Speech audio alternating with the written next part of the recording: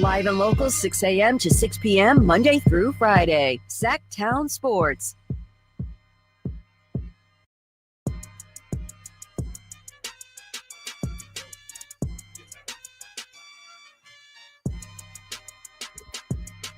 Good morning.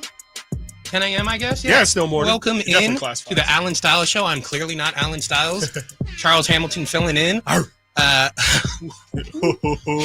on, man. Come on. Can't do that this early. I know, I'm sorry. Allen Stiles, oddly enough, filled in for Jason and Dave. And I'm filling in for him. Got Chris Watkins here. Hello. Good to be back. It's been a while. But here with my mainest man, Chris, and we're rocking it. We're rocking this thing. I don't know if you heard. I just crushed the alphabet the ABC game, whatever the hell that was, and celebrity birthdays. Yeah, and, yeah. I don't know. We're gonna name animals. Yeah, you're back now. Yeah, dude, you're fully back. I'm locked in. Dude, Yeah. Let's go. Yeah, not to hijack your opening, but I feel like it's important for the people to know that both of us actually haven't done this fully in a minute. Yeah. I used to do the show with Allen. Has since moved to digital, and Chuck, you used to. Man, like you're my OG almost. For those who are unaware, Charles T. Hamilton used to work here. I don't know, man. How long ago was it? Like 7-8 years ago at this point? 5 years ago. Oh no, let's say 7 or 8 years ago. Yeah, no, like 7-8 years ago. Yeah, it feels like forever. For sure. Chuck, what you used to be a fill-in host. Yeah, you would run boards here. Produce, run the board, did a little of everything, and life happens. Yeah, totally. Got a. I was going to say real job, but that diminishes this job. No, I think you're good. Yeah, I got a real job. I think you're good. So, happy to do this when I can, for sure, man. Yeah. Still love it. Still listen all the time. Still obsessed with sports. But, man, got a real job. So, what a concept. What a concept. I know, seriously. It comes for us all one day. Luckily, Chris Verlot has been asking me to do some fill-ins. And it's, been short notice. This time he asked me well enough in advance that I was able to make it work. There we go. Dude, stoked to be here and do this again, especially with my man Chris Watkins. Absolutely. So, let's play some games, I guess. Dude, that threw me off so bad. I was not expecting any of that. It was like we're gonna do crosstalk. I didn't realize that it was gonna be Hollywood Squares or like. Right. But you know what? We keep you on your toes, man. Yeah, I think I killed it. Yeah. No, you didn't. Nah. You definitely didn't. All no, right. I think you did kill the game. Yeah. They're not going to play those anymore. Yeah, it's murdered. Those are done, huh? Yeah. We'll keep it to the pros. Yeah, for sure. Yeah. Let Dave and Jason do it. Yeah, the guys with fake jobs. Yeah. All right. Well, speaking of games, Game 6 last night in the NBA Finals, Indiana Pacers win 108-91. And I'm just going to put it out there immediately because this is one of the main things I want to know. Okay. Where do Kings fans stand on Tyrese Halliburton? Are they rooting for him? Do they want him to lose? I've learned where you stand. I learned where Christopher Laud stands. You guys want him to lose? Yes. That's me personally. And maybe, Kyle Ledbear's on the other side of the glass. He's obviously running the show every day. He's taking calls and everything. He might have a better grasp of the overall state of Kings fans, but he's got a great Cell shirt on too. He does have a Cell shirt on. Yes. Hi, everybody. Yeah. Hey. Yeah. Kyle, go ahead. I think from my perspective of things, it kind of went sour for Tyrese in my mind when all the trade stuff went down. I didn't have a problem with, it's not just the blanket. He got traded to another team. He's not with us, so he's against us. It's more of the, oh man, I guess they didn't want me. Oh man, it was just constantly, and he kind of, I think, finally acknowledged it later on the road, like, hey, I'm kind of tired of bringing that up. And he would kind of also poke at, when people would ask him, oh, why is this the only thing anyone wants to talk about? But he would still talk about it. And so for me, it was just the constant, I don't want to talk about this, but I'm going to talk about this. And just, it felt like it just kind of became the narrative instead of, and I understand it's his perspective on things. And I understand if you're in that seat, why you would feel that way. But the reality of the situation was Tyrese Halliburton was such a valuable piece that the Kings got.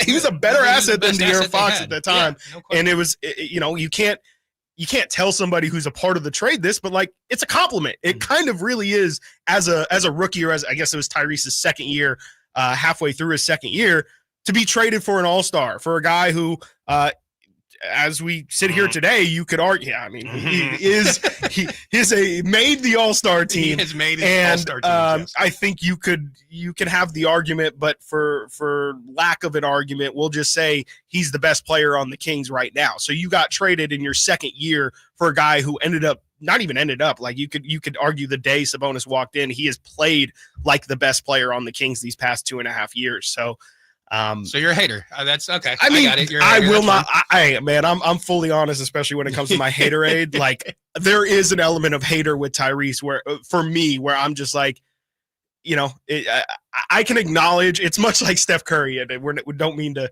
do the full show before we do the show, but like, I bash Steph all the time. I think he's corny. I think a lot of the things he does, he gets away with because he's Steph and he's the nice face of the league and all that stuff. But, I can still acknowledge that he is an amazing player. And I think that's how it goes with me and Tyrese is that I am a hater. I will not say that I am actively rooting for him to win game 7, but I can acknowledge, especially like, when he hits that game 1 shot, when he's hit so many game winners in this postseason so far, like the dude is balling and he's not, I don't think he's deserving necessarily of an MVP right now, but he is definitely showing up when his team needs it. And, it might just not look like how I'm accustomed to stars looking. All right. Fair enough. Yeah. Hey, I mean, look, we're going to get to that more. I want to hear from y'all. We got time. Kings fans, where do you stand on Tyrese? Do you want him to win? Are you rooting for him? Or would you rather see him lose? Will you enjoy him losing more than seeing my guy? He's been incredible. Yeah. He was incredible last night. Well, okay, incredible strong, but I think relatively for sure. Considering the situation, I think he was incredible, and just the fact that he was able to play. He did only play 23 minutes, but still being on the court opens things up for everyone else. It's similar to Steph or to SGA being on OKC. As long as they're on the court, that opens things up for everyone else. So the fact he was able to play, 14 points, was 5 of 12, but they got it done. I mean, I was not expecting that. Especially with his injury, I thought OKC would blow him out. We'd be talking about, OKC winning their first championship and talking about the offseason basically. But instead, we're talking about game 7, best 2 words in sports. So Tyrese, solid game. But one of the biggest things that happened with the Pacers and has been happening is Obi Toppin and TJ McConnell have come up pretty huge in this series throughout the playoffs. I mean, Obi Toppin had 20 last night. 4 of 7 from 3, an okay 3-point shooter, but he's been hitting them in the finals, man. His energy. I mean, with OKC, they have the 2 big lineup, which is another thing we're going to talk about. I feel like Mark Daigneault is kind of, the moment might be too big for him. Yeah. Like, he needs to figure out who his guys are, what his lineup is, and go with it. Like, go with the 2 bigs or don't.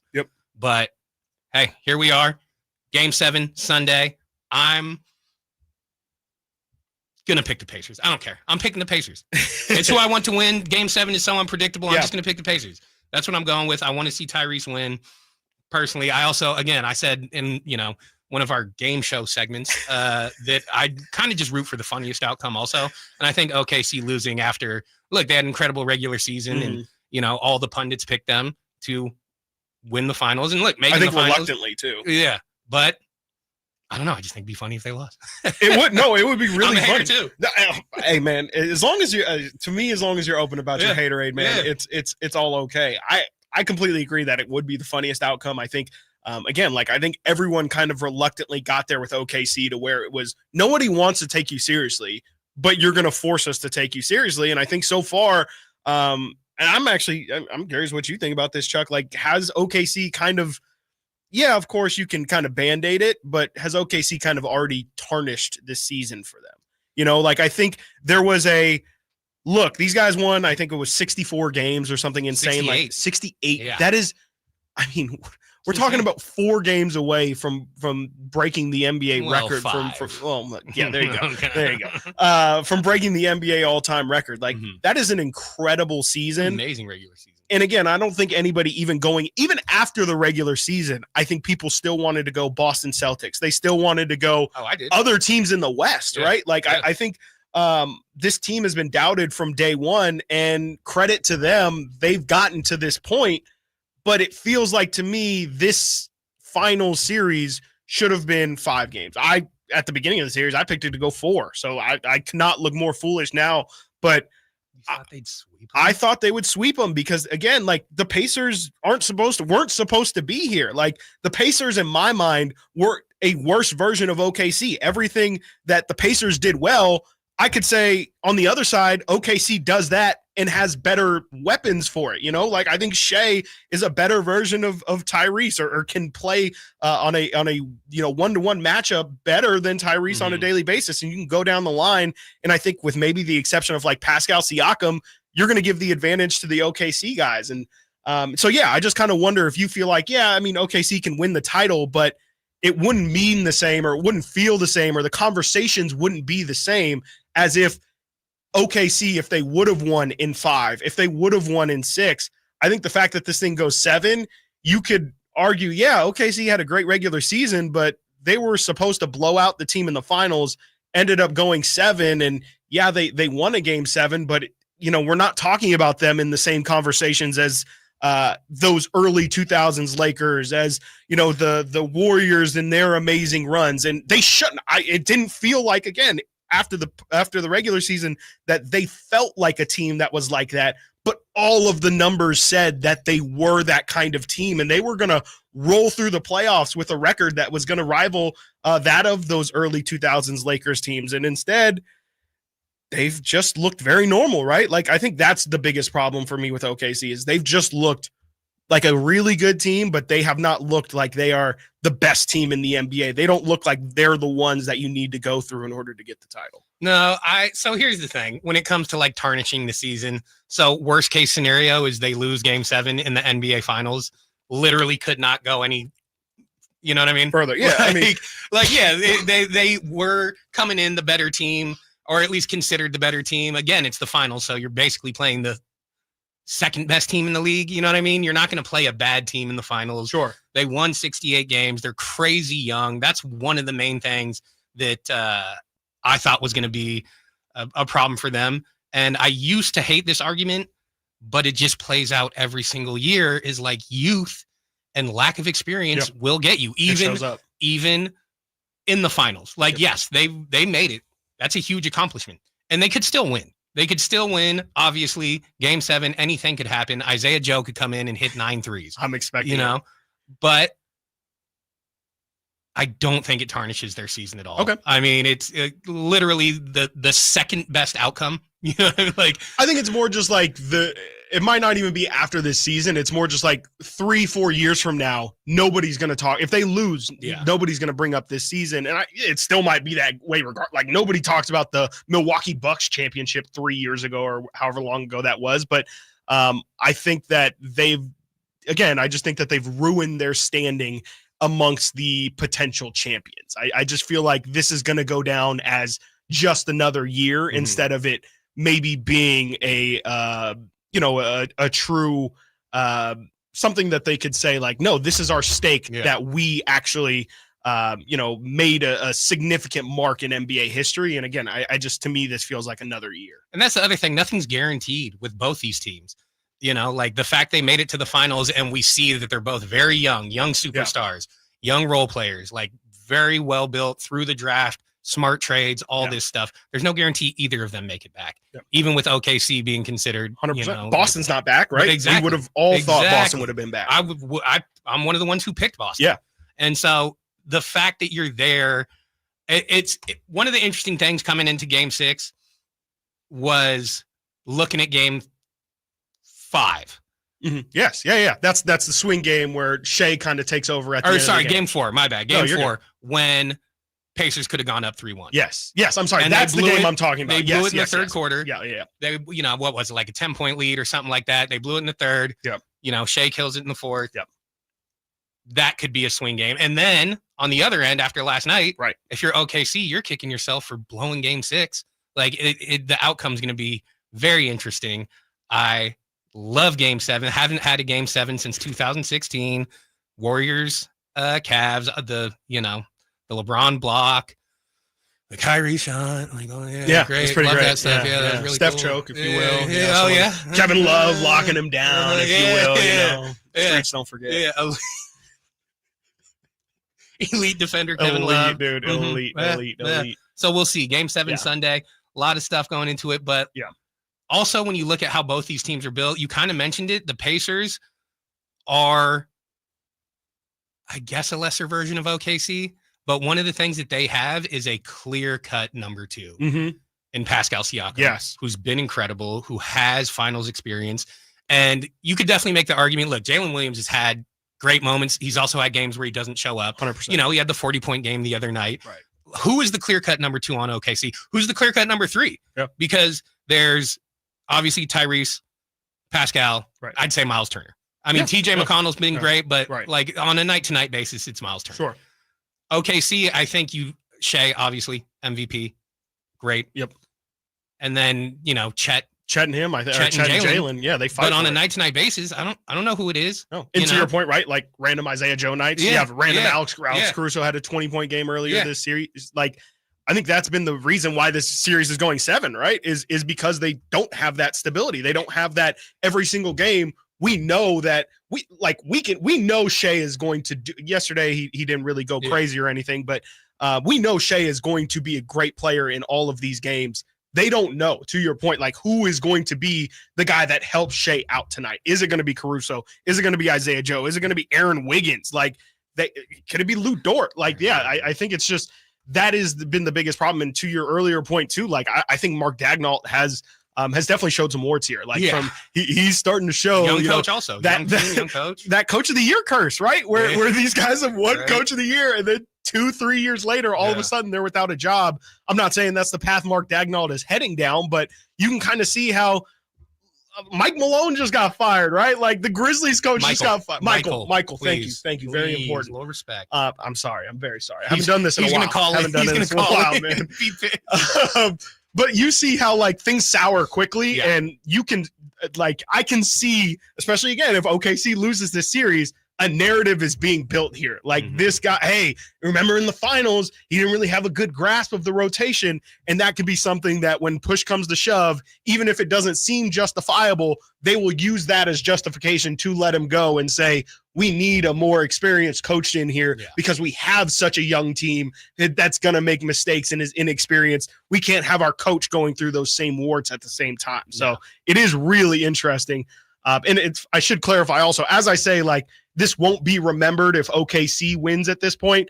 I think if the Pacers win, it doesn't matter if it went 7. It doesn't matter if it went 5. Like, I think everyone's going to remember this as almost like a Detroit Pistons kind of title where it's just like, this came out of nowhere. Yeah. I don't think anyone's going to delegitimize it, but I think it's just going to be a random blip that we say, wow, wasn't that crazy that team was able to take down those guys? No, that's a really good point because there were expectations with OKC.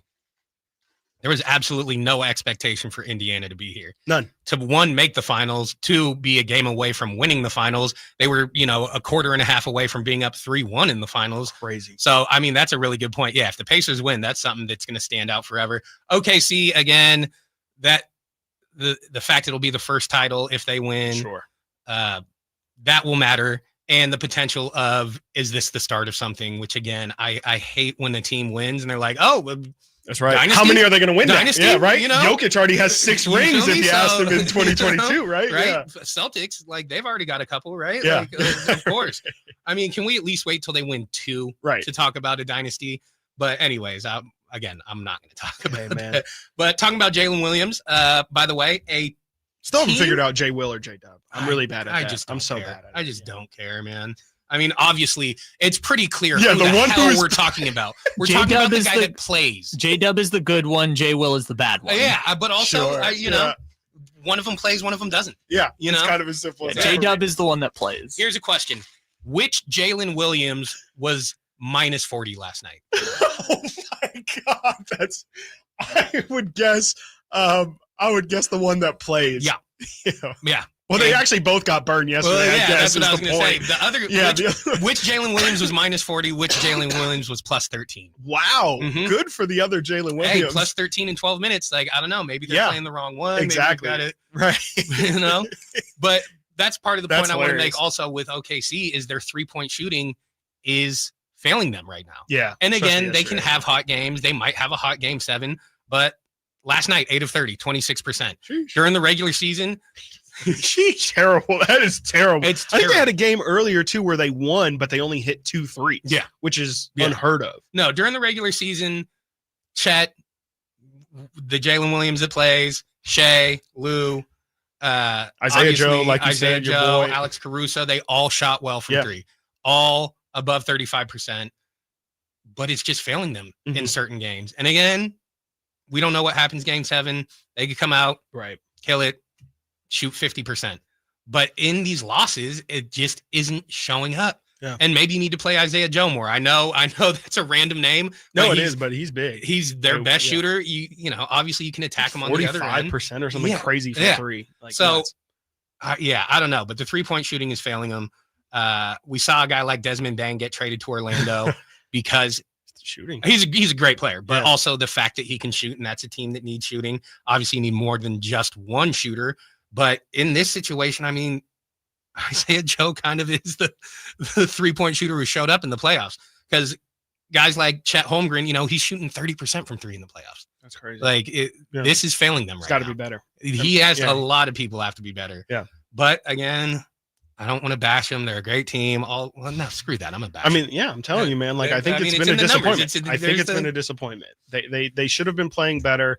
The funny thing is, I mean, yeah, like I said, I think OKC is a better version of Indiana, but Indiana's playing better than them. Like, they're moving the ball. Like, it's just the speed and pace, I guess, is the basketball term, in which they're moving the ball on the Indiana side is incredible. I mean, it's made it almost impossible to defend at points. And I think that's the thing that OKC is really missing. And I think it's probably a big reason why they're not getting as many open 3-point looks as they have been in the past is they're just not moving the ball as well. They're late on their passes. You've seen Tyrese Halliburton.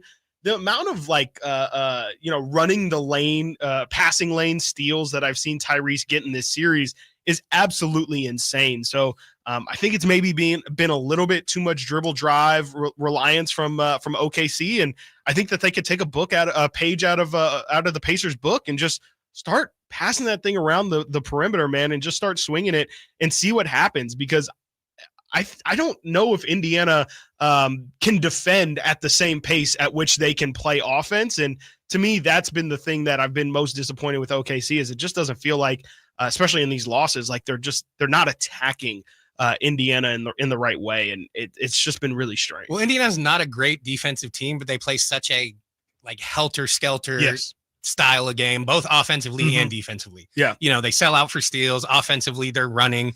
You know, it's a different style that is hard to adapt to, and we're seeing that with OKC struggles right now. I just don't know, man. It's tough. I'm picking the Pacers. I'm picking the Pacers game 7. Screw it. Let's go. I think Tyrese, I'm with you. I really not? do. I think if you were to ask me what I think is going to happen, I do think that at this point, Indy has all the confidence in the world. There's no reason for them to feel shook in that building. And again, I don't think there's any reason to be really afraid of what OKC does. Again, like, I think in a game 7 situation, you're looking at things that you can rely on. And if you're the Pacers, I don't see LeBron James on the other end of that. So I feel like we're going to have an opportunity.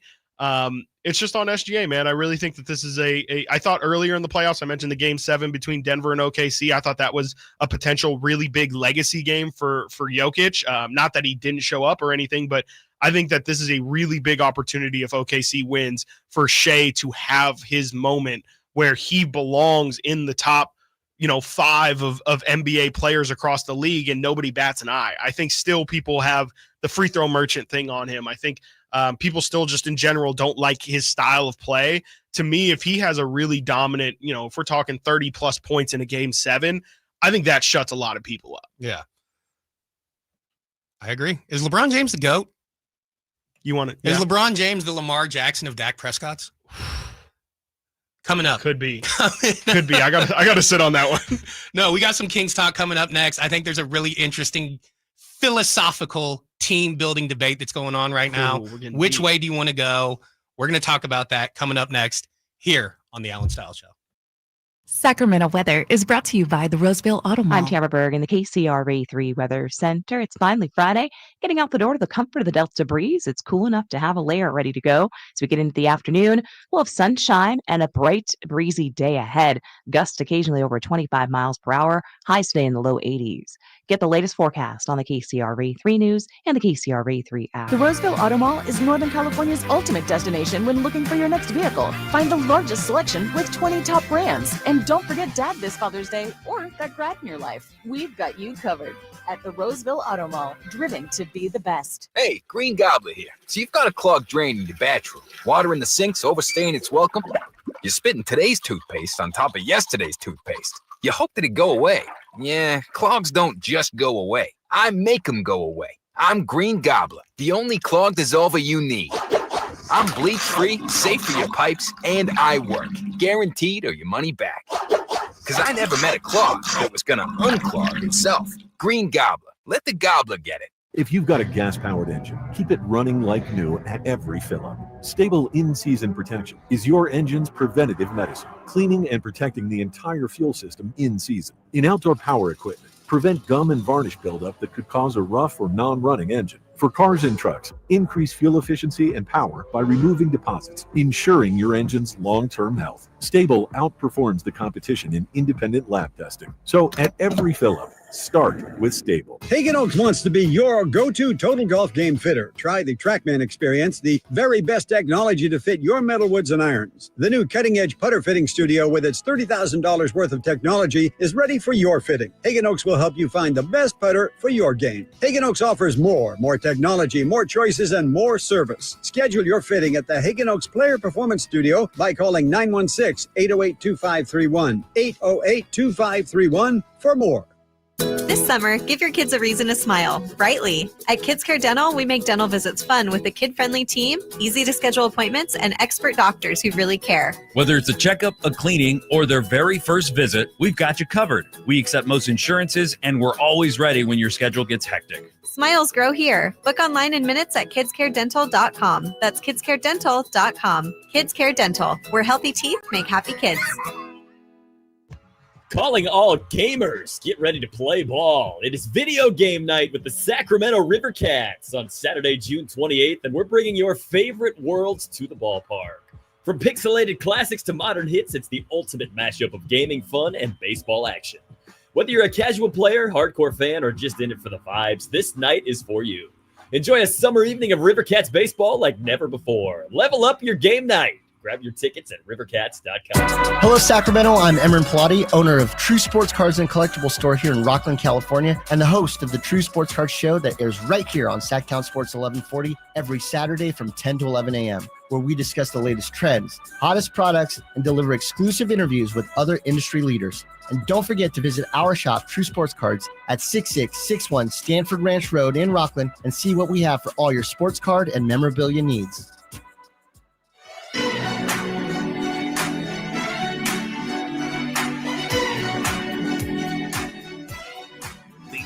Station in Sacramento giving you local sports coverage from 6 a.m. to 6 p.m. Monday through Friday. Sacktown Sports. Welcome back to the Allen Stiles Show. I'm Charles T. Hamilton filling in for Allen Stiles. Got my man Chris Watkins here with me. Kyle Ledbetter running the show. Again, Allen filled in for Jason and Dave. We're filling in for Allen. It makes sense. All this stuff makes sense. You know? All just one winding road of what's the game where you like do the mix and match thing? It's categories? I don't know. All games, I think. I don't know. You know, we're just bouncing all around. Dice. We also had the day off yesterday, which is also weird. Yeah. Like we're coming back after 2 days with 2 days of news, and everyone's in weird spots. Fair. Me and Verlad are the only ones that are in our normal spot. Yeah, right? I don't know. We should have switched you guys around too, man. Just really, really get it. Really get us. That would have been... Shake the snow globe. Yeah, exactly. I think Verlad would have liked that, getting to do a show with you. You know, he probably would have. We would have done some real stupid stuff. Yeah, it's probably that's better true. that we didn't. I wouldn't need to be here. No, you would not. You would probably not understand 90% of the references. Throwing it back also, to- none of the listeners would either. No. Throw it back to 2019. In fairness, I don't know if Dave's show, I don't think the listeners understand 90% of the stuff. They're saying. prepped. That's fair. They're primed. Yeah, that's fair. All right, back to it. We were talking about the finals last night. Game 6, Pacers beat the Oklahoma City Thunder. Game 7 on Sunday. But one of the things that I want to talk about, want to hear what Kings fans think too, because I think there's an interesting debate, team building debate going on, which direction you want to see the Kings go. Do you want to see them tear it down, start over, accumulate draft picks, clear the cap space, use the cap space to get draft picks, tank more or less? You know, give yourself a long runway of trying to fix this thing. Or do you continue to go all in on this current roster, fight for another 9th seed, play in? Yeah. And look, where I stand right now, looking at the 2 teams that are in the finals, how did they get there? How did they build their teams? Couple of smart trades for the Pacers, obviously traded for Tyrese, traded for Pascal once they thought this team was close enough. They built their team through the draft. You know, Miles Turner's been there 10 years, but still originally drafted by the Pacers. Nemhard. Right. TJ McConnell. Nemhard. I mean, what is this? His 3rd year? Yeah. Or I'm sorry, Matherin. Shepard, yeah. You Ben know? Shepard. Big 30. Again, another trade. Obi Toppin, who's been huge. Obi Toppin, yeah. But that was a big one as well. OKC, obviously, we know that this team is besides Shai Gilgeous-Alexander and Alex Caruso and Isaiah Hartenstein, who are both offseason signings this last year. Excuse me. All through the draft. Yeah. All draft picks. And we know, I mean, as annoying as it's been, Sam Presti does an amazing job, but just hearing about the draft picks all the time. They still got more. They still have I think they can legally field another basketball team with the amount of picks they have in the next 3 years. Yes. Like a full 12 picks. And so, round. But one of the things is you have to get the picks right, and there have been a lot of misses. But when you have as many picks as you do, Pokuševski, you know, Usman Jang, yeah, hey, he's still on the team. Yeah, shout out Usman. They still got Topic coming in. Yes, they do have Nikola Topic. Yeah, good call. So, where do you stand, Kings fans? I want to know. Hit us up, Chris. I want to know where you stand as a Kings fan. Would you rather see them tear it down or see them go all in, continue to fight for? Yeah. You know, I don't want to be a hater, but like the results are the results. Another play-in, basically. No, I know, and I think you're going to find this interesting. That I feel like you have to phrase it correctly too, because I think the T word, the tank word, isn't one that Kings fans want to hear. But the spirit of what the tank symbolizes is what I believe is best for the Kings. Like, I'm not saying they need to bottom out. I'm not saying they need to try and lose as many games as humanly possible next year. But if the alternative is, to your point, running it back and trying to see if you can fight for a 9 seed, I just don't really see the long-term value in that. Like, I think that Domantas Sabonis is entering his 30s in his prime. And, I think we kind of see where he's at in terms of like the hierarchy of NBA players and how good can your team be if he's your best player. It just, to me, feels like the Kings don't really, and I think the bigger problem is that would be an okay path if maybe we could say, well, let's play the waiting game and there'll be a star that pops up eventually, right? Like there'll be a Kevin Durant, there'll be a Paul George, a Zion, those kind of guys. But I don't know if the Kings have the assets to get those guys. And I think that's really the problem. I don't even think it's really a talent conversation. To me, it's more of an asset conversation. And I don't think the Kings, as currently constructed, have enough assets, to your OKC point, to win a title. I don't think they have enough assets to get the talent in here that would be a title winning team, unless they pull an OKC and get a surprise SGA MVP out of a trade that they were just hoping to, I think it was part of their rebuild and they were trying to, just salary dump, get Chris Paul over here. And SGA came along. And so I think, for me, long-winded way of saying, I think the Kings' best path forward, not just next year, but for the next 5 years, which is really where I think the Kings' timeline should be. I don't even think they should be concerned with the next 3 years of success. Be concerned about Keegan's timeline, develop Keegan Murray, see how good he is. I'm not saying Keegan's going to be your new star, but I think you have to have an answer on what is this guy? Like, what is he going to be as a pro? Is he going to be a 40% three-point shooter? Is he just going to be, and when I say just, I don't mean, I don't mean to diminish it, but is he just going to be the best defender or the second best wing defender on the team, and he can give you 36, 37%?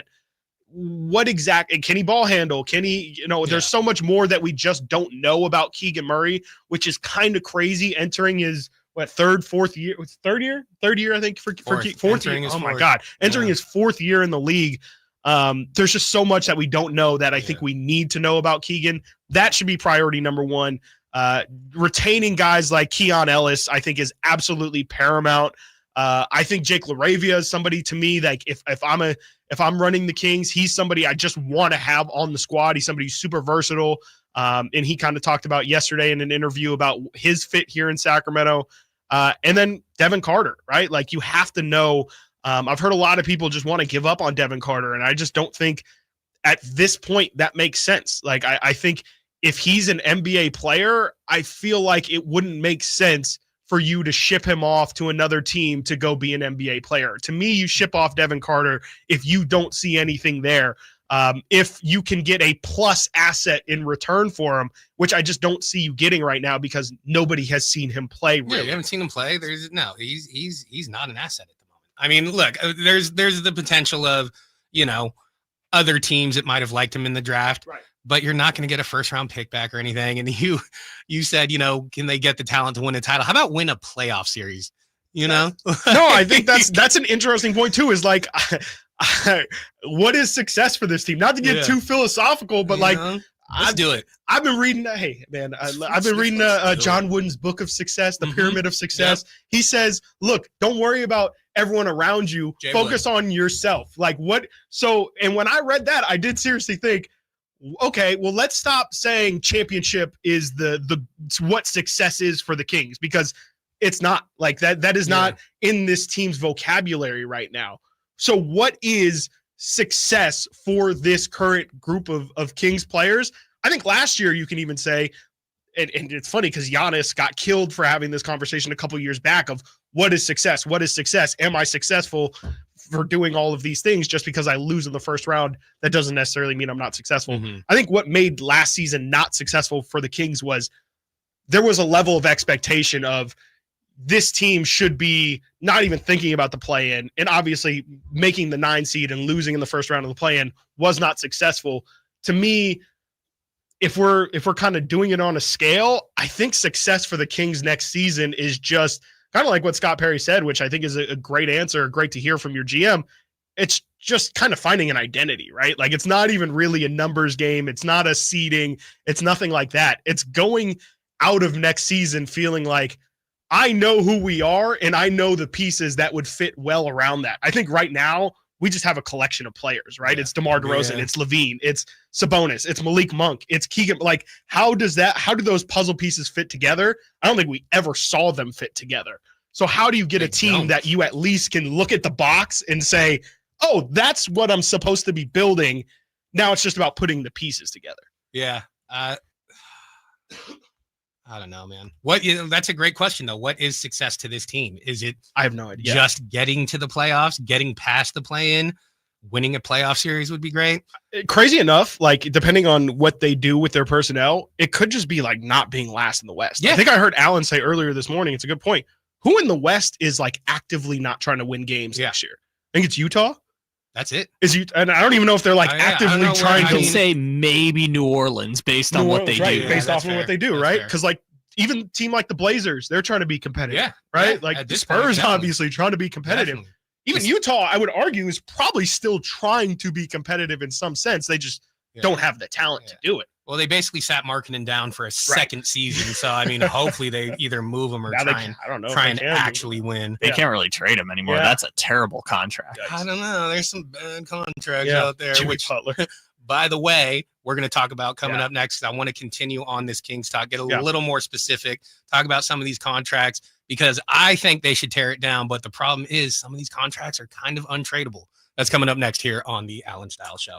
The Giant Summer Sale is here. Get giant savings on our giant selection only at Folsom Lake Honda, your one-stop Honda shop. Looking to own or lease? Save during the Giant Summer Sale and drive a brand new Accord or Civic. Visit us today at FolsomLakeHonda.com, your one-stop Honda shop. As a family-owned and operated dealership since 2009, customer service is our #1 priority. Our customers love doing business with us, and you will too. Folsom Lake Honda. Go to FolsomLakeHonda.com. Your one-stop Honda shop. When you're young, life is full of choices. Don't let opioids like highly addictive and deadly fentanyl take away your life with just one wrong pill. Addiction is a disease that can affect anyone at any age. But there is a choice to get help for this disease. Find medically proven treatment options, including virtual, at ChooseMat.org. Attention! If you owe money to the IRS, this is an urgent message. The IRS is cracking down by sending out collection letters, garnishing paychecks, seizing bank accounts, and putting liens on homes and businesses. They call it enforced compliance, and you better watch out because penalties and interest on unpaid taxes compound daily, making it even harder to get out of debt. Don't let tax debt destroy your life. You need to call Optima Tax Relief, America's #1 tax resolution firm. They're experts in taxpayer assistance programs that can save you thousands if you qualify. A+ rated by the Better Business Bureau, Optima's resolved over $1 billion of tax debt for their clients. Let them fight on your behalf, helping to put your tax problems to rest. Call the tax professionals at Optima now for a free consultation. Call 800-343-6460. 800-343-6460. 800-343-6460. Optima Tax Relief. Some restrictions apply. For complete details, please visit OptimaTaxRelief.com. Get in the zone, AutoZone. Jane has 150,000 miles on her truck, and she's proud of that. Jane's secret? AutoZone, where friendly AutoZoners help her find the right parts. Jane's brother Josh only cares that his car starts and goes, but when it doesn't, he also goes to AutoZone, where friendly AutoZoners help with free services. No hassles, just help. Everything you need, nothing you don't. Get in the zone, AutoZone. Restrictions apply. Keeping your engines healthy means protecting them in season and out.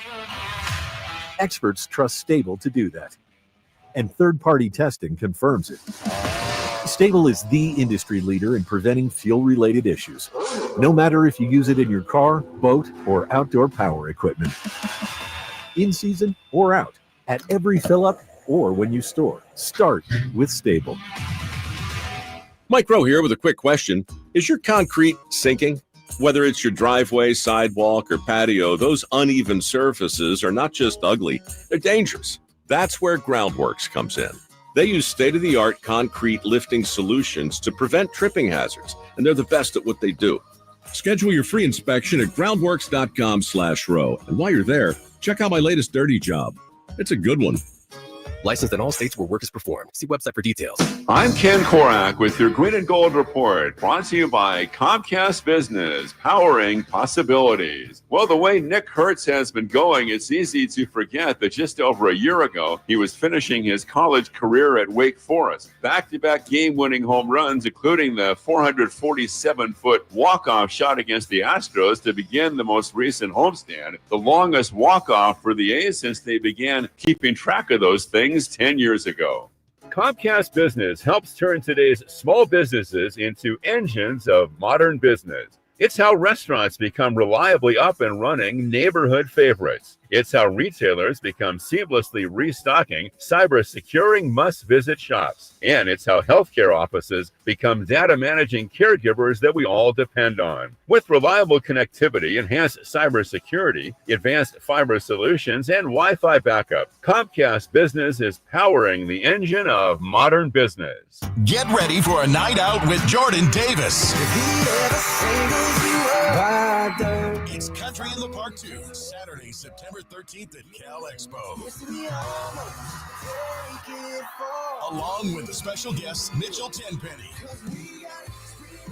Low Cash, Vincent Mason, and Averyana. Make it a family day out with food trucks, games, dancing, and more. Saturday, September 13th at Cal Expo with Hoblit Chrysler Dodge Jeep and Ram Center. Tickets and info at CITPFest.com. Only one radio program captures the excitement of hunting and fishing as it happens. The award-winning California Sportsman with Sep Hendrickson. Only California Sportsman takes you where the action is. Live on the water, live in the blind, and live with the top pros and experts in outdoor sports. California Sportsman with Fishing Hall of Famer Sep Hendrickson is your premier destination for all things outdoors. Sep's Saturday Morning Outdoors. Ultimate Bass and California Sportsman, 5 a.m. to 8 a.m. Saturdays on Sacktown Sports 1140.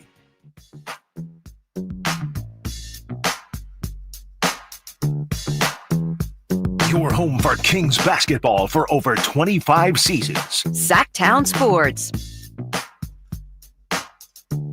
Welcome back to the Allen Stiles Show. Charles Hamilton filling in for our man Allen Stiles, who filled in for Jason and Dave. I just think it's funny, man. I'm going to keep saying it. Yeah. That we just Yeah. shuffled everything Yeah. around. That almost Allen like a Stiles went to a different show when it's Yeah. called the Allen Stiles Show. What's the Right. morning show called? Is it just Jason and Dave? It's a mouthful. It's the Carmichael Dave show with Jason Ross. Nice. Yeah. Well, again, their names are in the title, and he filled in for them. We were filling in for them. Allen, whatever. Charles Drive Hamilton, guys. Drive Is guys. Whitey back yet? No. Okay. Well, just Drapes. Okay. Drapes and Jay. Perfect. So two-thirds of the drive guys. Great. Perfect. I don't know. It was Henry Turner on Wednesday, so maybe he's coming in too. HT, man. Shout out Shout out HT, the man. legend Shout out HT, the man. HT. Love that guy, dude. It's really just a riddle to know who's coming on Sacktown Sports in June and July. No doubt about it. I remember All-Star break every year. MLB All-Star break. MLB, right? Yep. We'd get those spots. Literally, there are no sports. There's nothing. Literally. That is when we can do our Jordan LeBron conversation. Well, yeah. Is Michael Jordan the LeBron James of TJ McConnell? That's right. That's right. That's a riddle. Let us know. Yeah. Yeah. More Hit of us that up. Hit us MLB up. All-Star break. Yeah, exactly. Exactly. We were talking Kings, team building. What should they do in this offseason? And not just this offseason. What's your philosophy moving forward? Because this team is they're at a crossroads, in my opinion. Because what was it, 3 years ago when they played the Warriors in the playoff? They made the playoffs. Mike Brown, all that great stuff. Right. Aaron Fox, Sabonis and Fox were coming together. It was amazing. They were. But what is it? Couple play-in losses after? Two play-in losses. 2 play-in losses after. Clearly, in my opinion, this team is capped out. They hit you traded your franchise player halfway through the year next year. Yes. Or last year. Yes. And so where do you go from here? In my opinion, I think they should tear it down, build assets, do what, like we talked about with OKC and the Indiana Pacers, who, by the way, are in the NBA Finals right now. That's big. Yeah. Who would Big have if thought? true. Who would have thought? Yeah. We'll get research on that. We'll actually. get it. Yeah, for sure. Rod still here? But here's the problem with the idea of tearing it down. I don't think any of the players are that great of assets because of the contracts that they have. I'm looking at Domantas Sabonis. Well, first off, to continue to make my argument that they should tear it down, Domantas Sabonis, Zach LaVine, DeMar DeRozan, and Malik Monk make up 86% of the salary cap next year. Seems problematic. And seems very what are they getting you? Not much. A 9 seed. A 9 seed. Apparently, yeah. A 9 seed and a loss. With half a season of help from De'Aaron Fox. Yeah. But the biggest problem with Sabonis is the contract as far as a trade asset. Yes, yeah. Very good for player. sure. I'm not saying he's bad, obviously. $43 million next year, 46 the year after that, 49 in 27-28. I mean, and it's also 49.9, so it's pretty much 50 million. Yeah. As good of a player as he is, I don't see anyone dying to take on that contract. And even if someone does like him enough, it's not the type of thing where when OKC traded Paul George, where they got Shea and they got a ton of picks. Right. Sabonis isn't getting you that. Zach LaVine next year, $47.5 million. And then the year after, $48.9. It's a player option. You know what? I'm going to break some news right now. He's opting into that. Cool. Yeah. Yeah. So two $50 million. Yeah, basically. Yeah. Two of the more tradable contracts, DeMar DeRozan, 24.5 next year, 25.7 in 26, 27. I think that's digestible, right? It's digestible. It's pretty on par with today's I think so. salaries and the type of player he is. Mm-hmm. The problem is his game is different than what a lot of teams want. Wow. That was beautiful. Thank you. Beautifully said. Yeah. Could not have said it Maybe better. a little antiquated. Yeah. His game. Wow. But again, that's probably the most tradable. And then Malik Monk, I mean, the guy is he's got a great contract. So. Yeah. He's almost not worth trading, right? Well, that, and then on top of that, as good as he is, you're not going to get a big haul for it. Exactly. But still, I do think the way to go is to tear it all down, open up cap space if you can, do what OKC has done and continues to do, which is when they open up cap space, they take in bad contracts with draft picks attached to it. Because part of it, like we were saying with OKC, is, the joke about Sam Presti has 1 million picks, which he does. The benefit of having all those picks, for one, is the idea that you might be able to trade for some big player at some point. But again, they didn't need to do that. But also, it's the more cracks at it that you get, the more likely you're going to be successful. Yep. It's not like he's nailed every single pick. He's just had so many opportunities. Yeah. So that's where I'm at with it. I do think the contracts are kind of prohibitive. And by the way, if you throw in Keegan Murray and future extension as well, Keegan Murray's going to be right. And Valanciunas, if you throw both those in there, those 6 players, Sabonis, Levine, DeRozan, Monk, Murray, and Valanciunas account for over 100% of the salary cap. I don't know how that my God, man. My God. No, and I think to kind of continue on the team building theme, like I don't know if every year from the NBA Finals, I feel like you should take some sort of lesson from it. And if you're going to take a lesson from this one, I would think it could be an overreaction, but my takeaway is that 5 is greater than 3, right? Like in the past, we've been told that big threes are the way to win the championships, right? Like you get your Kevin Durant, Devin Booker, and I was going to say Chris Paul, but that he wasn't even there. I mean, he was there, but they never won the championship. You get your big 3 and you kind of worry about the rest later. I kind of feel like we've seen in this NBA Finals that it could be a transition. And as we just in general during the regular season talk about how deep the league is, I think you need more than 5 guys. Like you need at least 5 good starters, right? Like the days of Mario Chalmers and Thabo Sefolosha being in starting lineups, to me, those days are over. Like I think you have to have 5 guys who can't hide. Like you can't hide them on offense. You can't hide them on defense. Everyone has to be a contributor. You see that in both lineups for the Pacers and OKC. These guys are built like actual teams. It's not, again, we have LeBron James. We have a star player. We have a Jokic that is just better than any other thing that you have. It is truly, we play as a squad, as a complete unit. And I say all that to say, if you're paying, you said 6 guys over 100% of your salary, you should probably try and distribute it. It's probably better to have 7 to 8 guys that you feel good about than 3 to 4, and then you're just trying to patchwork the rest. Because in the playoffs, those guys get exposed, and I mean they're also the wrong guys. They're also the wrong guy. Yeah. Like, look, if you got 6 guys who are right, great, that's true, right? It could be the right 6 guys, exactly. right? But the problem is they're not. No, I mean, like I like Zach. I like a lot of these players' games. Yeah, for sure. And it's been a contention of mine with the Kings for a long time, and they do what they can. I always feel like they have a good 3 through 15, 4 through 15, but it's those top 1, 2, 3 spots that they have just missed out on. Other than Tyrese, so, look, I'm not going to get over that. Anyways, you all know, but Zach LaVine, a good 3 option. You know, I don't even know what he would be anymore. Yeah, I'm so like his contract has completely lost me in like where he is as a player, because the weird thing about Zach is, yes, he's overpaid, but it's not like he sucks, right? Like he's not Tobias Harris. No, it's just for whatever reason, his style of play. I know, random straight, just such a random straight. But like he's who I think of when it's like you get paid a lot, but your production is just not even close. You can maybe Paul George, I guess, could be the today's podcast age of podcast peak, and definitely.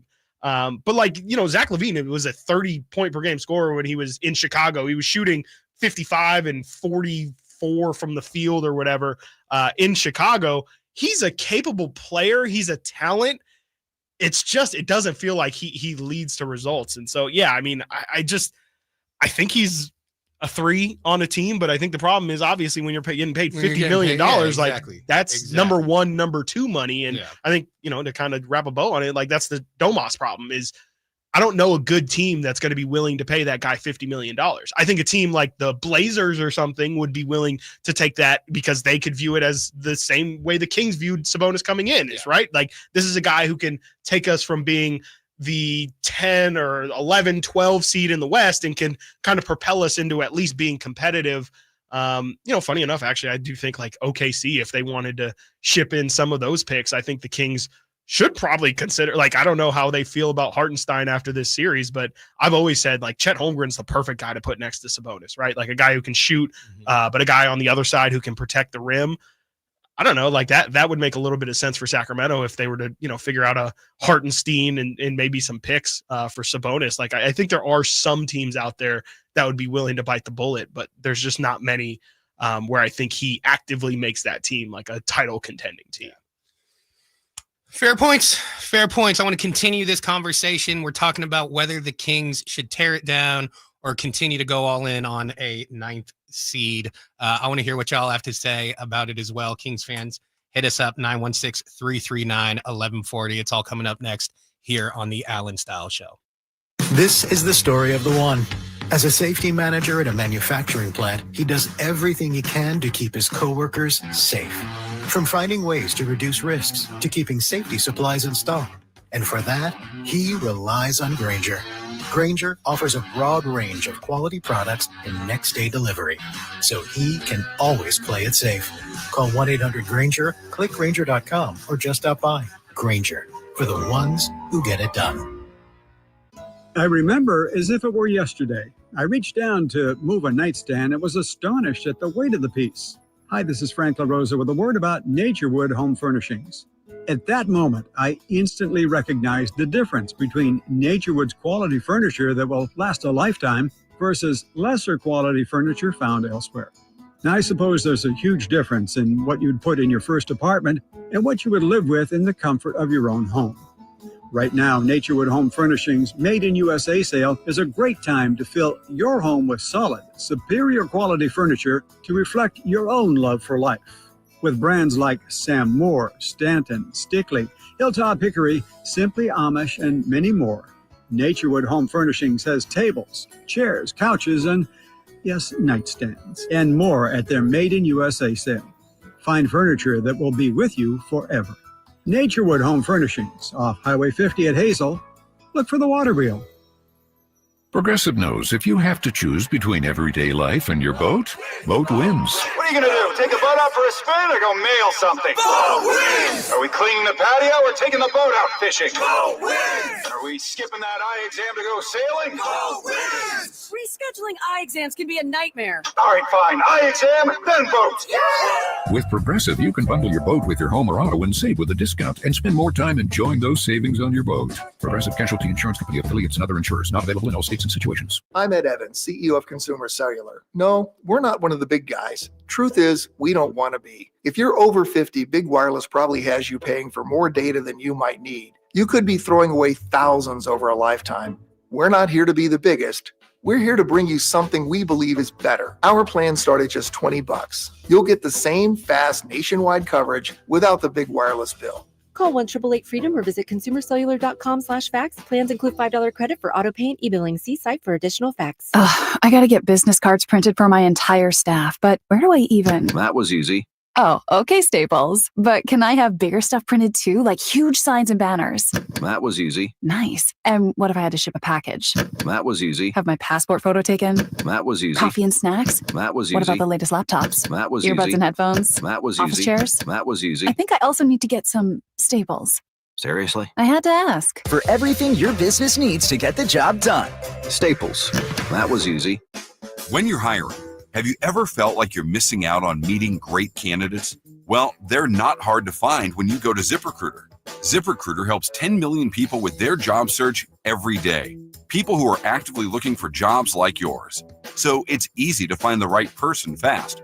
4 out of 5 employers who post on ZipRecruiter get a quality candidate within the first day. Try ZipRecruiter for free at ZipRecruiter.com/free. That's ZipRecruiter.com/free. Hot summer savings explode at Maida's Elk Grove Chevy. Save $12,000 off MSRP after rebates. Every new 2025 Silverado half-ton LT and RST in stock. Maida Chevy has similar savings on every new Silverado. One of the largest selections in the Sacramento area. $12,000 off new Silverado exclusively at the Maida Chevy Silverado Supercenter. Now that's big, huge. See them all at MaidaChevy.com. Together, let's drive. West Rating 2011 renewed. Not available with special financing, lease, and some other offers. KHD1 Sacramento, KYMX HD3 Sacramento. From the Power Business Technology Toshiba Studios. Sacktown Sports 1140.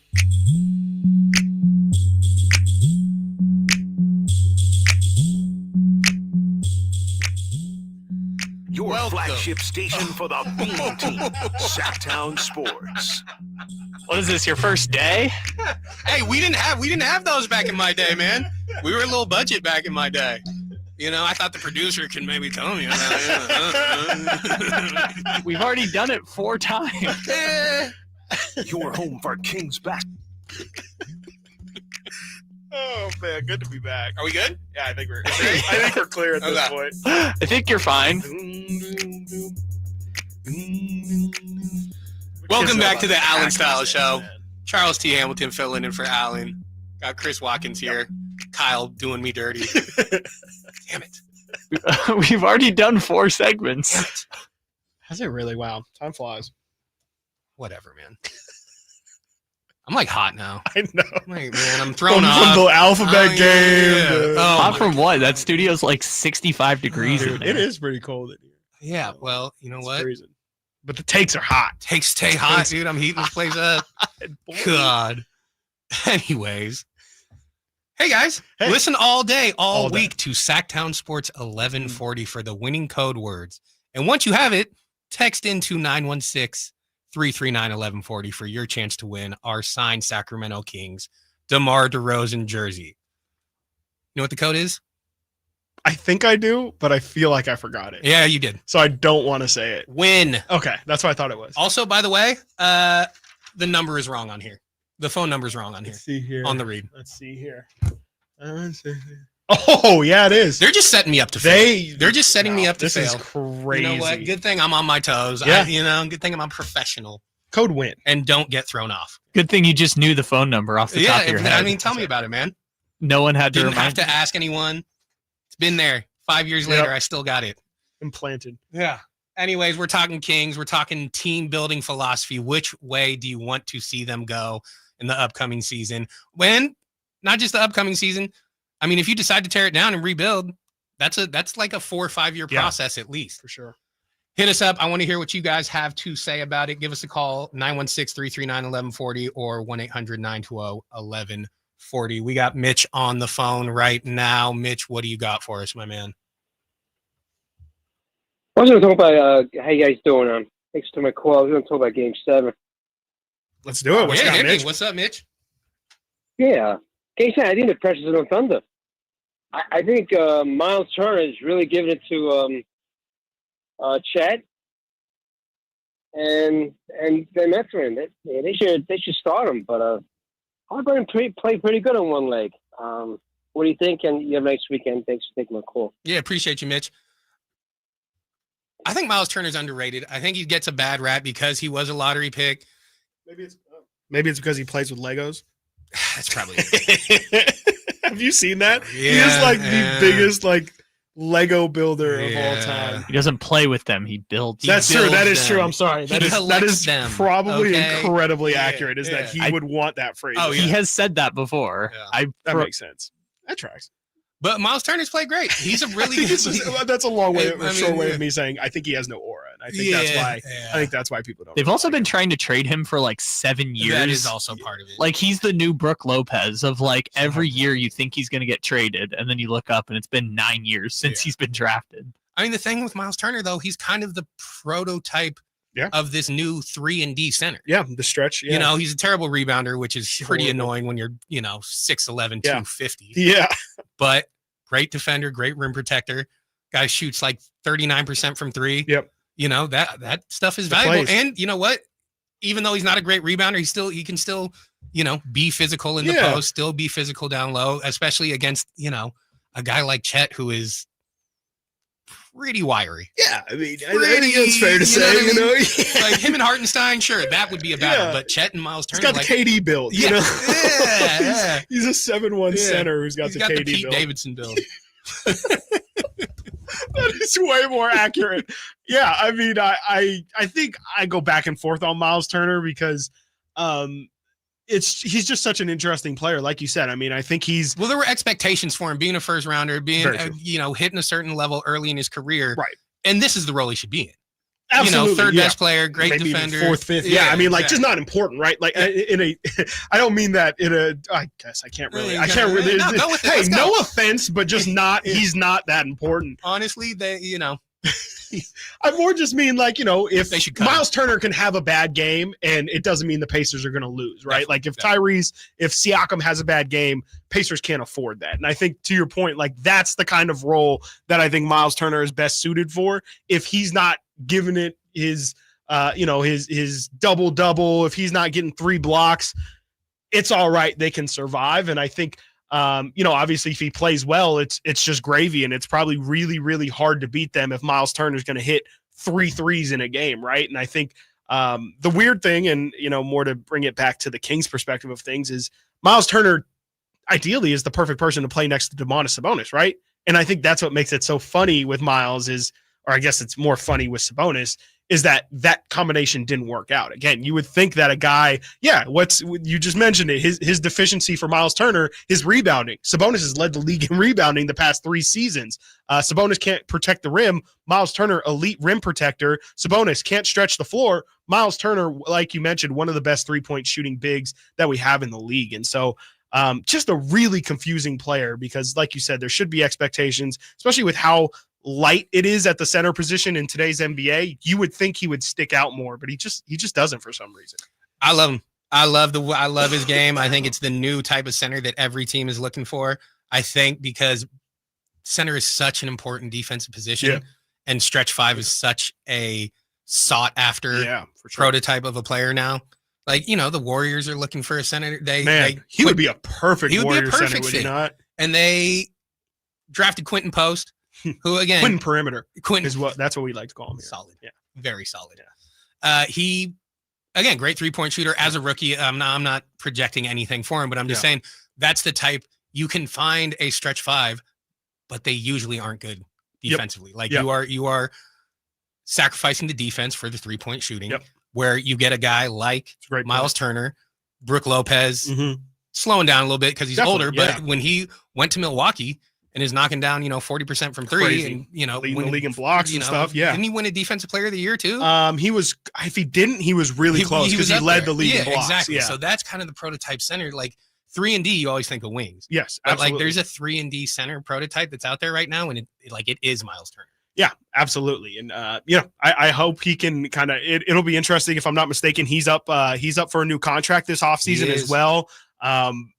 I don't know. Like if you're Miles Turner, to your point, like especially, I don't know if win or lose really matters for him in his contract at this point, but it feels like obviously if they win, you're kind of doing a disservice by not testing the market, right? If you lose, I still think you could argue that he should at least test the market. You can, if your agent's doing his job correctly, you're going to say, hey, this is a center that can be on a championship team, can play in a lot of different systems. But I think it'll be really interesting to see where the rest of the league values Miles Turner, because to Kyle's point, he's been on the trade block the past handful of years. He's been available. So if somebody wanted him, they could have gone out and gotten him. But with this finals run, people do crazy things, man. Especially once you make the finals, man, people will convince themselves it's an easy sell to an organization, to an owner, to tell them, hey, this guy was just in the – we know he can play in the NBA Finals, and that's the kind of guy that just brings the puzzle together for us. So you mentioned Miles Turner being a free agent. Real quick, I just want to mention with the future of the NBA, we're talking NBA Finals, all that stuff. The only free agent consequential free agent that the Pacers have is Miles Turner. Okay. I expect them to re-sign him. Right. But again, if he goes out and gets some crazy offer after winning a title, like that could happen. Definitely. OKC, no one. No, They're running back the entire up, man. team. Yeah. They're running back the entire team. What's crazy too is like they all have team options too, so it's like Presti can do like whatever he wants. Like he's so I don't know if it's smart or clever, but it's like all their contracts go down over time and they all have team options on them. I don't understand it. And with Presti, even if they win, I wouldn't be surprised if he packages some of these people together for another, I don't know, shooter. Who knows?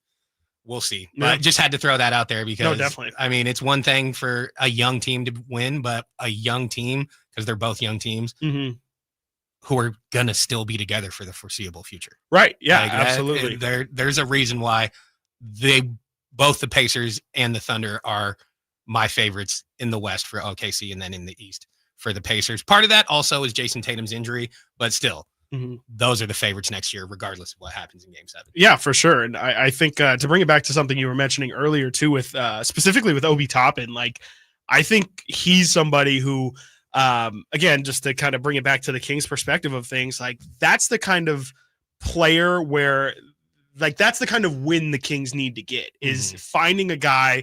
I think they end up calling it like the second draft, where it's like a Davion Mitchell, right? Davion, his initial team for whatever reason didn't quite work out, and then you see him obviously goes to the Raptors and that little in between, but then goes to Miami, and all of a sudden it's like a perfect fit. Davion Mitchell, you can see him having another at least 5-year career because it just makes so much sense in Miami. Those are the kind of trades that the Kings need to be making, in my opinion, is the small ones that have big rewards on the other side. Like I kind of talked about it a couple weeks ago when we were talking with Allen on the roundtable. Like the thing, again, as you're trying to take lessons from these finals teams, I think the style of build that the Kings need to have, I might look at the Pacers as the model. Like we used to talk about when they had De'Aaron, like, oh, we kind of need to build around like Denver. You know, Denver has Jamal Murray, that can be De'Aaron, Sabonis, Jokic. There's some parallels. We need to find our Michael Porter Jr. To me, it's almost now you see how the Pacers, you mentioned, they trade for Tyrese Halliburton. They trade for Pascal Siakam. If they're not going to want to build through tanking in the draft, the only way for me to see that the Kings get to an expedited rebuild would be if they start to be very active on trades and try and get a Tyrese Halliburton, get an SGA, and build through that way. And I think there's some candidates out there, right? Like Jalen Green's name has been thrown out there. I think I don't love Jalen Green, but I think he's the model of the type of guy who could go to a new team. He's a young guy with crazy talent. Anthony Simons, I think, is somebody like that too, who just has a lot of potential to bloom somewhere else. And to me, that's the kind of, those are the guys that I look at, the Obi Toppins, the TJ McConnells of the world. Like those are the guys that the Kings need to try and get more of. Easier said than done, right? I mean, just go get them. Right? It's also funny because anytime, well, every year, not every single year, once a team makes it to the finals, all of a sudden they were doing everything right. Well, yeah, right? and also this is how we should model our, You're right, 100%. This is how we should do it. Definitely. We're talking Kings philosophy here, team building philosophy. Hit us up, 916-339-1140, 1-800-920-1140. I want to hear what you guys have to think as far as the Kings go. Should they tear it down? Should they go all in on a 9 seed? We got David on the line. What's going on, David? Hey, fellas. How you doing? Good. How you doing, man? Good. Hey, a couple things. Miles Turner kind of reminds me of a poor man's Jaren Jackson, but he's at center. Can't rebound consistently, but, he's a good on-ball defender and can, stretch the floor. Yeah, it's a good comparison. I like that. A guy that I would like to see on the Kings would be Jabari Smith. I think him and Keegan up front, if Sabonis stays, would be a pretty formidable defensive front. Not Sabonis, but Keegan and him would be fantastic.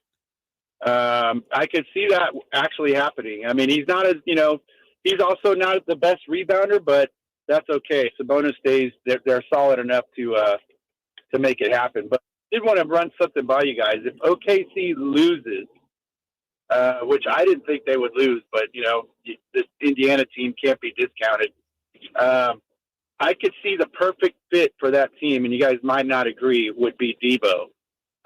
Exactly. And, automatic bucket. He doesn't have to play, 30 minutes a game. You give him 25 minutes, he's still going to get his 18 to 20 points in that time.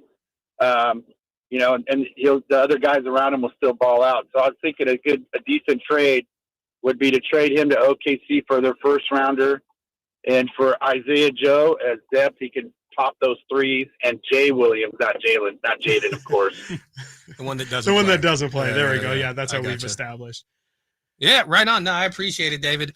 A lot of good points there. I like the Turner Triple J comparison because, again, Triple J drives me crazy. He does. Me too. Brother, You're get a so rebound, good. please? Can you get a rebound, and can you not be in foul trouble 4 minutes into the game? It's because he tries to block every shot. Seriously. The way I always call it is you need, like, people are talking about the double big revolution for like half a second with the Rockets. Then the Warriors were like, we're not going to. Yeah. It's like, sorry. We'll take you out to the perimeter. You need a big man and a tall man. Yeah. Tall man is like Chet, Miles Turner, Jaren Jackson Jr., and then you need a big man. That's like, Sabonis, whoever else you want to put in there in that category. No, that's fair. One big man, one tall man. One guy who's just tall and blocks shots, and one who is actually big. And if tall man can shoot threes, awesome. If not, then we'll still figure it out.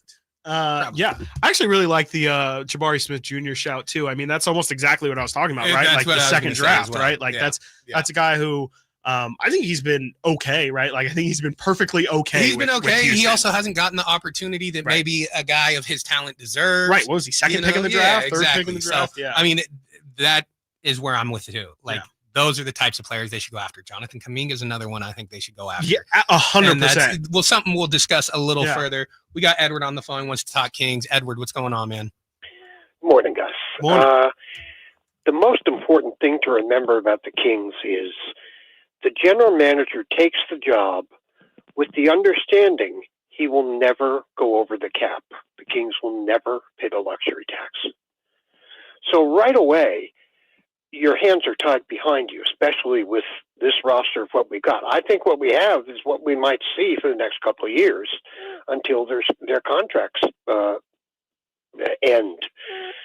If we wanted to get rid of some people, I mean, we'd want to look at a team like the Celtics, which has to trade a couple of those people.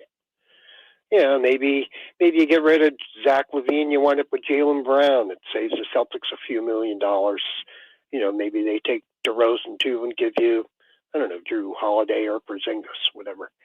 But really, we're capped out. We're capped out. Although I believe the new TV deal starts this year. Is that correct? I think it's either this year or next year. I believe it's next season. That's important to know because I don't think we know what the cap number is for next year yet, do we? No, you don't know. We pretty much do, but not exactly. Yeah, it's not going to go up 100. Yeah, I don't think it's going to be like the Mozgov season. It's going to go up 10% every year for the next 4 years. Yeah. Okay. I thought when the new contract kicked in, there was going to be a huge jump, is what I'd heard. But I just don't know if that's this season or next season. I think they're gradually doing it to avoid what happened in 2016. Now, I didn't realize that Sabonis is going to get up to be making $50 million. I mean, if at that point you could kind of look at New Orleans and think, would they want Sabonis, and we'd take Zion? Yeah, that's interesting.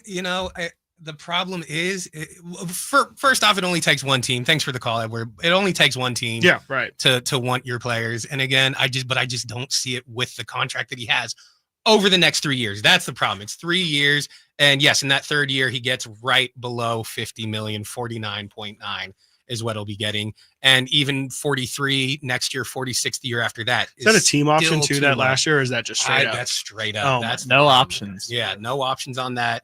Zach LaVine, like we talked about, he has the player option. He has the player option. Which he's most likely he'll take it, but I think with LaVine, he could possibly he's more tradable at the deadline, I think. Where a team like the Lakers might see we need some scoring punch or something. Yeah. Zach LaVine's available. We can get him half the year and then hopefully talk him into declining the player option, signing him to a long-term deal that is a little more digestible. You would hope. You hope. But who was it? David was talking about DeMar to OKC, which is really interesting, especially if they kind of floundered on Sunday, can't finish the job on Sunday. That's something that would make sense for OKC to get a veteran scorer in there.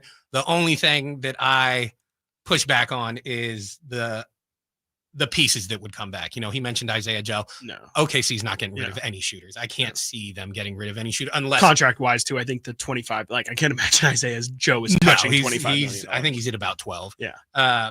But that's an interesting one. I think that one depends more on the result of Game 7, result of the finals, where they might realize, hey, we don't have a set. Not that he would be their second best player, but we don't have a scorer. You can throw him second best scorer. Yeah, right? Yeah, exactly. Someone who can come in, a veteran who we know can come in and get buckets, even though they're mid-range. Yeah, I think that's the part about the OKC thing that doesn't really make sense for me is I don't know why they would view that as their, like, to me, DeMar is kind of, I can't remember how you phrased it again, but his offensive selection is just so antiquated. Yeah, it's I don't know. It just, to me, feels like it might boggle down their offense. And we know defensively, too, DeMar is not really locked down or anything. And so I think that's a big part of OKC's identity. Yeah. Like they definitely didn't show it yesterday, where I think they only forced 2 turnovers. But my favorite stat from them is throughout the regular season, they forced the most turnovers and themselves had the fewest turnovers in the NBA. And to me, that again, I think that's a lot showing on their defensive prowess. I just don't think DeMar makes sense. And you're kind of doing what the Kings did this year, where you're cutting off the legs of your young player that should probably be getting those reps, right? Like, what's more important for OKC long term? DeMar DeRozan hits some shots in his age 37 season and he plays for OKC one more year, or Jalen Williams continuing to get those looks and continuing to develop, and maybe, who knows? Maybe Jalen Williams becomes a DeMar DeRozan down the line. Like, I think he has. Well, I thought he was Scottie Pippen. Everyone's calling him Scottie Pippen, right? Just everything. I mean, I've been hearing that he's Scottie Pippen. By the way, Jalen Williams -40 last night. There you go. I'm going to keep saying that. The one that is an unbelievable number. Yeah. I mean, that is the funniest. I love that they both got a little run, and one of them was +13. Another one was -40. Put up 40 in back-to-back games. Yeah. There you go. That's one way of looking at it. 40 on the box score. Alex Caruso was -33. Lou Dort -28. Oh, yikes. So it scored like 9 points in 14 minutes. It was crazy. Dude, the start of that second half was brutal. Yeah. I think both teams missed like their first 10. There was no scoring. Terrible. 4 minutes and 2 seconds. There is going to be some. And the funny thing too, OKC was up 10-2. Yeah. And like the rest of the game, they must have gotten outscored. But I mean, I know the final score was like 18, I mean, they went on. There was a point where they were like, from the beginning of the game, from tip off to the end, Pacers went on a 108-91. Ooh. Yeah. So, wow. Hard to. Is that AWS right there? Yeah. Hard to. Shout out Amazon. Hard to lose when you go on a run like that. Yeah, I mean, StatCast over here. Yeah, exactly. Look, that's right.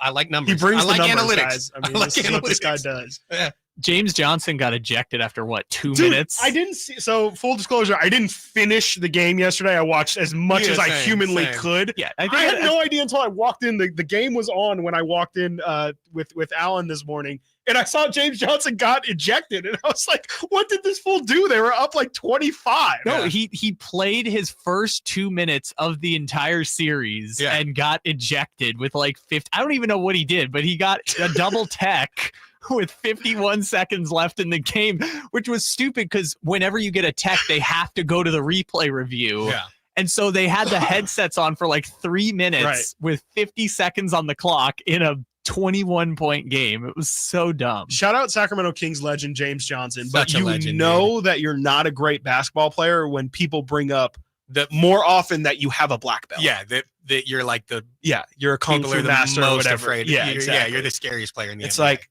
okay. He's been that for years. Yeah. Can you play? For a decade, it's always been you don't want to mess with James Johnson. Yeah. I love that, man. Yeah, I'm with you. I turned the game off about halfway through and put on Bluey. For yourself? Look, it was on. It was okay? on. That's all you need to worry about. Okay. With no context, you just putting on Bluey is a very funny. I hear great whatever, things, man. dude, take it however you want. I'm being the open. pictures move I'm fast. being open about my viewing habits. Okay. We're talking Kings team building. Look, this. I know this has been going on for, hour and a half, but I find it interesting. I still want to get into some of the specific moves that they could make, whichever way they decide to go. If they tear it down, who's out there? What types of players should they be looking for if they tear it down? If they go all in, who's out there to sign in free agency, trade, etc.? Star hunting, maybe. I don't know, man. I'm against it, but we're going to talk about it more coming up next. Give us a call, 916-339-1140, 1-800-920-1140 here on the Allen Stiles Show. Sacramento weather is brought to you by Fidium Fiber. I'm Tara Berg in the KCRA3 Weather Center. It's finally Friday. Getting out the door to the comfort of the Delta breeze. It's cool enough to have a layer ready to go. As we get into the afternoon, we'll have sunshine and a bright, breezy day ahead. Gusts occasionally over 25 miles per hour. Highs today in the low 80s. Get the latest forecast on the KCRA3 News and the KCRA3 app. It's about time they fix that pothole. Invented better windshield wipers. made an internet that just works. Fidium Fiber Internet, starting at only $30 a month. It feels like Fidium.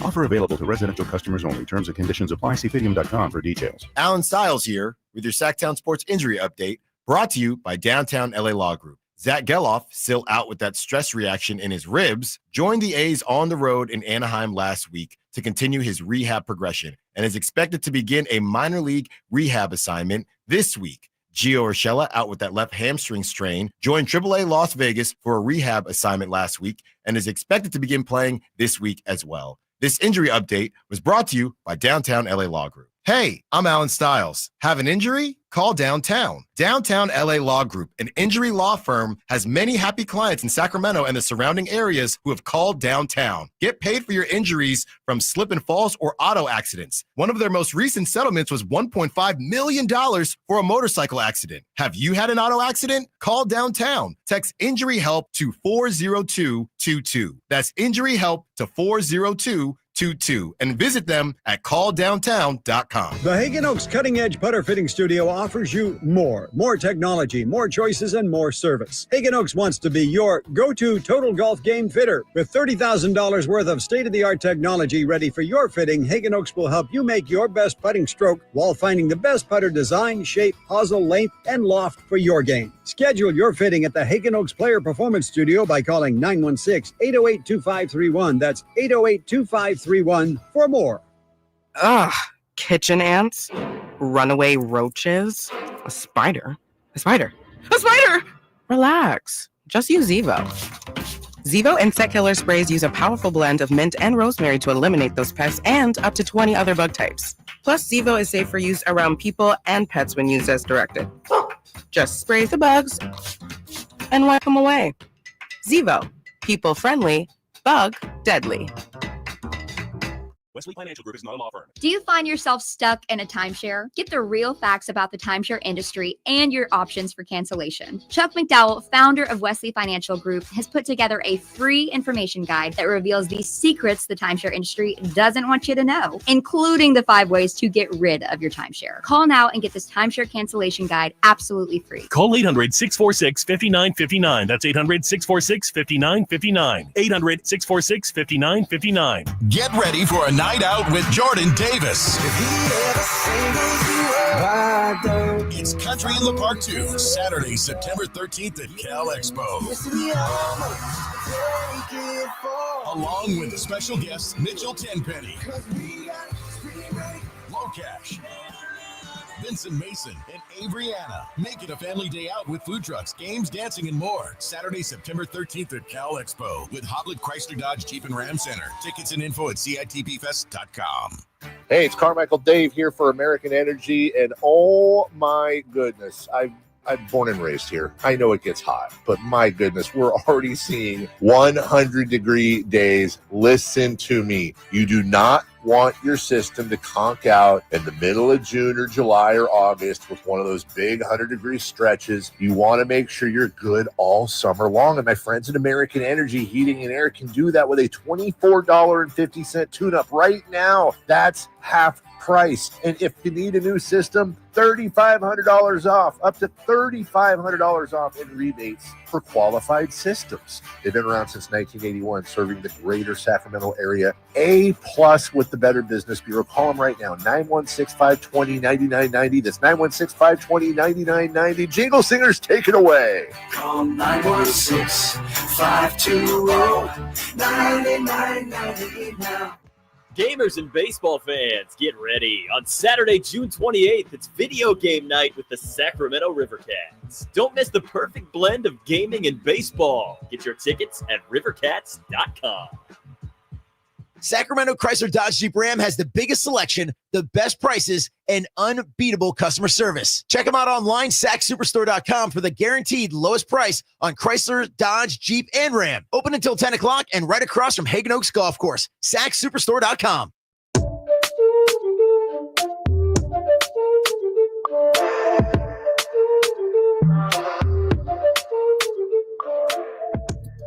Live and local, 6 a.m. to 6 p.m., Monday through Friday. Sacktown Sports.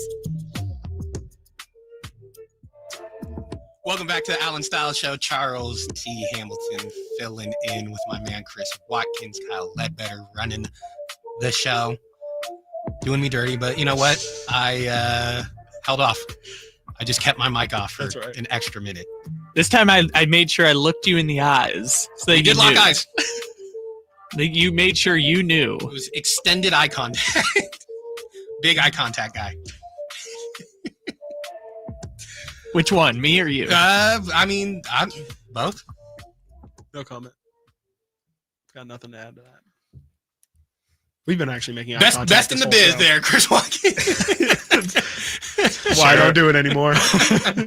No comment. It's actually exactly why they told You me. literally have to just say I anything. Quite literally have to. The job is quite literally Literally to say fill anything. the air. Yeah. So we've been Our talking. boss got nothing. You can make sounds. Yeah. I could play funny sounds on the board. Yeah, you know what? Let's get some funny sound, dude. Like what is it? The reggae horn. You know Yeah. what I mean? Oh yeah. That's got to be. Especially when I yeah. make a good point, I need you to hit Right. that. I've also got Malik Monk saying he's a pizza guy. I'm a pizza guy. That's not bad. Nice. That's not bad. Nice, dude. Still have De'Aaron, doesn't really matter. That's my favorite. I mean, it doesn't really matter. De'Aaron said that after there was an infamous play last season. Actually, it was Mike Brown's last game. The Jaden Ivey foul. He fouled Jaden Ivey. They were losing. They were up 3. De'Aaron fouls Jaden Ivey from the 3-point line. Jaden Ivey hits a 4-point play. De'Aaron then after the game says, when asked like, "Hey, like, what was all that about?" He's like, "I mean, it doesn't really matter what I say. Doesn't really matter." But he made it all one word. Yeah, don't really matter. I mean, it doesn't really matter. Classic. Really impressive. Love that guy. Classic. Big fan. Yeah. Big fan. Yeah. I still don't understand quite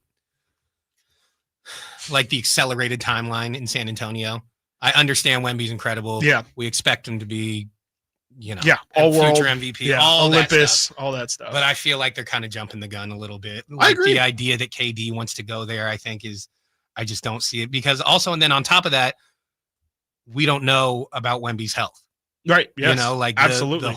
the blood clot thing. Like That's true. Most right. likely, Yeah. he's going to recover, going to be okay. See him continue to studying play, with the monks. all that. What's that? He's like in like some temple right now. He's been spending like these past couple of weeks like with the monks. Like there's pictures of bald-headed Malik Wemby. Monk and his family. Exactly. Yeah, exactly. yeah, With the I'm a monks. pizza guy. Exactly. Yes. Thank you. Yes. Yeah. Perfect. Serving dough and all that. But yeah, so that's a little, I don't know, just a little side note, just when I hear about the No, Spurs for and sure. some of the things going on. Like, other and part- of it is the De'Aaron Fox trade. The other part is too, like, the Wemby stuff has kind of overlaid the fact that, like, outside of Wemby, that team kind of sucks. Like, when Wemby was off the floor healthy last year, they had, like, the worst offense in the NBA. Yeah, and it'll be interesting to see. I mean, because on top of that, they're young everywhere else. They are going similar to the OKC Indiana Pacers way of building this team, which is the way I think the Sacramento Kings should go. We call that a transition. It's a good one. On You this have a show, we loss call of stuff, man. on this show we call them Senior Segways. Perfect. There we go. Senor I love that. Segway strikes again. I'm into it. I don't like that. Don't do it. Senor Segway strikes I don't again. like I that. don't like that. Alan calling himself Yeah. Senor. Yeah. Okay. Technically, Whitey did come up with the nickname, but the drop is his voice, which is weirder. It would have Well, been funnier with Whitey doing That just it. messed up my transition, but we're gonna There you get go. back to it anyways. Yep. The Senor Kings. Segway strikes again. The Kings. Which way do you want to go as far as next season? But then also, if you're gonna gut the team, rebuild, that's a longer process. So it's not just next season. Mhm. So I'm of the belief they should gut it, get rid of everyone, tear it down, Mhm. try and build it back up. And part of what one of the things you said, talking about De'Aaron Fox and the foul on Jaden Ivey. Jaden Ivey, another perfect example of the type of player they should be going after. Talking about 2nd Mhm. draft. Yes. And so one of the things I want to get to is like potential moves that the Kings could make regardless of which one they pick. If they decide to go all in on a 9th seed or if they decide to tear it down. And if they do decide to tear it down, Jaden Ivey, not just the type of player they could go after, but literally a player they could go after. Yeah. Second draft, Jabari Smith. You know, Edward talked about it. You mentioned him as Yeah. well. I don't think he has gotten a proper opportunity For sure. in Houston. And maybe he does get an opportunity somewhere else, and it's just proven that he is that type of role Mhm. player. But he could also get an opportunity and show that he's worthy of that, 2nd overall pick. Yeah. Jonathan Kuminga. That is the main one Man. because he is a guy who is so talented and has been put in a terrible situation with the Warriors. The Warriors, if you've heard me before, you know I'm a Warriors fan. They have bungled just about every single draft pick they've had during this dynasty run because 2 timelines, baby. 2 timelines. Hey, look, still got a championship out of it. Draft and develop, or wait, what is it? Win and develop, whatever it is. Well, they won. Didn't develop anyone, but Jonathan Kuminga, and not just him, every draft pick, basically, that's not a place that you can develop. You're not going to get an opportunity there because as long as you have Steph, Draymond, had Clay, it's championship or bust. Yeah. So you're not going to sacrifice these minutes to a player for their development. You're not going to sacrifice these minutes for their development when it means you're probably going to lose more games. So Jonathan Kuminga has not gotten the opportunity. This would be my perfect scenario for the Kings personally. And again, it's all hypothetical. If you're able to move on from DeRozan, Malik Monk, Levine, Sabonis, go out, sign Jonathan Kuminga, re-sign Jake LaRavia. Again, I don't think he's great, but again, that's the type He's of a player. piece, right? He's a Yeah. piece. Yeah. He's a real piece. You know what I mean? He signed keep Jake LaRavia. He's 24 years old. Another first-round draft pick. That's the type of thing they should be doing. Yeah. Isaiah Joe's an example. We've talked about examples for both OKC and Indiana where they find players like this. Isaiah Joe came out, great shooter in college, went to Philly, didn't really get an opportunity. The shot wasn't really there, goes to OKC. They develop him, one of the best 3-point shooters in the league. Yeah. That's the type of thing the Kings need to be doing moving forward, in my opinion.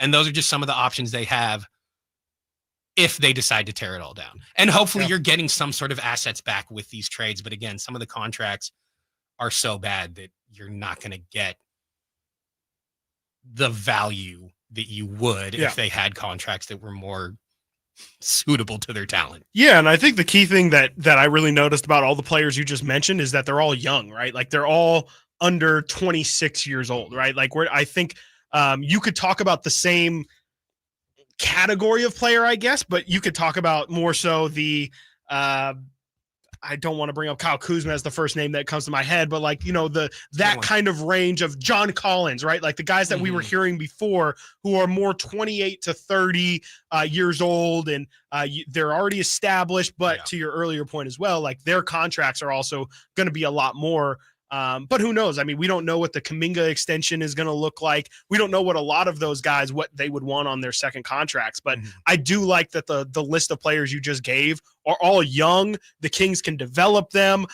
If they're great, obviously that's awesome. But if they're not great, it's not a failure immediately, right? Like you have some years to maybe work it out versus if you trade for John Collins and John Collins doesn't improve you to a couple extra wins, then it's a failure. And now you're stuck with another contract that is just, middling, and maybe it's a salary filler, but it's just not something that is really a productive asset for you. The name John Collins, and it's not anything against him as a player. I think he's a solid player.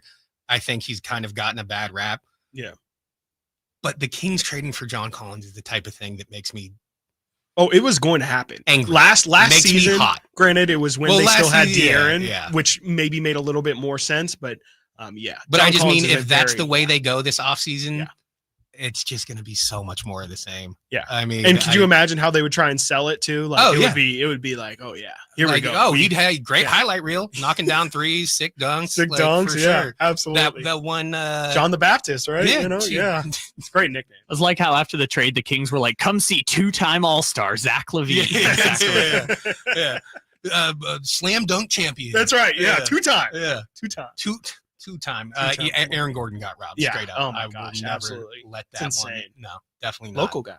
Look, shout out. Yeah. San Jose, right? Hey, legend. Yeah.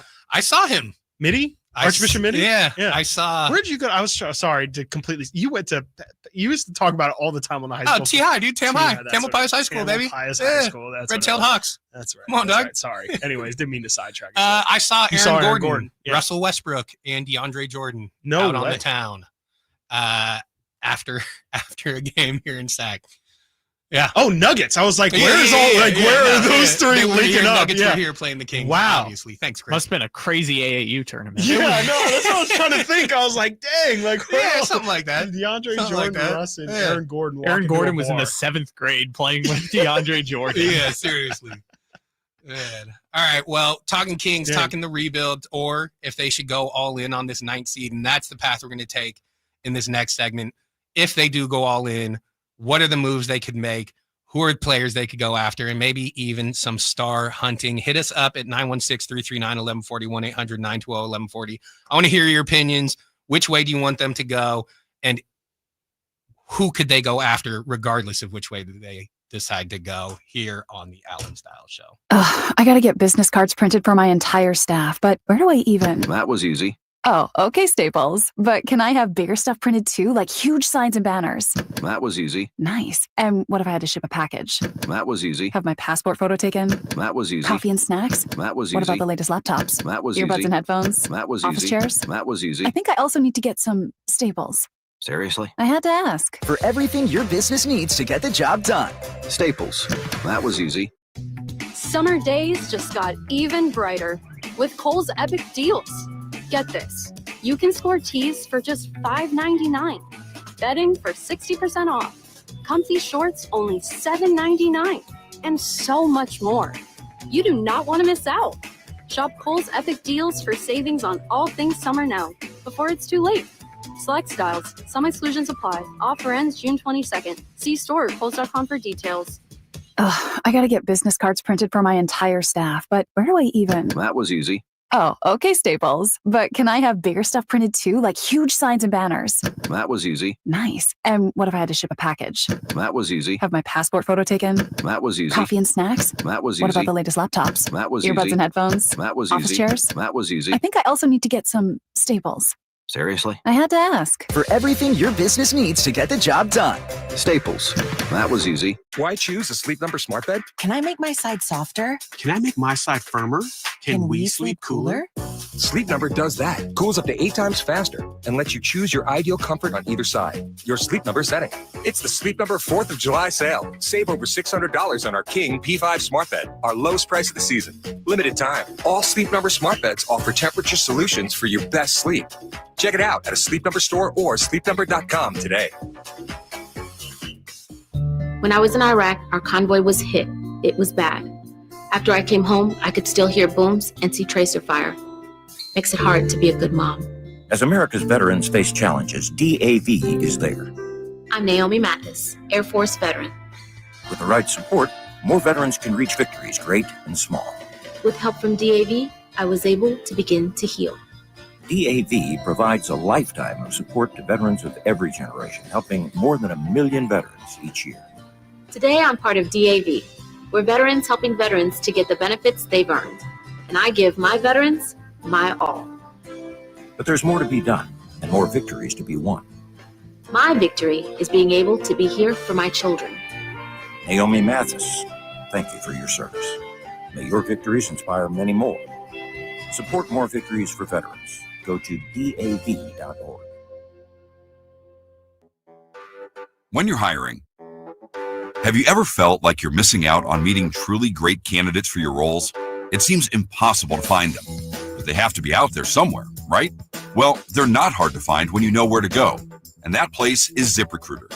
And right now, you can try ZipRecruiter for free at ZipRecruiter.com/free. ZipRecruiter helps 10 million people with their job search every day. And because these people are actively looking for jobs just like yours, it's easy to find the right person right away. In fact, 4 out of 5 employers who post on ZipRecruiter get a quality candidate within the first day. But if you're not using ZipRecruiter, you're missing out. So see what it's like when the impossible is easy. When you go to ZipRecruiter.com/free right now to try ZipRecruiter for free. Once again, that's ZipRecruiter.com/free. ZipRecruiter.com/free. Never miss out on great candidates with ZipRecruiter. I remember as if it were yesterday. I reached down to move a nightstand and was astonished at the weight of the piece. Hi, this is Frank LaRosa with a word about Naturewood Home Furnishings. At that moment, I instantly recognized the difference between Naturewood's quality furniture that will last a lifetime versus lesser quality furniture found elsewhere. Now, I suppose there's a huge difference in what you'd put in your first apartment and what you would live with in the comfort of your own home. Right now, Naturewood Home Furnishings Made in USA sale is a great time to fill your home with solid, superior quality furniture to reflect your own love for life. With brands like Sam Moore, Stanton, Stickley, Hilltop Hickory, Simply Amish, and many more, Naturewood Home Furnishings has tables, chairs, couches, and yes, nightstands, and more at their Made in USA sale. Find furniture that will be with you forever. Naturewood Home Furnishings off Highway 50 at Hazel. Look for the water wheel. Hello, Sacramento. I'm Emran Pilati, owner of True Sports Cards and Collectible Store here in Rockland, California, and the host of the True Sports Cards Show that airs right here on Sacktown Sports 1140 every Saturday from 10 to 11 a.m., where we discuss the latest trends, hottest products, and deliver exclusive interviews with other industry leaders. And don't forget to visit our shop, True Sports Cards, at 6661 Stanford Ranch Road in Rockland and see what we have for all your sports card and memorabilia needs. Want the best movie experience in town? Join Sacktown Sports IMAX Pass by visiting SacktownSports.com. Sign up today. You can win tickets to see this week's films at the Esquire IMAX Theater.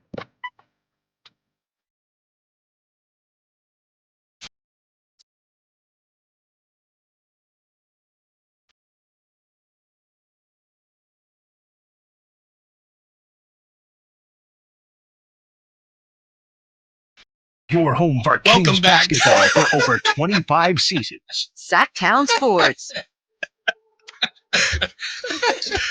Got Kyle while he wasn't looking. Yeah. Couldn't turn it. Yeah, no eye contact. this No, time, man. exactly. Got a caller on the line. Is that right? Don't make excuses, Kyle. I Make know. improvements, man. Come on. That's what my 7th grade teacher used to tell us. No, don't make Say excuses. that make again, Chris. Don't make excuses, make improvements. Don't make excuses, make improvements. I like that. Yeah. I hate that. I really couldn't stand it. I hate that. Yeah. It might have just been one of those signs that, you know how like they get those stock signs that are like, for sure. Very motivating. reach the stars. Live, It's laugh, like a love. draft thing. You know, it's Yeah. like, Live, laugh, love. man. whoever copyrighted Live, Laugh, Love cooking right now. I wonder if that domain's available now. Like, has it been so long that just anyone can use it? I would hope so. It's my Instagram handle. The worst type of person on the Seriously, planet. seriously. Oh my God. Welcome back, Allen Stiles Show. Charles T. Hamilton, Chris Watkins Having a filling good in time. for Stiles, who Almost lunch. filled in for Jay Ross and Dave, who were filling in for. No, I'm just kidding. It's just a funny long line. Yeah. Of fill-ins, but here we are, man. Here we are. This is what we do. Who would have thought? I definitely wouldn't have thought all these years that we would be back together. I mean, yeah, we used to. You were talking about it earlier. I think we referenced it, but we didn't actually tell the people. Like, yeah, we used to do this high school show together. Oh my God. You, myself, and Matt. Actually, I was on the other side of the glass. Yeah. You and Matt would run this high school show. Yeah, high school football back when show. we would do, like 10 to midnight, I think it was. We would have Joe Davidson call in every week. 10 to midnight. Cameron Salerno would call in. Michelle Dapper would call in and just give us. And it was so weird, too, because we were essentially just going off of Max Preps. And remember, like, Max Preps website wouldn't update until, like, 11:30. So we were giving, like, 4 score updates. Honestly, the most fun I've had doing any radio because we learned pretty quick that this show wasn't working. Nobody, Matt's mom, nobody was listening. No, nobody was listening. The show wasn't working, so it went off the rails immediately. Oh, Shout out they Matt let us George. finish the season. Shout out Matt George. Yeah, shout out Matt George. We had some fun times. We oh man, you know, he was always a good sport. Always a good sport. Yeah, because there was a lot of you and me. Just trying to do something with our time. You know, we finally got him to always a broadcaster. He's man. the one who hung on more than we did. He wanted it to work. So I'm a little bit scared to play some of these, but just behind the scenes, your folder is still here, Charles. Chuck is still back here. It's still in our system.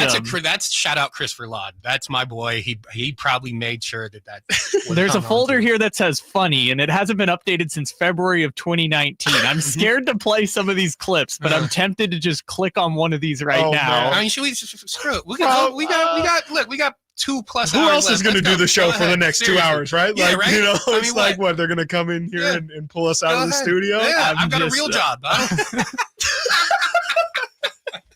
That's full circle, ladies and All right, Kyle, go ahead, man. I'm with you. I'm so scared. I feel like I want to. Maybe play it during a break, and then we'll get you haven't vetted these. Okay, I'm scared. Yeah. There's one here that says another marsh misfire that I don't want to click on. No, we're not going to do that. Another is crazy. There's one that says HT on Buddy. Do you know what that is?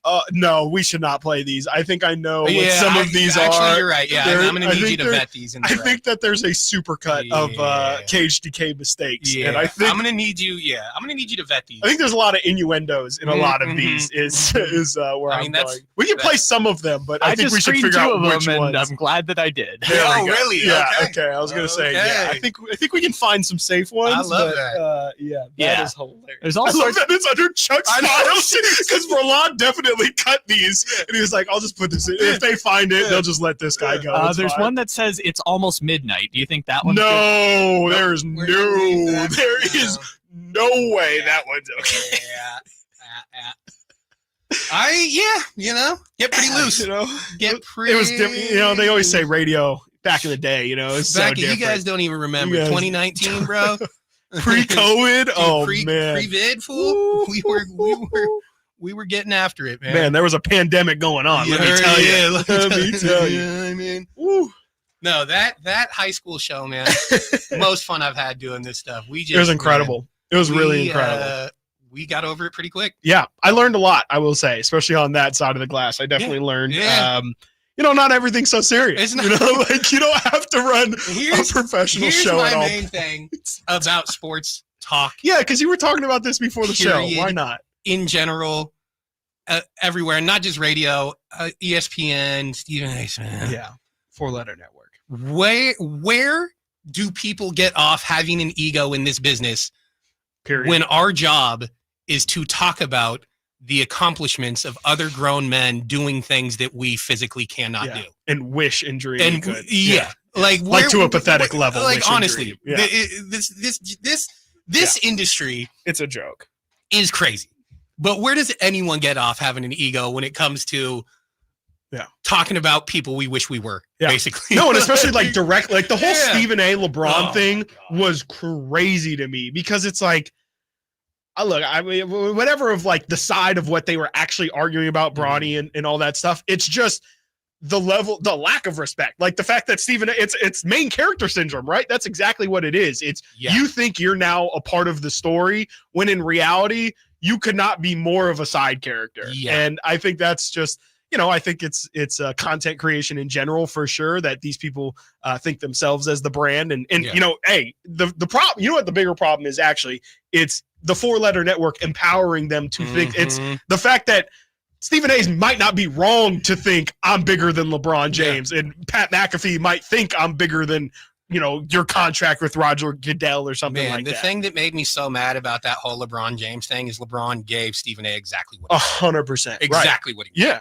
Just don't feed the jackals. That guy's a clown. But here's the thing. Which one? Well, it's Stephen A. Yeah. LeBron, I do love LeBron. LeBron James is the Chet Holmgren of restaurant. Everyone knows that. You know what I mean? But Stephen A's a clown, but here's the thing. That's his job, is to be a clown. 100%. His job is not to be a reporter or have, well thought out takes or anything. Right. It's to say something offensive about Memphis. Right. It's 100%. to get LeBron mad enough to confront him at a game. Definitely. He's great at that job. That job sucks. I literally could not be me. Hate it. I do not want to see it ever. Yeah. But sure enough, if you are interested in sports, you can't escape someone like Stephen A. Yeah. Like it's the crazy thing too about Stephen A. is like, what do you think the balance is of like ESPN asks him to work a ton versus this dude is like he wants to work a ton. Yeah. Because he is on literally from the morning to, if you watch the NBA finals, he will be on from 6 a.m. until 10 p.m. on ESPN. And it's like, that's the other conversation too, is who is asking for this? That's what I'm saying. There's obviously there's got to be numbers to back it up, right? Exactly. There's obviously a demographic. There's obviously fans of it. I'm not one of them. Yeah, I'm not one of them. No. Give me. I'm like actively turning it off. Give me Ryan Russillo. Give me JJ Redick. What's that? Tim Legler. Yeah, legs. Come on, dude, give me What's legs. your time, JJ Redick, one of the. Yeah. I don't know if he was gonna be a good coach. I don't know what his coaching future is, but I just miss him. He was great at that job for sure. Being a level-headed, much better than Steve Nash is bland. Yeah, well, is he? Yeah, just Canadian point guard. I like Steve Nash the player. Yeah, but you're telling me he personality doesn't have much personality. Yeah, could we have figured that out in 20 years of watching him? This great coaching success in Brooklyn too. Yeah. He's a great interview. Guess what? He's going to be with Dirk on those Amazon broadcasts. Oh next yeah, year. they are. Oh my gosh. And Taylor Rooks going to be and Blake Griffin. You know what? I'll tune in. Blake Griffin, Taylor Rooks, Dirk Nowitzki, and Steve Nash is going to be your new Inside the NBA. Yeah. Dirk's with us. Yeah. Shout out Dirk. Shout out Real Dirk. quick, I know we got to go to break here, but I did find I'm not going to play any of your old clips, but I did find this at least in the archives. Oh yeah. Friday night is football night. That's right. It's Friday. School spirit. All of that is on display and more all around Northern California. It's time for the Friday Night Football Show, presented by Wingstop. Here are your hosts, Matt George and Charles C. Hamilton. Shout out Wingstop. Yeah, shout out We Wingstop. never got Wingstop. No, we never got Wingstop. Like, never And then once. Also, dude, shout out There Goes My Hero as the intro. That is, oh my god. Before the whole Creed, the Creed memes and everything. Yeah. Holy Dude, we were ahead of our time. Yeah, oh my You're god. saying from 10 to 12 you didn't get Wingstop? No, I mean, what is our sales team doing back in the day? I don't know, It's dude. like, come on. Honestly, did Wingstop actually sponsor the show? I really don't know. remember them doing Or it. did we just throw that in there? I kind of did feel. we just think that was funny? I'm not going to say no. Yeah. Yeah. I miss it. But hey, I you're do right. too, It's man. Friday. We are also doing a show that started at 10. Yep. Like, yeah. Full circle. Kismet. Full circle. Full circle. Here we are. All right. I still want to talk Kings. I Yeah, still we want have to to at talk some about if they go all in on this 9th seed, what are some of the moves that we can make? I also want to see if any of those old clips are playable. We're gonna take a break. We're gonna vet those. We're gonna find out here on the Allen Stiles Show. This is the story of the one. As a safety manager at a manufacturing plant, he does everything he can to keep his coworkers safe. From finding ways to reduce risks to keeping safety supplies in stock. And for that, he relies on Grainger, Grainger offers a broad range of quality products and next-day delivery, so he can always play it safe. Call 1-800-GRAINGER, click Grainger.com, or just stop by. Grainger, for the ones who get it done. Great conditions, a fun layout, and unbeatable value. Timber Creek and Sierra Pines are Sacramento's #1 rated golf destination. With 27 holes, a spacious practice facility, and professional instruction, there's always a way to improve your game. Planning a tournament or corporate event, they offer customizable packages and award-winning catering to make your event effortless. Timber Creek is easy to find in Roseville, but hard to forget. Book your round today at timbercreekgc.com or call 916-774-3851. This summer, give your kids a reason to smile, brightly. At Kids Care Dental, we make dental visits fun with a kid-friendly team, easy to schedule appointments, and expert doctors who really care. Whether it's a checkup, a cleaning, or their very first visit, we've got you covered. We accept most insurances, and we're always ready when your schedule gets hectic. Smiles grow here. Book online in minutes at kidscaredental.com. That's kidscaredental.com. Kids Care Dental, where healthy teeth make happy kids.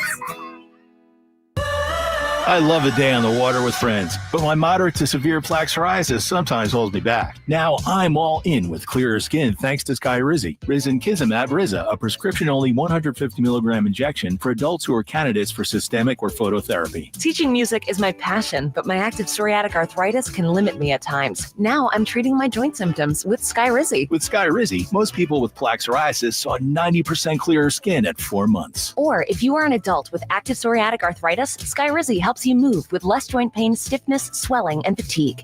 Don't use if allergic to Skyrizi. Serious allergic reactions, increased infections, or lower ability to fight them may occur. Before treatment, get checked for infections and tuberculosis. Tell your doctor about any flu-like symptoms or vaccines.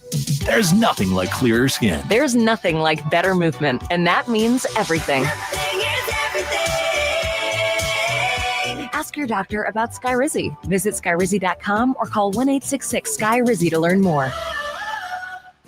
If you're not looking for a brand new car, at Elk Grove Honda, we've acquired some of the best pre-owned cars we can find. We've kept only the best of our trades, and our buyer has found some of the finest pre-owned Hondas available in Northern California. You can see for yourself at elkgrovehonda.com. Whether you purchase a brand new Honda or a like-new pre-owned Honda, your car buying experience will be the same. We have the right Honda at the right price. You'll find us in the Elk Grove Auto Mall, Highway 99 and Elk Grove Boulevard. I gotta get an Elk Grove Honda. Around here, this summer can smack you silly, especially if your AC is not functioning at a high level. Whitey Gleason here. I had the opposite problem over the winter. System went down. It was panic time. But Lee's Air Plumbing and Heating saved the day. Let them save you from unnecessary summer misery. Lee's Air Plumbing and Heating, reliable, trustworthy. They do great work. They've won awards for their service. Check the reviews at leesair.com. Find out about their $99 HVAC tune-up service. Save your summer now. Lee's Air Plumbing and Heating on the web at leesair.com. License number 635355. Celebrate the baseball legacy of legendary Major League manager Dusty Baker on Friday, June 27th with the Sacramento River Cats. The first 2,500 fans will receive a bobblehead of Sacramento's own Dusty Baker. Enjoy an exciting baseball game and take home a piece of history with your very own Dusty bobblehead. It's a night packed with fun, baseball, and memories on Friday, June 27th, so don't wait. Grab your River Cats baseball tickets today before they're gone, only at rivercats.com.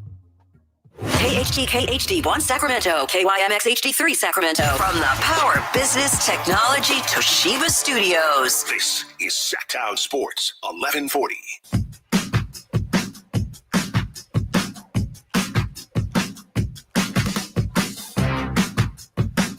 Live and local, 6 a.m. to 6 p.m. Monday through Friday. Sacktown Sports.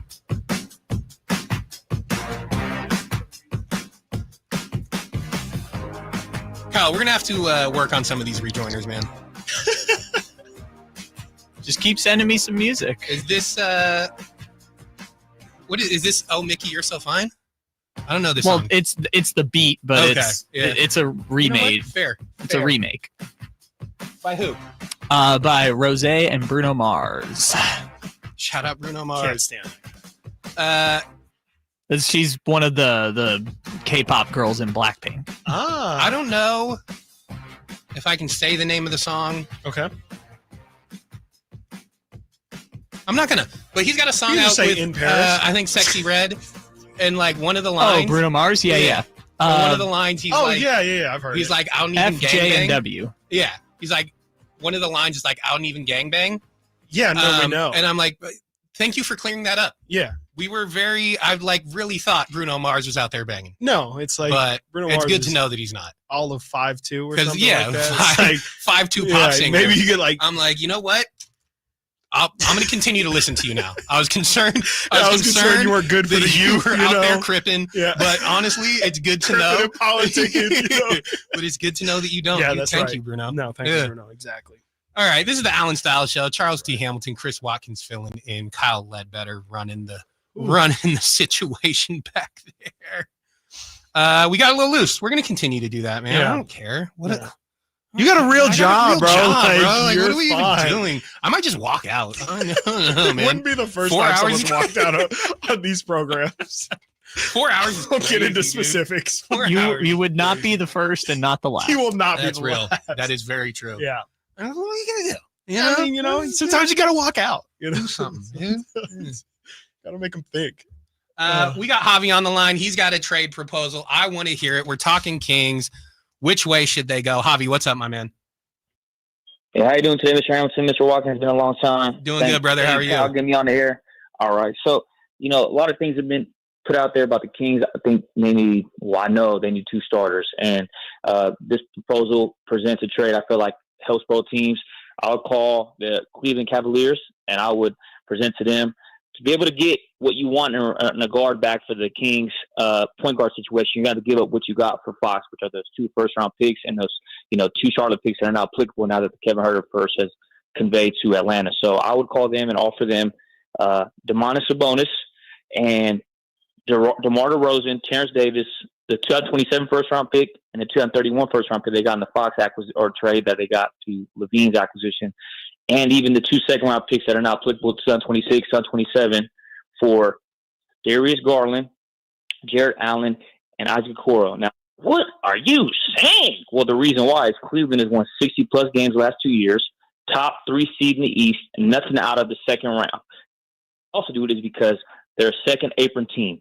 Now, let's see, why would they test this model? Well, for one, they get out of the second apron. Let's say it doesn't go well. You let Donovan Mitchell run the point. DeMar DeRozan and him don't work after a year. They can buy him out at $10 million next year. They still get Sabonis, an all-NBA center. On top of that, they get the draft capital from the Kings, and like I said, they get out of the second apron.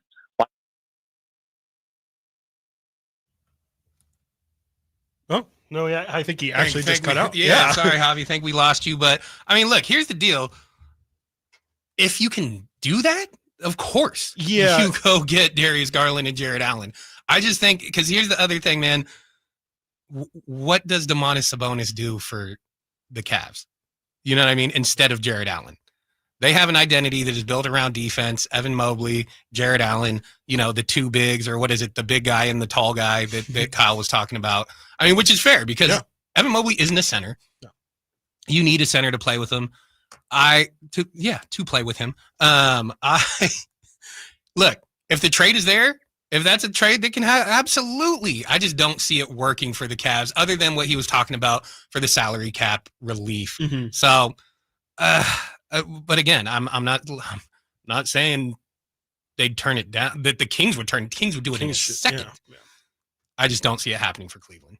Yeah, I think it's honestly maybe one where, not necessarily because I don't really think the pieces make sense, but I don't necessarily think that's the reason why I would say this, but kind of feels like to me where I could imagine both teams say no because it's almost just too big of a switch up. And from the Kings perspective, okay, so you have Garland, you have Jared Allen. Okay, like I just don't know what that is in the Western Conference. It's an improvement. It's an improvement, definitely. It's different to me. Yeah. I don't know if it's necessarily an improvement. Then it's Garland, Levine, Jared Allen, Keegan. It's a bunch of guys who don't know each other. Like I think it's better for the Kings' future, which is why I think they ultimately probably would do it. Which you said, I think they'd meet each other. They probably would meet each other, have a couple dinners, maybe eventually they would get to know each other. The town. But yeah, I think your bigger point also stands of Cleveland. Like this is a Sacramento focused trade. Like Cleveland, 100%. why would this is essentially punting on any future Cleveland would have. There's not any reason, like from Cleveland's perspective right now, they have, like you were just mentioning with OKC and the Pacers, they have locked up Garland and Mitchell and Allen and Mobley for the future. They're essentially punting all of that away just because they didn't have, or they haven't met expectations the past 2 seasons. Like, I would still want to have a couple more years maybe of failure before and only not met him in the playoffs, which again is the most important. But look, they were 64-18 last year. Like, I don't see them punting on this. No, it doesn't really make sense. Roster for these types of players, right? You know, if it's Jared Allen for, I don't even know. And why would Cleveland think that Sabonis is the answer? Exactly. You know, why would they think DeMar is? DeMar would help. You know, DeMar could be helpful coming off the bench. DeMar and Donovan Mitchell together is a nightmare. Yeah. I think that's a lot of. There's only one basketball.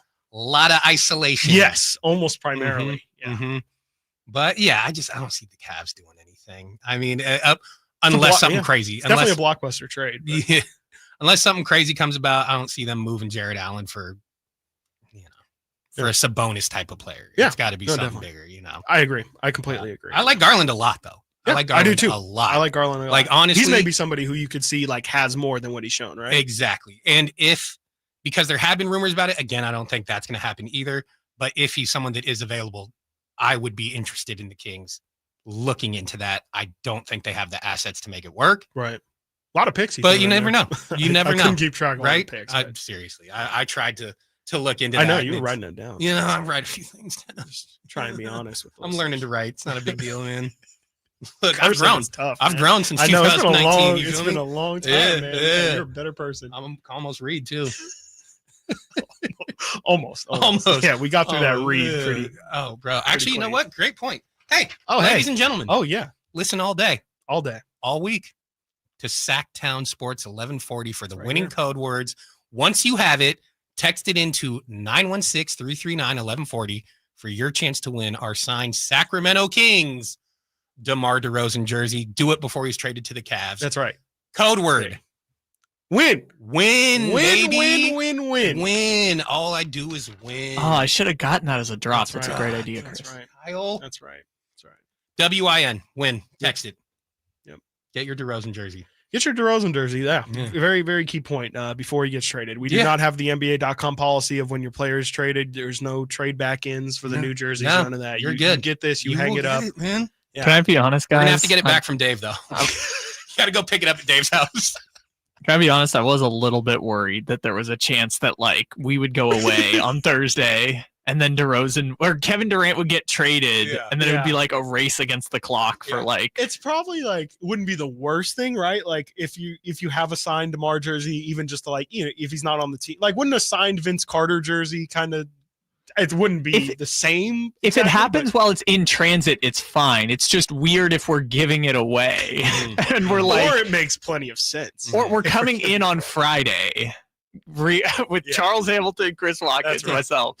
Reacting to a DeMar DeRozan trade while also giving away a DeMar DeRozan. Speaking of DeMar DeRozan, that happened, dude. segue. Look, I only root for comedy. I was a little worried that might happen. That would have been chef's That would have been kiss. pretty But also, here's the other thing.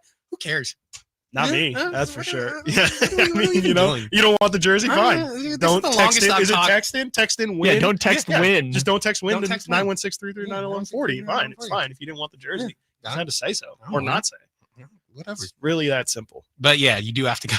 You do have to. You have to go to Dave's. You do have to pick it up. You're joking, but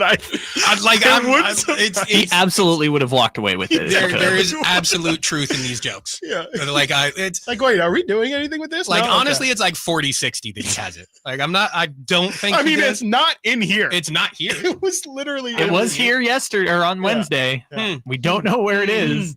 The Juneteenth bandit. Who did it? Who done did it? Who done did it? Who came Now in I- on their day off? Now I love this scenario where Dave drove into the studio Yes.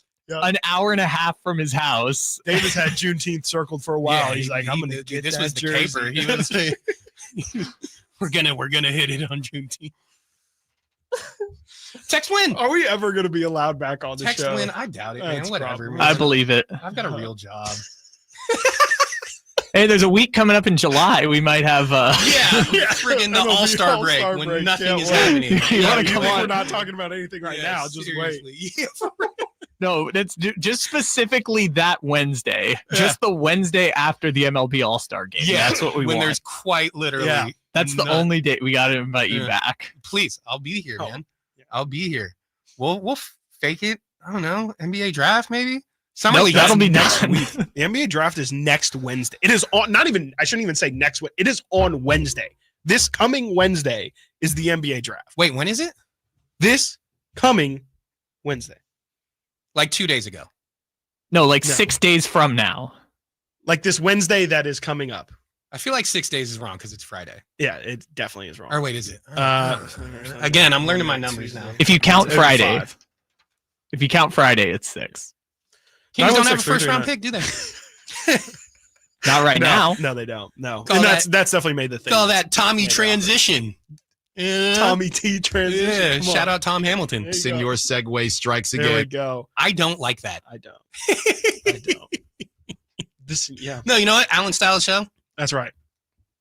Give it to me again. Abbreviate it. Give it to me again. Anyway. Senor Segway strikes Abbreviate again. it. I don't get it, Chris. This is also a fun game. Should we just give him random Allen sounds without knowing what they mean, like this? The deceased thing. It's interesting. The what thing? The deceased thing. Well, that is The interesting. deceased thing. It's interesting. You know, should we get into a larger conversation about death? No. No. Okay, fair enough. Fine. Not during No, the we have to 12 talk about the hours. 20th pick in the draft. Yes, absolutely. And if it's important to acquire. Okay, here's another thing. Just stuff pops into my head. So Javi was talking about the, hypothetical trade for Jared Allen. And so when I was here, Matt George and I would do an NBA draft show. Oh, yeah. Every year. For sure. And I remember the year that they drafted Justin Jackson and Harry Giles. Yeah. De'Aaron Fox as well that year. Yes. Yeah. They could have, obviously should have, drafted OG Anunoby and Jared Allen instead. Yes. Yeah. Which also it's not just like, hindsight. No, yeah. Those are two players at the same positions. Yeah. And actually, yeah, that's a great point. Yeah. That their scouts individually said, no, Justin Jackson over OG. Yes. Harry Giles over Jared Allen. Come on. And look, I admittedly am wrong way more than I am right. But same thing. Those were players I liked more than the ones they got. And while we're doing that too, they actually, I think going into that draft had the 5 and 10 spot and then they traded dropped down 10 for 15 and 20. Yep. At 10. And granted, this is real hindsight 2020. You could have drafted De'Aaron at 5, Donovan Mitchell at 10. Well, then it would have been 2 guards. Okay, that's fine. They could have also gotten Bam Adebayo, who is De'Aaron Fox's best friend. All of these things. Yep. He went at 14. They could have had both of them. I mean, that's the thing. There is hindsight to some of this where it's just like, someone turned out to be somebody better. should draft Devin Booker higher. But with the Justin Jackson, Harry, the fact that it's the two same positions. Same position. The two. Yeah. So I think OG, he's been an all-star, right? I think. If not, no, but he's NBA champion, right? Exactly. You know what I mean? NBA champion, OG Anunoby. He was big in that series. Is he the new best player who's never made an all-star team? I don't know who that is at this point. Is he the LeBron James of players who's never made an all-star team? Honestly, I don't know if he the LeBron James of Norman Powell's. Yes, dude. Mike Conley's. Ooh, Norman Powell's probably a good shout. Yeah, Mike Conley has made an all-star team. He made it. Yeah. Mike Conley ended up making it. I still think it's CJ McCollum. I was going to say CJ's the one that everyone goes. By longevity. Do we think Jamal Murray's ever going to get one? Oh, honestly, not. I don't think at this point, especially if he stays in the West. Yeah. So Jamal Murray, CJ McCollum. So stupid. Yeah, never made an all-star team. He was NBA all-defensive second team in 2023. Okay. So, okay, fine. He wasn't an all-star. I think he might be the highest paid player who's never made an all-star team. That interesting. It's either that or Jamal Murray. I don't know what his contract is. He got broke off by the Knicks in this last deal. They broke him off. Yeah. You got anything to say about that? No. Once again, you Wanna have left add me. anything? You have left me with no That's words on that kind of one. How I do it. Again, best in the biz. Chris Watkins. Can't stress enough that they asked me not to do this. Does anyone anymore. else get that reference? I think it's from Major League 2. No. Where definitely not. Definitely not. What's his name? Oh, okay, yeah, cool. You guys Not are young, Major League dude. One, Great. dude. Oh, now you can name movies. Yeah. Yeah. Oh, that's crazy. Damn. That is so accurate, dude. I can't even be mad at that. I definitely wet the bed. I was gonna. Yeah. You know what, dude? I've never cussed on. Well, I mean the allowable cuss words. I've never. Were you just thinking He about almost it? no, he I almost did. I I- just heard I it. He really thought did. just almost crossed let you. it fly, Yeah. and yeah, But here we are, man. We're good. it's tough. It's a lot tougher than people thought. Yeah, no shh. Got my hand over the dump So button. dumb. No shh. I was doing a show one time with Doug. So obviously, Doug Christie, shout out Kings head coach. Yeah. He used to be an on-air talent here. Yes. Did the afternoon shows. We did a show together, and he dropped a vicious F-bomb just in conversation. Flow of conversation. Yeah. conversation. I think I've heard it And before. I actually. definitely did not. I started dying. laughing. I mean, what else are you supposed to do at that point? Yeah, I would have been cooked at that point, Yeah. especially if Doug does it too, because it's like he's not. They're not going to fire Doug Yeah, Christie no. for dropping an F. I mean, he also didn't care. He was Yeah. freaking DC. What? Doug Christie. Do something. Yeah, I almost said he's Doug Christie. Doug- Yeah. So it's kind of weird now. There's a pipeline of midday hosts Dude. at KHTK to Sacramento Kings head coach. So Charles, you stick around enough. That's Yo, true. Shout out. You Get on you could be the next broadcast Kings soon. coach. I'm thinking. Katie too. You know. I'm Katie thinking we could be run right that there. cherry picking thing that. Oh, that Vivek was talking about. talking Yeah, about. I mean, yeah. Nobody never ever even gave tried it. that. No. So No, it's very honestly, true. I think You could say that in an interview and be like, that's you what know I'm saying. guys, Dude, that's the key. Just give me an interview. It's got a point. No, Doug's not my guy though. I 405, can't Yeah. do Doug. What'd you think about the not to, I guess, maybe put you in a position to be critical, but what did you kind of think of just the situation that Doug got put into last season? It was tough, but so personally, I think he's awesome person. I think he is so passionate about basketball. I think he can connect with people from Like a different level, right? Like a different I keep level. trying to explain And he that. And also- I don't know how to phrase right? it. Like, it's just he's it's just hard. a really unique individual. He is, because he also has that edge to him. You know what I mean? 100%. Like most competitive person Yeah. you've ever met, Yeah. and can bring that out in the players and stuff like that. I'm so happy for him that he is getting the opportunity, but I don't think he's being put in a position 100%. to fully succeed with the way this roster is put together. And that's the other thing too. If they decide to go with a teardown, a rebuild, that's also not the best position Right. for him. But I would be interested to see how he, as a leader, can develop a young team. Mhm. You know what I mean? Yeah, Like, totally. I honestly, if I had to pick one for him, I feel like he might be more Molding suited minds, right? to mold these Yeah. young players if they went that way. But again, I don't think they're gonna go that way. Yeah. To that point too, like I think like when everything initially went down, my team comp for where I could see just based off of the situation they were put in, like I think Doug is a great if he's in the same position that Chauncey Billups has been in these past Mhm. couple years, where there is just an understanding that wins and losses is not the end all be all.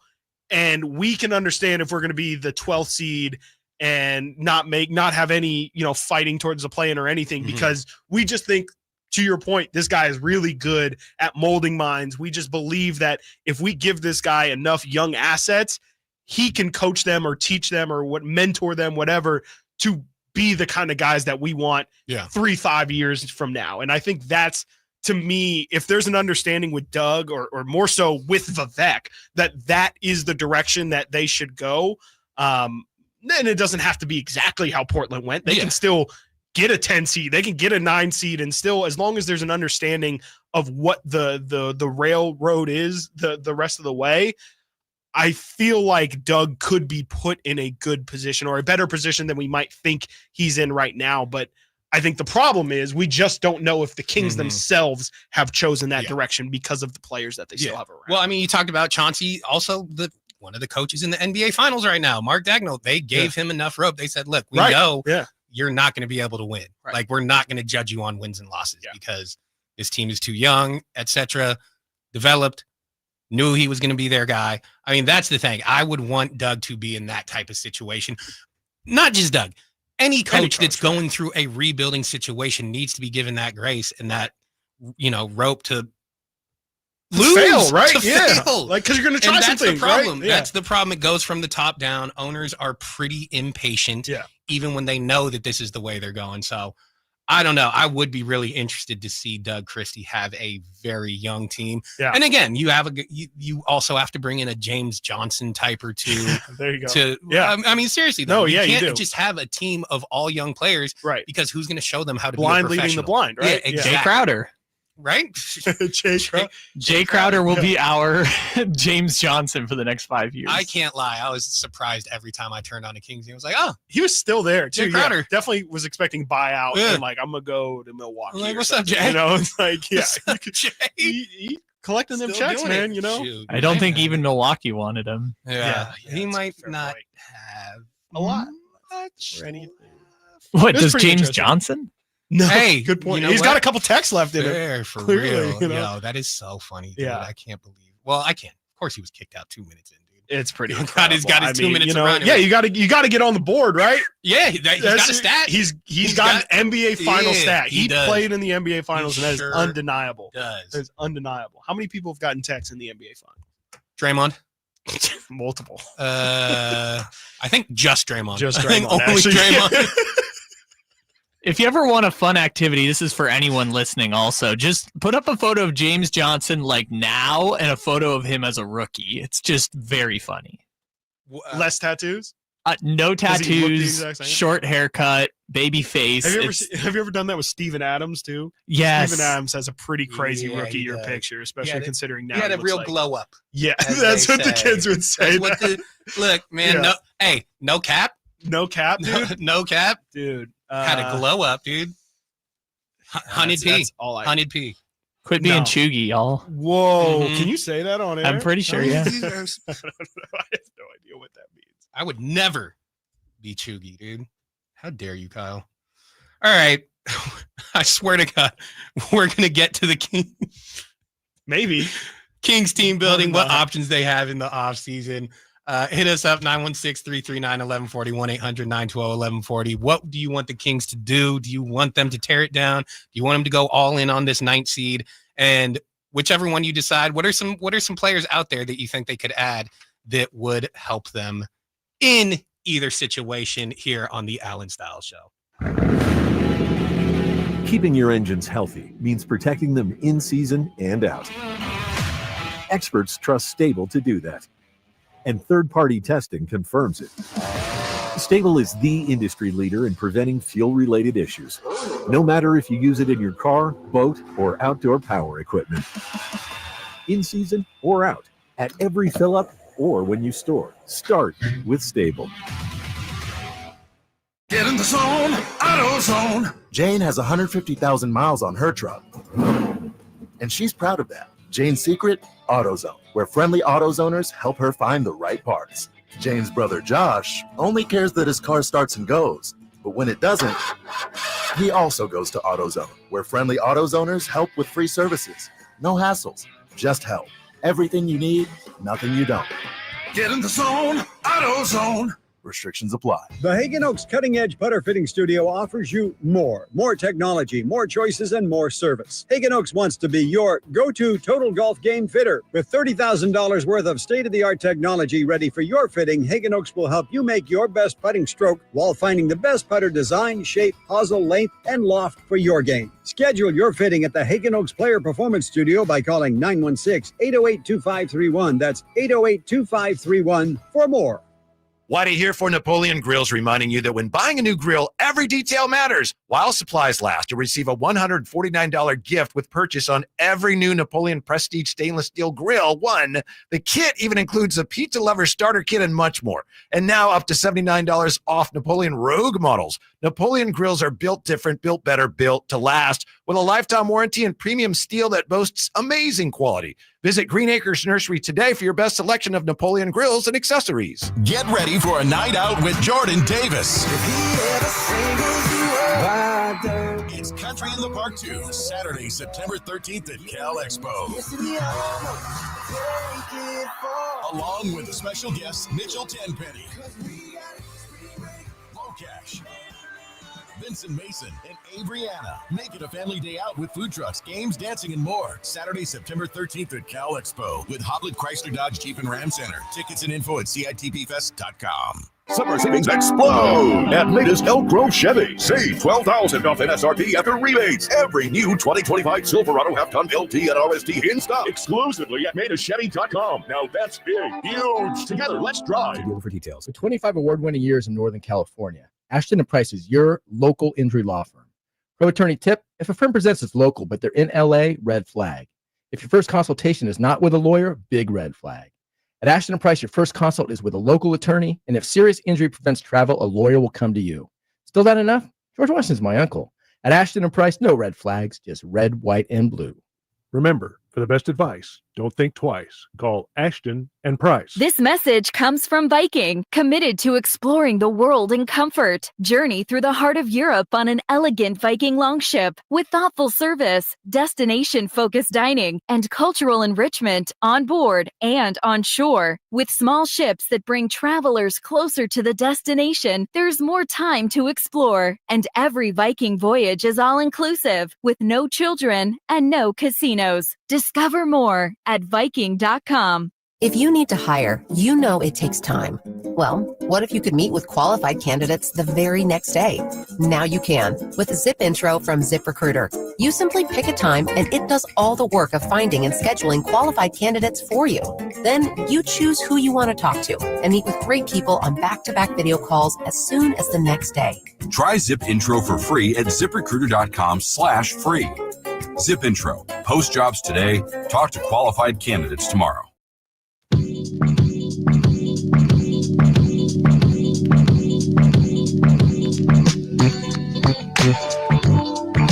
Your home for Kings basketball for over 25 seasons. Sacktown Sports. Welcome back to the Allen Stiles Show. Charles T. Hamilton, Chris Watkins filling in for Allen Stiles, who filled in for Jason Ross and Carmichael Dave. I mean, here's the other thing, dude. The jersey's not here. That is correct, yeah. The signed DeMar DeRozan jersey is not here. Dave's not here. Dave's not here. Right. I mean, what do we... Well, in fairness, that's just math. Jason Ross isn't here either. That's true, too. Actually, you know what? That would be a genius move by Jason, because no one suspects Jason. That's right. Everyone would suspect Dave. Everyone. Damn. The Juneteenth Bandit. Because here's the other thing, dude. People don't realize Jason Ross is a scumbag. I keep trying to tell people. No one wants to listen. No one wants to listen. Dude, keep talking about the wattage of the station, and I'm like, how does nobody hear me when I say this? Like, I'm outside the station every day with a sign. Jason Ross. Yeah. Dirtbag. I was like, I don't know what I could call him. I don't know. But, like, he's the nicest guy we've ever met. All right. Like, you clearly haven't met three people. It's like, it's clearly the only person you've ever met in your life. Yeah, it's like, God, you've clearly only met Dave and Chris Rolad then. God. It's like, yeah, he's nice for like the other guys on the show, but it's like, sure. He's the nicest of, a lot of terrible people. Like, it's not okay. Whoopee. Whoop-de-doo. Clearly joking, dude. Friday Everyone here is great. Jason Ross is the best. Yeah, he's the best that's ever lived. Respect him so much. Nice. He's never done anything bad. Yeah. Shout out Jay He Ross, actively helps me in my day-to-day life. He, It's the one redeemable person in this clown car just careening. Like, quite literally. The one redeemable soul in this clown car of a station. Literally, so many people could say, I hate this person at 1140. I can't. Oh, you hear this person on 1140? I actually kind of like Jason, though, but yeah. I had like 20 other people I could bash, but I chose the one.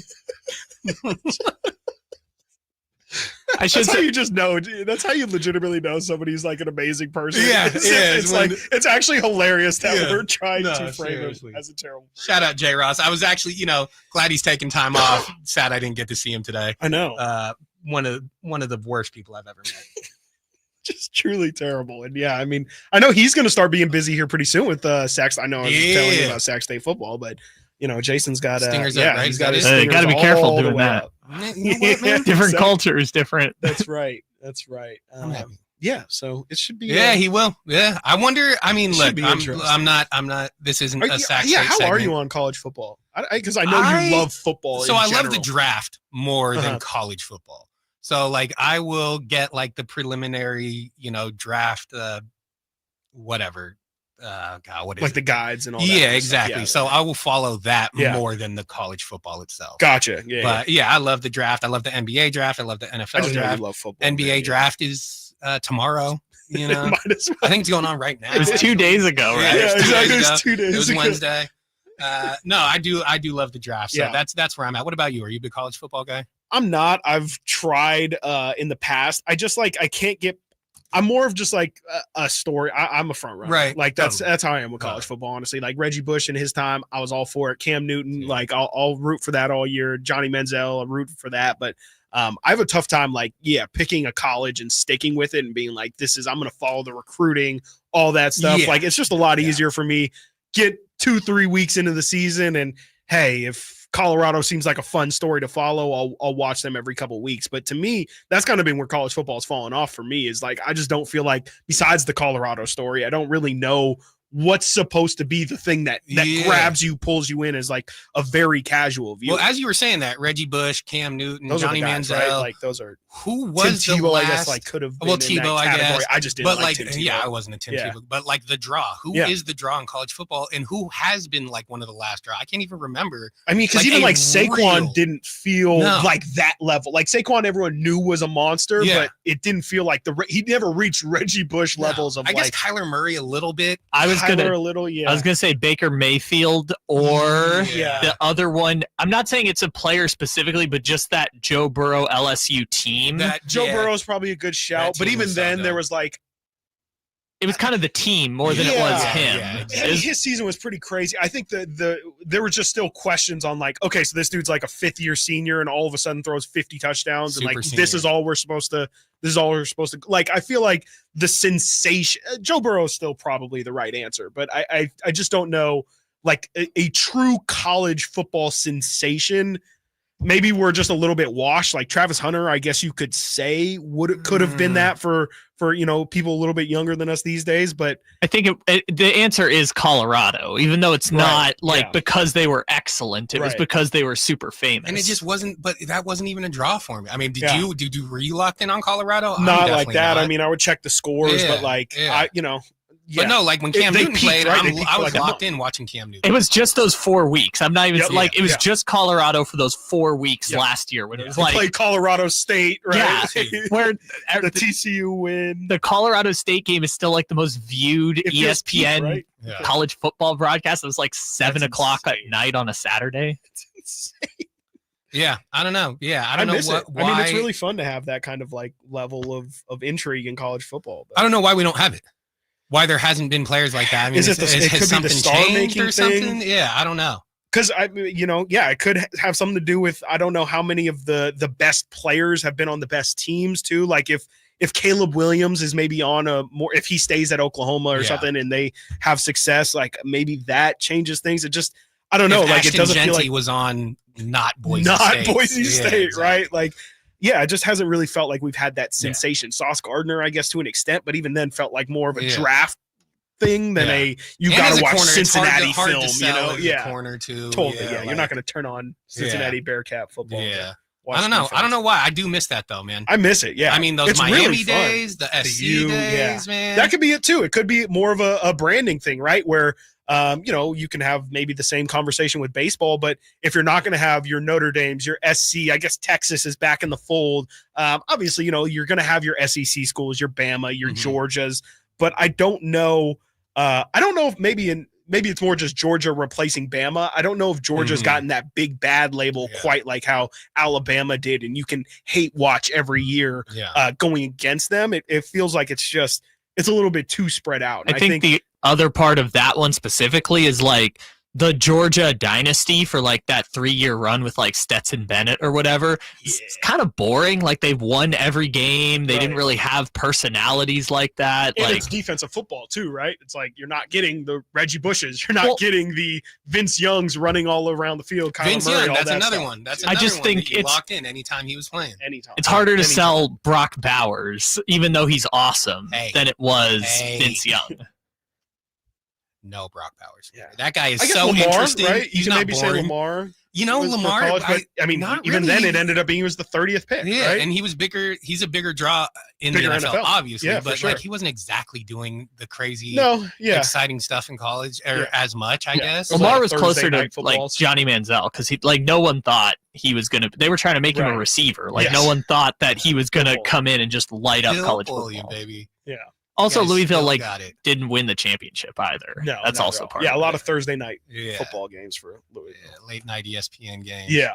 Shout out, man. Yeah, but it's interesting. Yeah, I don't know. would I like miss to. it. I would love for there to be a draw like that. In Yeah, college and I guess football you're again. to answer your who is it now? Like, I mean, just to know, go man. off of the most broad, like the cover of the NCAA 26 is Ryan Williams, that receiver from Alabama. Mhm. He's a sophomore. He had a couple really big plays. I mean, I guess maybe he's the guy. I would guess now.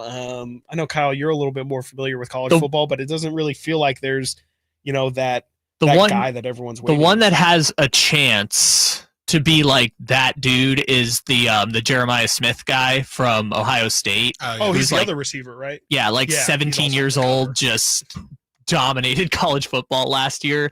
Like not this year, but like next year, he could totally be like a phenomenon of like breaking records and just incredible Your Jamar catches. Chase type. Yeah, but even like college football, like I'm saying like Calvin Johnson at Georgia Tech type of stuff, where it's like you're watching just to see them like double team this dude kind of stuff.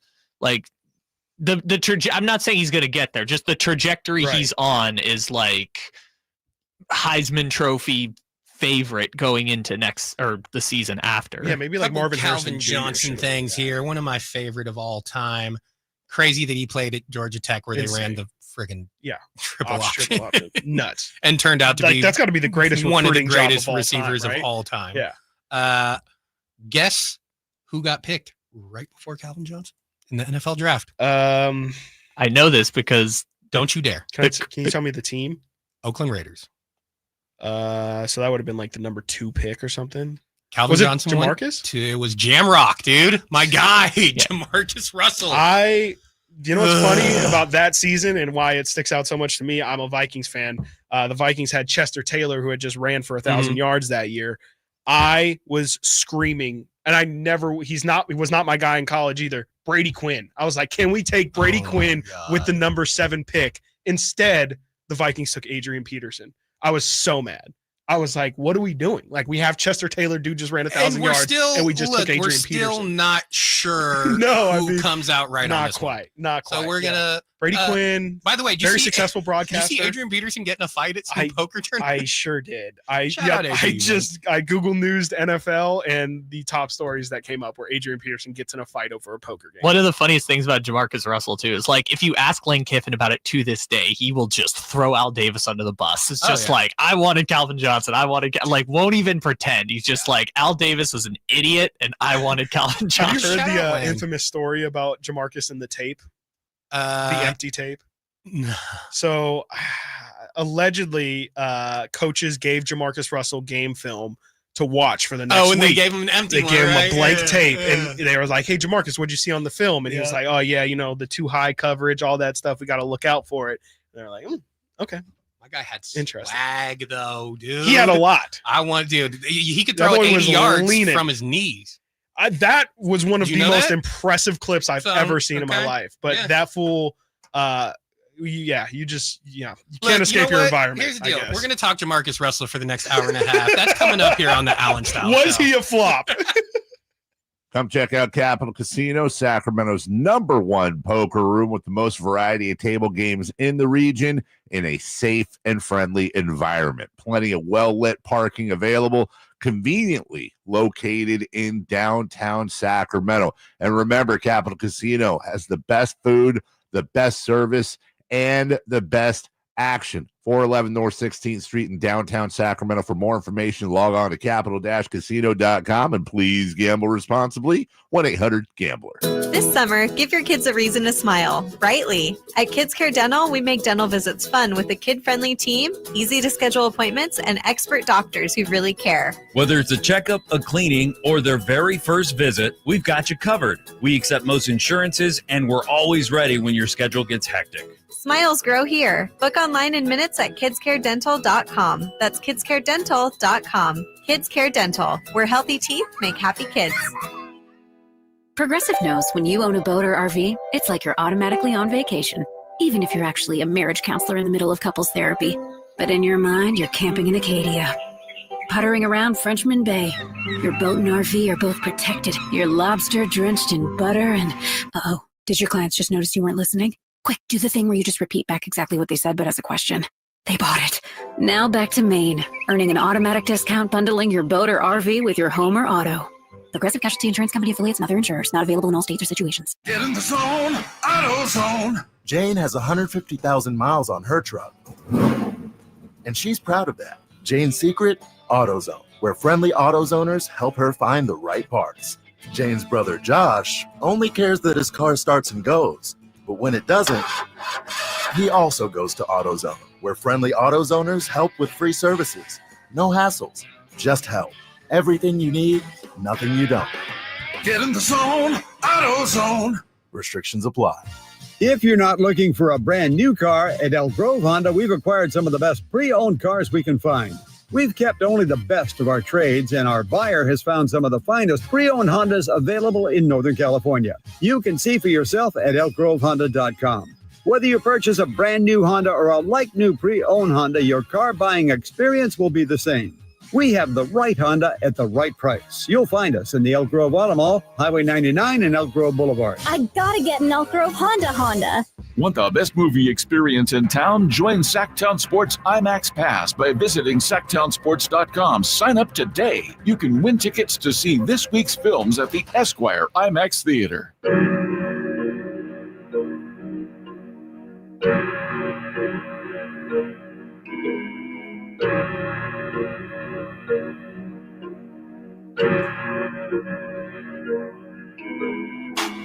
Your flagship station for the Beam Team, Sacktown Sports.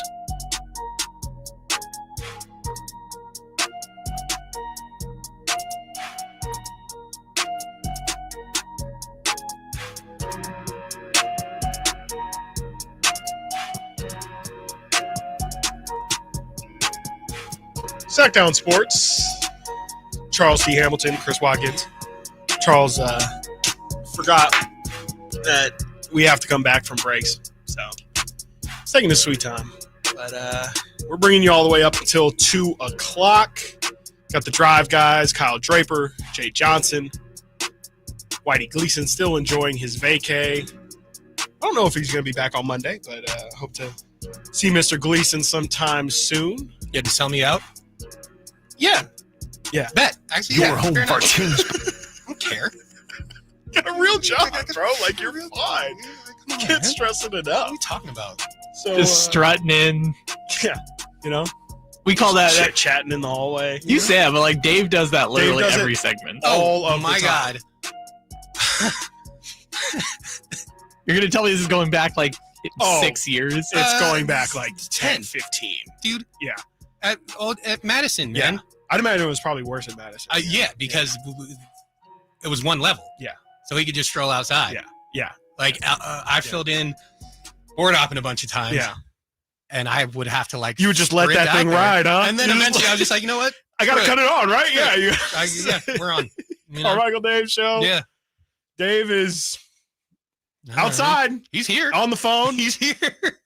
He still does it. You would think that he would have a stopwatch or something that would tell him, but no. He knows what he's doing. He definitely does. So this is, I hope Dave isn't listening, but he's not. I promise he's not. So basically the way he does it now is that we put the break times in the rundown so that he checks before he goes downstairs to do his Dave thing. So I put the breaks like 30 seconds shorter on there just so that he comes back before the break ends. Very smart. And even then, you'd be surprised. No, he's still late. There was one time with Greg Papa where it's like he's on the phone and I'm just like, Carmichael Dave Show here. Greg Papa joining us. Dude, shout out Pop. Shout out Papa. Shout out Papa, dude. Yeah. Not shout out the Niners, though, if I can say. No, I think I put it in the likewise. rundown. We don't have to Likewise. get there now. Yeah. But So, they got a you know cakewalk what? of We're a going to schedule. continue the Jamarcus Russell talk. It's what the people want. It's what the It's what the people PD want. said we because should it's talk also about. never been discussed. Right. Okay. Yeah, yep. 100%. We have not gone through whether or not the Raiders quarterback situation has been the right one. No. And yeah. I don't, How are you feeling? I guess we will do it. How are you feeling about your Raiders? It's I funny know because you I was are thinking pretty- about it, yeah. talking about the draw for college players and Yeah. Ashton Genty. Yeah, the for fact that he was sure. at Boise State, kind of you lose that draw. But dude, I'm excited to watch him. I don't know how good the Raiders are going to be. Maybe a wild card team at best, like for real. Yeah. Oh, yeah, for sure. Could be, I don't know, 7-10, right? 17 games now. Weird yeah, number. 17 games. Weird Yep, number. yep. But no, I'm really excited to watch Ashton Genty. Really? Geno Smith's obviously an upgrade Yeah, over he's what fine. they've had. Yeah. The O How do you feel about their defense? Because I feel like that's been the thing that they've been building these past couple of years, and I've heard at varying points from different Raider fans like, hey, no, like our defense is incredibly legit. I think it's kind of slid since then to where it's, hey, we can be a top 15 defense. But here's the thing. Crosby, monster, beast. Yeah. I mean, argument for best D end in the game. I mean, sure. And there's a group of 5 Yeah, or 6 yeah, of yeah. them that you could make an argument for, but he's in that conversation. Christian Wilkins, great interior player. He got hurt last year. Malcolm Kuntz was hurt last year too. He had a solid previous season. I think he had like 7 or 8 sacks, but injured last year. They re-signed him to a little 1-year deal. Their DBs have been trash. I mean, I've just never liked So any of that's their the thing. DBs. Trayvon Merrick would have been nice to keep him, but he got the bag in Carolina, like 3 years for $51 million. I don't think you really want to pay a safety that much. Yeah. Love Trayvon Merrick. I don't think he's worth that. Right. So sad to see him go. Nate Hobbs, I liked as a corner, as a slot, like one of the best tackling corners in the league, honestly. Yeah. But he left too. I think he's in Green Bay. So, and also part of that is Pete Carroll's building the defense in his mold. So they drafted a couple tall ass corners. Right. And, Yeah. Get the who's the dude that they Cam Chancellor and So the Jeremy other Chin massive- is that Cam Chancellor type player. Wow, that is a sad reality. You're saying Jeremy Chin. I'm is saying Cam the prototype. Chancellor. He's a 220-pound safety, can drop down and play some linebacker, like that type of player. 3 teams have said no thank you to at this point. Is this the one? Could be. Is this the team that You works? know, some people. I mean, some people really, really want to play for the Raiders. No, like for it sure. does. You know, bring some something people out. say after 4 teams, I think I've always meant to be a This is Raider. the one. This is the one. You know who's really going to hone my skills? The Raiders. Got that. Famously Patrick well Graham. run. Patrick Graham's going to bring it out. Yeah, I like. I mean, I'm yeah, intrigued. I he's a love really that they good signed Devin quarterback. White. Honestly, Yeah, I like him a lot. His value went down. I still think he's a good linebacker. Sure. So we'll see. I don't have major expectations. I do think they'll be fun to watch. Well, that's I'll an say that at improvement, least. right? Yeah, Like that's yeah. an improvement for sure. Definitely. Like Score especially 30 after points, last give year. up 30. Yeah. Last year, I pretty didn't think they could score 30. Period. Like, Well, yeah. they couldn't. And I think that there's at least a chance of like 8-8, right? Like, or obviously 8-8 doesn't exist 8-9. anymore, I but know, yeah, it's so annoying. like where can you kind of fit in that? Just be mediocre, right? Like stop being a laughing stock. And I think it's a pretty similar conversation with the Kings, but I think to me that's success for the Raiders, right? Is we are no longer just you can put us in Sharpie at the bottom of this division, especially with how tough that division is. You just want to be. I mean, this is. Can you be the Chargers, right? Like, can you at least give the mirage of we can be a competitive team? Yeah, seriously. So I'm intrigued. Yeah. I don't know. I would have liked to see. I don't want them taking a quarterback just for the sake of taking a quarterback in the draft, is what I'm referring to.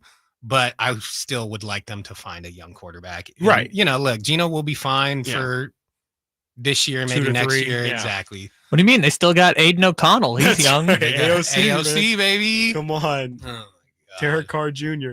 Dude, How long are they Derek just going to Carr keep trotting him out there? I think they're don't know, done. man. I feel like they have to don't be done at this point. He's still their backup. I mean, He's their a fine backup. backup. Yeah, to He's a that fine point, he is- backup. he is- He's still on a rookie I contract. wouldn't even like- say that. I don't think he's a fine backup.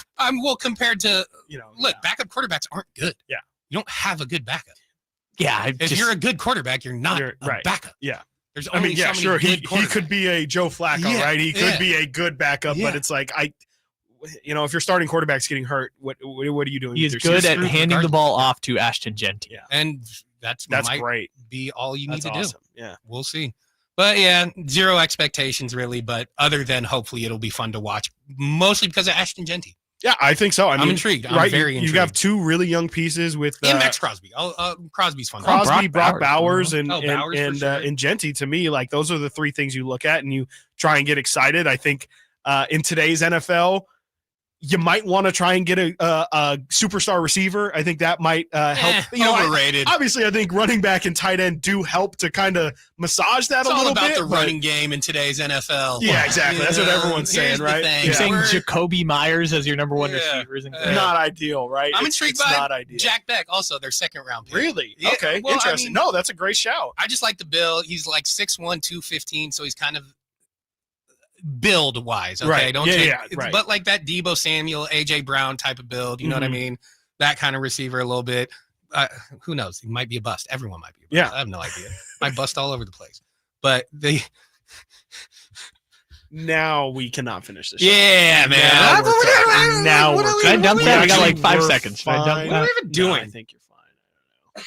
I don't know. Yeah. I got a real job, dude. Yeah. No, I mean, absolutely. well, maybe not after this. Hopefully, yeah, it is. Hopefully they're not. Keep saying that, man. It's all that Jamarcus Russell talk. Yeah. I'm just annoyed by it. Yeah. Just- Coming up next gonna is finish Jamarcus Russell, the LeBron James of busts. There we go. Yeah. Yes, I Thank you. actually think we Mhm. nailed it that time. Actually, I do. Yeah, I was Yeah. trying to make a joke. That No, actually I might be. actually That actually think- might be something we dive into. It could be him or Anthony Bennett. They're in a, they're in a Marvin deadlock Bagley. sprint. Yeah, but yeah, that too. Because James like Wiseman. Jamarcus Russell, there's been bad number one quarterbacks, but it's worse that you could have had a Hall of Fame. Well, exactly, because that's the thing with Anthony Bennett, right? Like, Who else? that was a terrible draft. Yeah. I mean, Giannis, right? Yeah, well, The 13th okay, yeah, pick. great, Yeah, exactly. it's- Okay, if you ask the Orlando Magic GM in hindsight, he's like, "Oh, we were thinking about taking Giannis at 2." Sure. It's like, no, you were not. Sure. Yeah. I mean, it's But Victor similar. Oladipo's great. It's similar to the Warriors in the. Yeah, right. They were going to take the Wa- Tyrese. Yeah. Yeah. No, they weren't going to. No, they weren't. But They if weren't. they had traded down, like the Right. connection was there the entire pre-draft process, Yeah. like perfect fit, all that stuff. They were never You going were to not take him gonna at 2, take though. Yeah, They right. were If never it gonna were take him at 2. Mitchell Trubisky versus Patrick Mahomes, Yeah. it would be awful, but it wasn't that. It was Mitchell Trubisky or nobody. Yeah. I mean, dude, shout out Mitch. Yeah, you know, Where is he now? I don't know. Last time I heard he Good was question. almost a good backup for Pittsburgh and then Buffalo, right? I think he made some Actually, chops yeah, a little he bit might being be. Josh Allen's backup, He and is- people were he like, is still "This there." guy is Yeah. like a top tier backup in the league," and I'm like, "Are we talking about the same?" If Mitchell Josh Trubisky? Allen ever breaks down, we're seeing Mitch Trubisky. Here's a little trivia. How old is Anthony Bennett? Oh my gosh. I would guess he is my age. I'll say he's 20. I'll say he's 39. 30. I'll say 31. Dang. You guys are way. I mean, yeah, he's 32. I Really? Oh, I mean, that's older. I- than I knew would've he thought. wasn't thought a- he was old as hell. He wasn't a rookie, or he wasn't a one and done guy. So, Oh, that's true too, right? so I guess a few years, because that's only what 12 years ago, 11 years Yeah, ago. 12 years ago. Yeah, Jeez. 2013. Feels like I was big on Anthony Bennett. I wasn't big on him at 1. So, I mean, look, better players did go after Anthony Bennett, Victor Sure. Oladipo, Sure. Otto Porter. I mean, look, they're Didn't the all Zeller better. go in there? Zeller, Alex Yeah. Len. It's Alex also- Len. Alex, Ben not McLemore. enough people talk about Alex Len 4th pick, 5th pick, 5. fifth. 5th pick Mhm. in the NBA Mhm. draft. Yeah, I mean, Phoenix that's had a when- lot of those. That's when Yeah, the Suns Dragan were on a Bender. sick run, Yeah, dude. Marquise The Suns- Chris. Hell yeah. Josh Jackson. Yep. Oh my god. Oh, shout out JJ for sure. Also, I feel like the Anthony Bennett one is less bad because, if I remember correctly, Cleveland like packaged him to get Kevin Love. So it was like he was a bad pick, but they like got No, off that of him was immediately. That was well, he Wiggins, might have- too. Yeah, that was Wiggins, yeah. but he might have been part I think of it. both of them were in There it, was but no- everyone knew. Oh he was yes, gonna he be did awful. end up on the Wolves. Yeah. But there was no. He was I kind mean, of Bennett wasn't. okay. It was just like Everyone knew he was awful. salary aggregation at that point. The big one was. I think he Wiggins. had I think he didn't score a field goal in his first 7 NBA games or something like that. It was we knew it was bad from Jump Street. The other one no one really talks about is, what was it? Hassim Thabit was Hassim, taken yeah. before James Number 2 Harden. pick. I was a big Hashem. He was 7'3". I mean, come on. You want to talk What are about we talking college about? basketball at its peak? That was like cardiac That Kemba was time, it, dude. That was Wasn't it Dexter him? Pittman and didn't him and Xavier. almost said it, almost dropped one. No, him and what's that? Psycho T. What's his name? Tyler Hansbrough. Didn't they get into wasn't that the whole beef or something? Yeah, those UConn teams were pretty decent. It was like, that was like kind of the last breath of the Big East. Mm-hmm. Like it was UConn and I can't remember the other team. Pitt, I think it was Pitt. Actually, they had like a really, really good team. And then after that, I think literally the Big East died 3 years later. Yeah, good stuff, man. No. We're gonna talk about more busts. That's right. Coming up. That's right. Here on the Allen Stiles Show. This is the story of the one. As a safety manager at a manufacturing plant, he does everything he can to keep his coworkers safe. From finding ways to reduce risks to keeping safety supplies in stock. And for that, he relies on Grainger. Grainger offers a broad range of quality products and next-day delivery, so he can always play it safe. Call 1-800-GRAINGER, click Grainger.com, or just stop by. Grainger, for the ones who get it done. Allen Stiles here with your Sacktown Sports Injury Update, brought to you by Downtown LA Law Group. Zach Geloff, still out with that stress reaction in his ribs, joined the A's on the road in Anaheim last week to continue his rehab progression and is expected to begin a minor league rehab assignment this week. Gio Urshela, out with that left hamstring strain, joined AAA Las Vegas for a rehab assignment last week and is expected to begin playing this week as well. This injury update was brought to you by Downtown LA Law Group. Hey, I'm Allen Stiles. Have an injury? Call Downtown. Downtown LA Law Group, an injury law firm, has many happy clients in Sacramento and the surrounding areas who have called Downtown. Get paid for your injuries from slip and falls or auto accidents. One of their most recent settlements was $1.5 million for a motorcycle accident. Have you had an auto accident? Call Downtown. Text injury help to 40222. That's injury help to 40222 and visit them at calldowntown.com.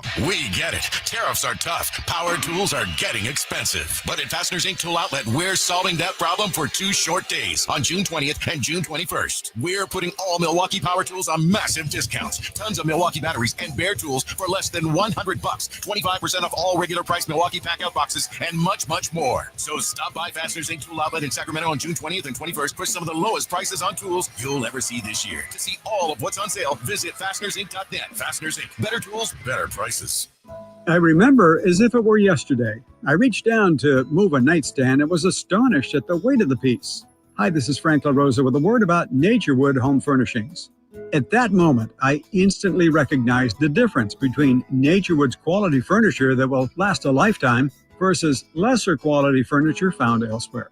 Now, I suppose there's a huge difference in what you'd put in your first apartment and what you would live with in the comfort of your own home.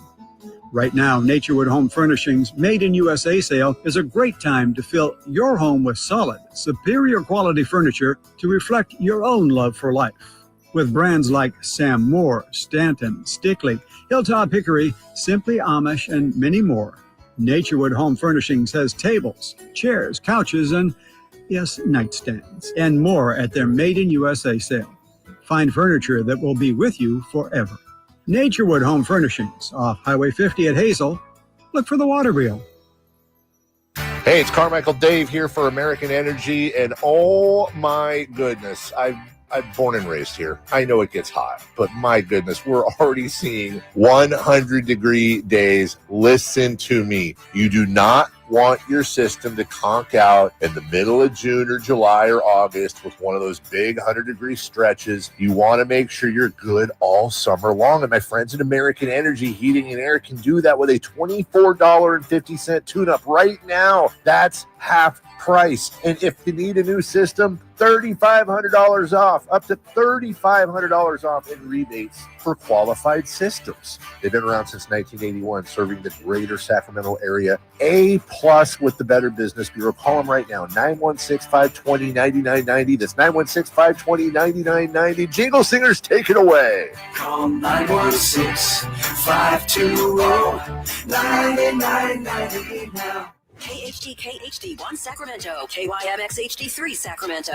from the Power Business Technology Toshiba Studios. Sacktown Sports, 1140. What are we doing, dude? Live and local, 6 a.m. to 6 p.m., Monday through Friday. Sacktown Sports.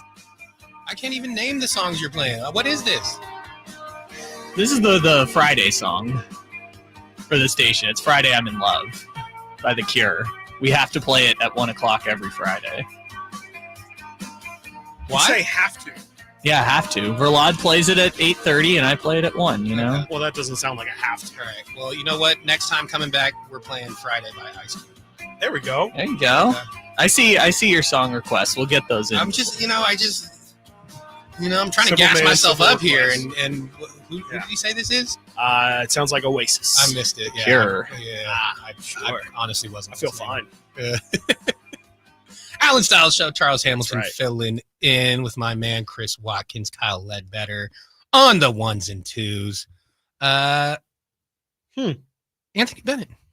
No, I'm just kidding.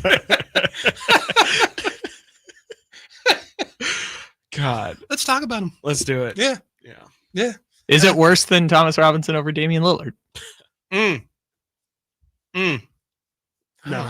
What has Damian Lillard done? I actually saw somebody for the Kings. It's actually, I think there is some logic there, but what would you think if the Kings were to almost in like a pseudo tank move, trade for Damian Lillard to try and acquire, whether it be picks or, maybe you can get, Terrence, you can get some random stuff. So here's the thing that's interesting about that. Obviously, Dame isn't playing all of next season. Exactly. With Achilles. But you would have to go into a very intentional tank. Yes. For next season. Right. So I'm talking, you're moving everyone out of there. You got Dame rehabbing. Right. Also, who knows what he's going to be when he gets back. So that's the risk. Yeah. But let's say that might be a way of getting off Levine's contract would be maybe they would want DeMar over Levine, but in terms of, especially if Giannis, a worse sell, right? Is to Giannis. It's Levine's 28, 29, 30. There's somebody that you can play with for the rest of your Bucks. Yeah, especially if Giannis wants to stick around. Right. He's not going to, because they don't have Middleton anymore either. It's if you're Giannis, you're looking around saying, who am I supposed to win a championship with? Pat Connaughton? Yeah. What's going on? Shout out Pat. Pat Connaughton's no TJ McConnell. No, right? Yeah. Is he the TJ McConnell? No, is Pat Connaughton the Henry Ellison of TJ McConnell's? Is the real question. I think that's something people have been Henry asking. Ellison is crazy. That is pretty insane. Talking about bus. Pretty insane. Look, you feel me? The bus you know guy. what I'm talking about? Hey guys, listen all day, all week to Sacktown Sports 1140 for the winning code words. And once you have it, text it into 916-339-1140 for your chance to win our signed Sacramento Kings DeMar DeRozan jersey. It's not written here, but it's 50-50 with Dave. So he's going to have it. He's every other weekend. Yeah. It's like the Stanley Cup, right? Exactly. It's exactly. You get it for this week. Exactly. Dave gets it the next Jason week. Gets it one day. Yeah. Maybe Whitey took Jason it. Maybe definitely has it, dude. Jason definitely has it. It's not here. No. Maybe it was Whitey. He flew back from Hawaii, took the jersey, and he's left. like, "No, I'm in Hawaii. What are you talking?" No one ever. Perfect alibi. Code word. Win. Win. Mm-hmm. Win. Yeah. Bust. Thank God this is not a sponsored giveaway. I mean, the Kings did give us the jersey. So it's in partnership with the Kings, who drafted a lot of busts. That's very true. That's very unfortunately. Yes. Win. 916-339. Win. 916-339. You only have to text it once, though. 1140. Text as many times as possible. Make Kyle deal with that. Just exploding the system. Yeah, please. Yeah, every time you text, it's a better chance to win. So please do that. Win. All right, Sacramento Kings. Good segue, dude. Senor Segue strikes again. Sammy Segue. There you go. Because I've been teasing this. Shut up. Bo Shizzle. Because I've been teasing this for hours. I guess we should just do it. Oh, Nike. Hell yeah. There you go. We went through if the Kings decide to tear everything down, I'm on that side. I think they should. Yeah. Even though you're probably not going to get the haul, draft pick haul, player haul you want for the players that they do have because of the contracts, I still think that's the way to go. But I also think the most likely thing the Kings are going to do, because they've done it for so long, is go all in on this ninth seed. And okay, so what? How are they going to improve? Right. I think that's a big question. Literally run it back with all the same players? Can't do that.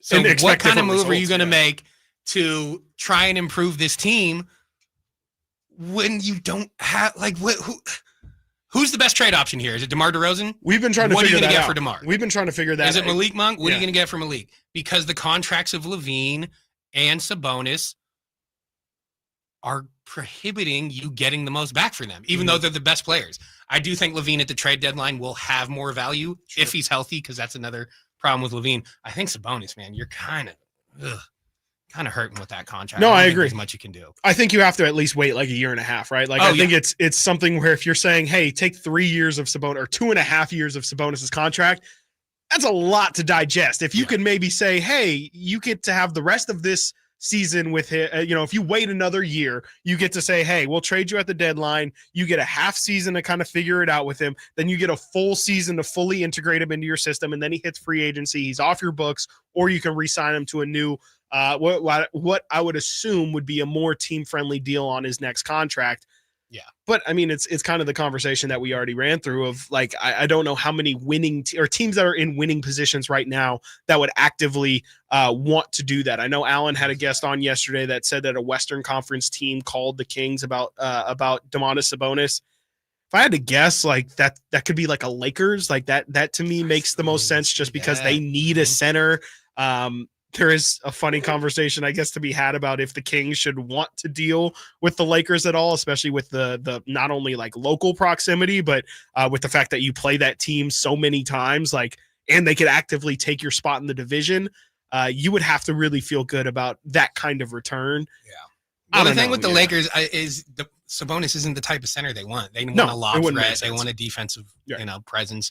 I could see the Lakers revisiting the Mark Williams things for sure, which also I can't believe weird. Like, dude, that was so weird. Like they both of those guys connect, and it's like, what are you supposed to do the rest of that season? The connect stuff was so annoying last year. That was the Lakers exceptionalism of oh my god, I can't believe they got he didn't play. No.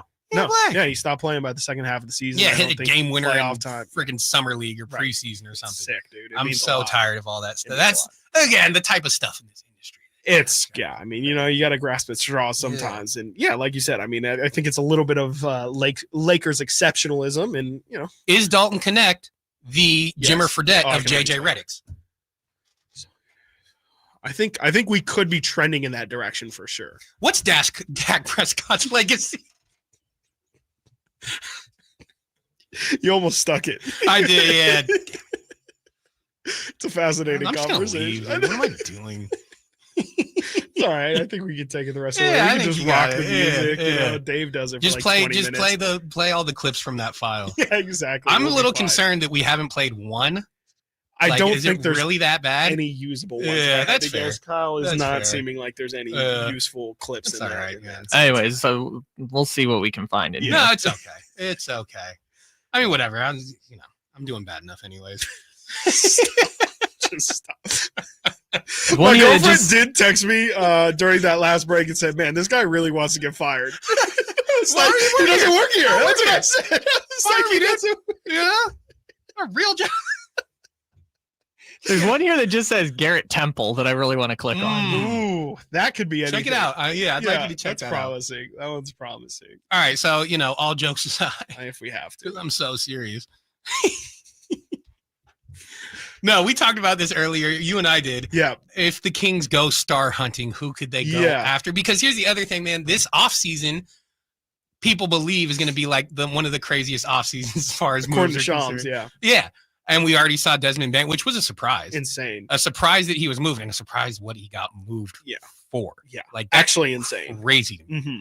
But, I think part of that is Orlando sees what the Pacers did this year. Right. Kind of sees that they have a window, and they're kind of betting on Paolo, so they're fine with going after it. Anyways, That was crazy to me. I still think a team like that, like, yes, Desmond Bane is a great player. Good. Yeah. Above, somewhere between good and great. Yes. And maybe more opportunity, like in Orlando, will elevate him. But even if not, he's still a really good player. Great shooter. Orlando needs shooting, but they need more than just one shooter. So anyways, back to the Kings, star hunting. Who could they go after? Yeah. And there's a couple different names. You know, we've heard point guard. Yes. I think Sam Amick was on the other day and said that they're very serious about finding a point guard. Exactly. Now, what level of point guard? Yeah. Is it Trae Young? Yeah.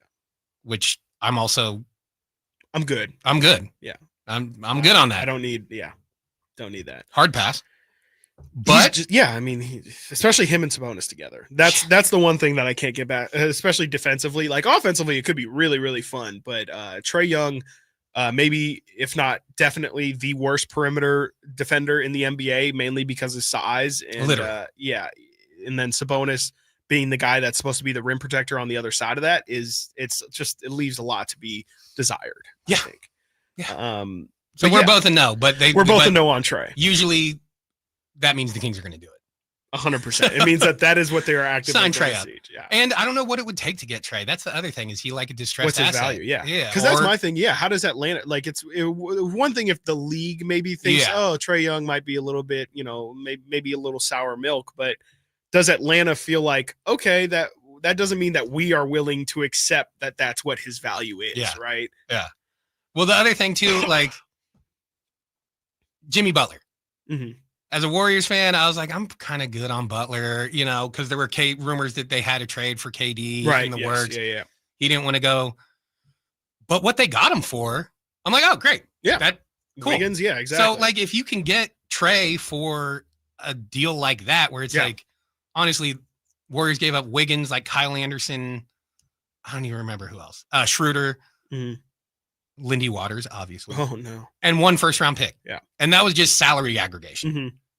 And it's 1 first-round pick. So, like, if Trae goes for something like that, sure. But I don't think Atlanta's at that point. And Trae is still young enough and good enough that there's got to be a team out there that has to be would give up more. So, I mean, I even think like, if you're Atlanta, could you swap distressed assets? Like if I'm calling New Orleans and I'm saying like, look, Zion's kind of in a similar position for different reasons where Zion's MVP when he plays, but I don't know if you're in a return for Zion, which is another name that you could throw in the Kings list. Like, I don't know if you're going to get a player as good as Trae or as talented as Trae Young. Like, to me, that's where I'm looking if I'm Atlanta way before I start considering a DeMar DeRozan and Malik Monk for Trae Young. I would much rather take a Zion Williamson for Trae Young trade or something like that. Again, to use the Pelicans, like I know Trey Murphy is somebody that they're looking to move on from, like CJ McCall, like any of those pieces. I feel like if I'm Atlanta,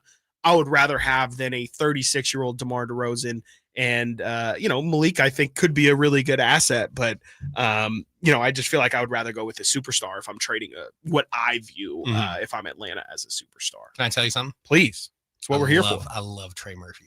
I love Trey Murphy too. He's actually, if you want to say who's the guy that the Kings should try and go for, and I think you can get the biggest, potential return in terms of like, hey, like we traded him for 75 cents on the dollar and he ended up being worth $1.25. Like, I think Trey Murphy's the type of dude exactly who could thrive in a new situation. Math. That's how it goes. Thank you. I love Trey. Loved him coming out of college as well. Again, it's one of those ones you only remember the ones you're right about, of not course. the hundreds of misses you've had. But again, as a Warriors fan, I wanted them to get Trey Murphy. Yeah. Moses Moody was the pick at 14. Trey Murphy goes 17. Trey Murphy is clearly the better player. But similarly, I think he would be great for the work. He'd be great for any team because he's that prototype 3-and-D player, and he's more than 3-and-D. Yeah, like he's not just a 3-point shooter, but he is a great 3-point shooter. Good defender. He's like 6'9". Great athlete too. Great athlete. Yeah, he was in the dunk contest. No, I big fan of his. I mean, I think 29 other teams would love to have him. For sure on their squad. I think they just signed him to a contract. Yeah, too, so he's the salary is up there now. I think he's getting close to 30 every year. But still, if he's healthy, he's worth it. Absolutely, yeah. KD, Kevin Durant. Yeah, That's a name that I will say it came around this past trade deadline for the Sacramento Kings before they moved on from De'Aaron Fox. I had heard that the Kings were kicking the tires on maybe thinking about bringing Kevin Durant in. Just doesn't make sense at this point, right? No, I mean, none. it does in the sense of if the Kings are really desperate to make this group a thing, right? Then you bring KD in. I don't know how it would get done because I don't think a DeRozan package is enticing at all for Phoenix. If you're the Kings, I don't know why you would even think about trading Sabonis, or I mean, I guess you can maybe think about trading Zach LaVine, but just age wise, it wouldn't make sense unless it's just a complete salary dump to say like, hey, we'll take 30, older Kevin Durant for Sabonis, who's just entering 30. Like that doesn't really make sense in terms of the Kings timeline either. So I don't know, just doesn't really make sense right now. I mean, I also have a feeling the Suns are going to try and work with KD to get him right. Whether his list of, Rockets, Spurs, Miami, Heat, they'll at least work to get him somewhere. Yeah, he definitely wants to go. Definitely. Minnesota, I think, should be thrown in there. I don't imagine he wants to go to Sacramento. No. The none taken. There shouldn't be any. But also, I mean, the other thing too is like, I don't know, he's ruined the last 3 teams he's been on. It's fair. It's really fair. Like, he doesn't ever seem happy, right? Yeah. And why would he be happy? That's why the San Antonio stuff's so weird to me. Why would you want to go to San Antonio? Like, I don't get that. Yeah, because I think the only thing that would make KD happy is if he's in title contention, and we've seen even that can't really make him happy. Yeah. But I would feel like, you go to San Antonio, you fall short. I just want KD to find happiness, I think that's honestly how a lot of people have felt about him, but he doesn't seem to know what would make him happy. Not to psychoanalyze him too much, but like he definitely seems like the type of dude who listens to too many outside people and he almost wants to prove people wrong more than he wants to do anything else. And I think it's led to Kevin Durant having, I don't know, like it feels like a pretty, I don't want to say a disappointing career, but I feel like Kevin Durant could have had a better career had he managed it better. I mean, if he just KD's undisputably a top 3 player of the past 20 years, right? Like I saw someone make the point. It's an interesting one. Like if there were 100 multiverses of Kevin Durant's career, is this the worst? The fewest championships, right? Or just the worst outcome of his career, right? Like he's still a top 15 player of all time, but I wouldn't say it's the worst. Yeah, because he could have, Sure, he could have blown out his knee or something. Yeah, but it's like, he could have been great. I was more just thinking he couldn't have won it. I definitely think there's a world where he doesn't go to the Warriors and never wins a title, and maybe it's just like a much better PR'd Carmelo Anthony, or stays with the Warriors and regardless of the hate he gets, doesn't matter, wins 5 titles, right? Sure, that would have been the easiest path for him for sure. I mean, and again, he didn't do because people told him it would be too easy instead of just. Well, I don't think he was super happy in that situation, but. I mean that probably legacy wise, which is what he claims is what he cares about, is the reason why he left. So here's the most interesting one to me, and not because I think there's a chance it happens, because I don't think the Knicks would be interested in Sabonis, but it's Karl Anthony Towns. And the reason it's interesting to me is because there are similarities between him and Sabonis as far as the level of player and bad contract. Yeah, you know what I mean. So.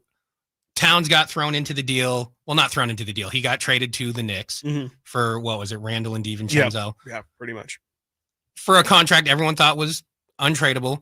And look, he's got his flaws. He's still a very good player. Yeah. Similar to Sabonis. Has his flaws, a very good player.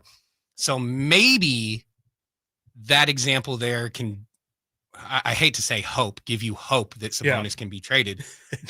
Because Sabonis is a good player. Like, I'm not. No, I hear what you're saying. But you're locked. I mean, it's a very similar situation. Yeah, and I think a Cat is a good bet on talent if you're Sacramento. Yeah. And if the Knicks were to be interested in that for any reason, I would think it would be less volatility with Sabonis. Though you don't know exactly what Sabonis is going to produce in the playoffs. It's just, I think Cat can have some nights where he takes himself out of games, and Sabonis he's hard hat. Like that fool's bringing the same game every single day. He's going to bring a double.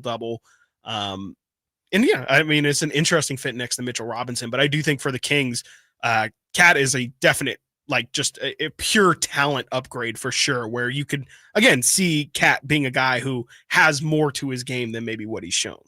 And he's already shown a ton. I just think the problem with Cat would be his personality, right? Like his personality is an interesting one. I think people have kind of think he's aloof sometimes. He's also somebody who thinks he's maybe a lot better than what he actually plays. I won't say than he actually is, because I do think the dude is incredibly talented. I just think he doesn't really know how to harness it. Well, and I think like him shooting as much as he does, like the perimeter shots, that also is like, hey, brother, like, I don't mean to sound like an old head, but maybe get on the block. Hey, brother, go hey, back brother. him down. Yeah. Hit him with a nice post. half hook, Get you know? him in the post. No, that's the thing, though. His offensive game fits today's NBA way 100%, better than 100%. a Sabonis or, just because of the perimeter shooting. Cat running his own team, though, a little scary. No, definitely don't like want as that. a leader. You don't want that at Yeah, all. I mean, that's the thing. His spot in New York makes so much sense because, I mean, probably the second best player there? I think so. But it's not his team. He's not being counted on to be the best player night in and night. Everyone made fun of him for recreating the Bulls in Sacramento. This would just be recreating the 2015 Timberwolves. Let's go. This is what movies is made of. What's the Bulls in Sacramento? DeRozan and Levine. Oh, yeah. Yeah. The Sacramento Bulls. Let's just go 2015 Timberwolves. And we can bring Jimmy Butler in here to, Oh, I'm not even sniff saying out that. on I'm saying Wiggins. the Wiggins, Levine, and Towns Timberwolves. Why not? Was Anthony Bennett on that? He actually definitely was. Yeah. Like Nikola Pekovic or something like that. That was my guy. Was terrifying, a monster. Dude. A monster. Like how he didn't have a career after basketball of like Vikings. Or, like, isn't that a show? Like, yes, it is. Like, yeah, come on, dude was just a freaking massive human. Massive. Ricky Rubio is still starting at point guard. Ricky, Thaddeus Young started 48 games for that team. Absolutely. Corey Brewer. Ooh, shout out Corey Brewer. Corey He's on Brewer. the bench Shout these out days. Corey Brewer. Shabazz Muhammad. There's another bust for you right there. He was the one who was taken like right before Giannis, wasn't he? Yeah, he had an interesting story where he was like the number one prospect coming out of high school, and then had like a weird situation at UCLA where he only played like 10 games and then fell in the draft. Yeah, that was a big Shabazz Muhammad. Corey Brewer was on that team. Let's just bring it all back in Sacramento. A 16 and 66 Timberwolves team. Let's do it. Hell yeah. Not bad. Not bad. I mean, we could use one. I'm pulling. That's what I was just about to say. Yeah. Andrew Wiggins, Karl Anthony Towns, Zach LaVine, Ricky Rubio, Gorgui Dieng, and Pekovic. I like Gorgui Dieng. I did too. I like Gorgui Dieng. He was what he was, He was also a couple former Definite Sacramento backup Kings. We got Kevin Martin. Hey, shout out Kmart. And Bielitsa.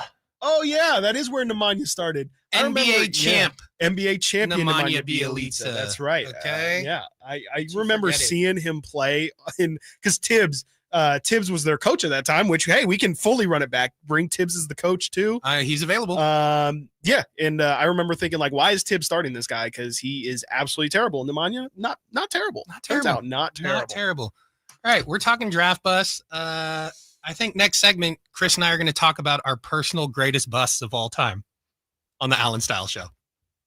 When you're hiring, have you ever felt like you're missing out on meeting great candidates? Well, they're not hard to find when you go to ZipRecruiter. ZipRecruiter helps 10 million people with their job search every day. People who are actively looking for jobs like yours. So it's easy to find the right person fast. 4 out of 5 employers who post on ZipRecruiter get a quality candidate within the first day. Try ZipRecruiter for free at ZipRecruiter.com/free. That's ZipRecruiter.com/free. Progressive knows if you have to choose between everyday life and your RV wins. What, are you going to take the RV to the mountains or go pick up your dry cleaning? RV wins! Are we cleaning the gutters or taking the RV camping? RV wins! Are we getting a new passport or cruising up the coast? RV wins! Don't forget, you got the trip to Sweden coming up. Oh, yeah, passport, then RV. With Progressive, you can bundle your RV with your home or auto and save with a discount and spend more time enjoying those savings in your RV. Progressive Casualty Insurance Company affiliates, other insurers, not available in all states and situations. Why choose a Sleep Number smart bed? Can I make my side softer? Can I make my side firmer? Can we sleep cooler? Sleep Number does that. Cools up to 8 times faster and lets you choose your ideal comfort on either side. Your Sleep Number setting. It's the Sleep Number 4th of July sale. Save over $600 on our King P5 smart bed, our lowest price of the season. Limited time. All Sleep Number smart beds offer temperature solutions for your best sleep. Check it out at a Sleep Number store or sleepnumber.com today. When you're hiring, have you ever felt like you're missing out on meeting great candidates? Well, they're not hard to find when you go to ZipRecruiter. ZipRecruiter helps 10 million people with their job search every day. People who are actively looking for jobs like yours. So it's easy to find the right person fast. 4 out of 5 employers who post on ZipRecruiter get a quality candidate within the first day. Try ZipRecruiter for free at ZipRecruiter.com/free. That's ZipRecruiter.com/free. When I was in Iraq, our convoy was hit. It was bad. After I came home, I could still hear booms and see tracer fire. Makes it hard to be a good mom. As America's veterans face challenges, DAV is there. I'm Naomi Mathis, Air Force veteran. With the right support, more veterans can reach victories, great and small. With help from DAV, I was able to begin to heal.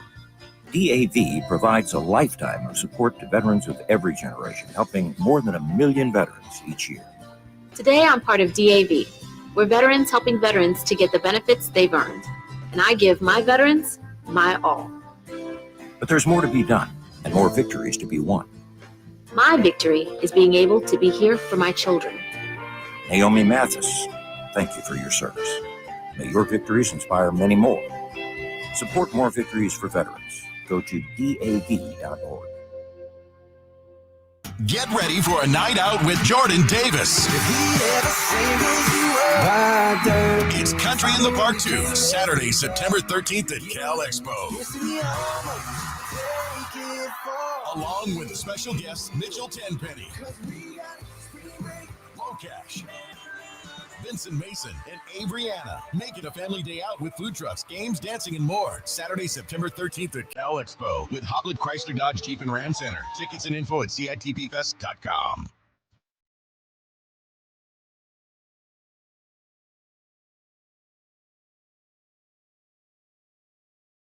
Your home for Kings basketball for over 25 seasons. Sacktown Sports.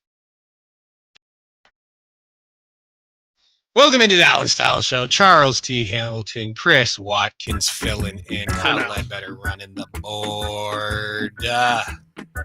I'll tell you what, man. When it starts getting hot, I just want to listen to reggae. Really? Sit by the pool, man. Sit by the pool, nothing better. Yeah, I'm trying to think what's maybe pop a marg. Yeah, why not? Love a good marg. Nothing better. It's pretty elite by the pool. A hot, sunny day. Yeah. I'm trying to think what reggae's not bad for sure. It's definitely some boat music. Boat yacht music, rock for yacht sure. Rock. Yeah.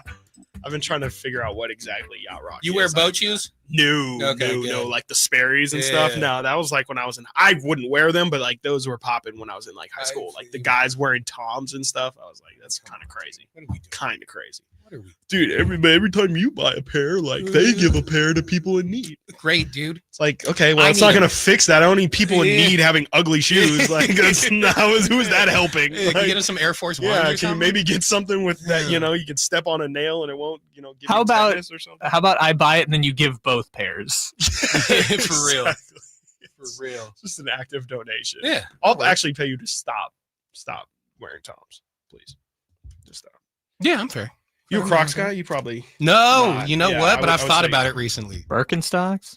No. Dogs Rainbows. out? Rainbow sandals. I'll wear Rainbows, those. yeah. But elite. that's why I've never gone to Crocs. I'll just just rock the sandals. Yeah, you don't need to rock the Crocs. Let my toes out, man. I got nice toes. Dogs bark. Yeah. Come on. Well, before we move on Find here, me on I'm- Feet Finder. I've been digging through the archives a little bit, and Yeah, what'd you find? yeah, Yeah, hit me. Let's All go, right. dude. Whatever. Couldn't Just- be worse than anything I said today. just gotta sit in that. Anyways, You mentioned that draft show you guys did years ago, so here. Calls, texts, tweets, and reactions to the busy day in the NBA are all encouraged. Now, back to more of the NBA Draft Special with Matt and Charles. Woo! Moment of truth, Charles. Oh, There you go. Kostas, did I hear Kostas Antetokounmpo as something? That's a championship right there, right? That's the missing piece. Do you hear how young you sound? Yeah. Both of you are. I'm not playing it anymore. It's fine. I think Charles is having some headset issues going on. No, I sound hell young. You sound insanely young there. Did I? Yeah. You sound what, grizzled now? Yeah. You got some gravitas. It's all the It's all the real work you've been doing. I do. I got real problems. It's all the bourbon and that's right. Cigars. I really hope they let you back in the building at some point, seriously.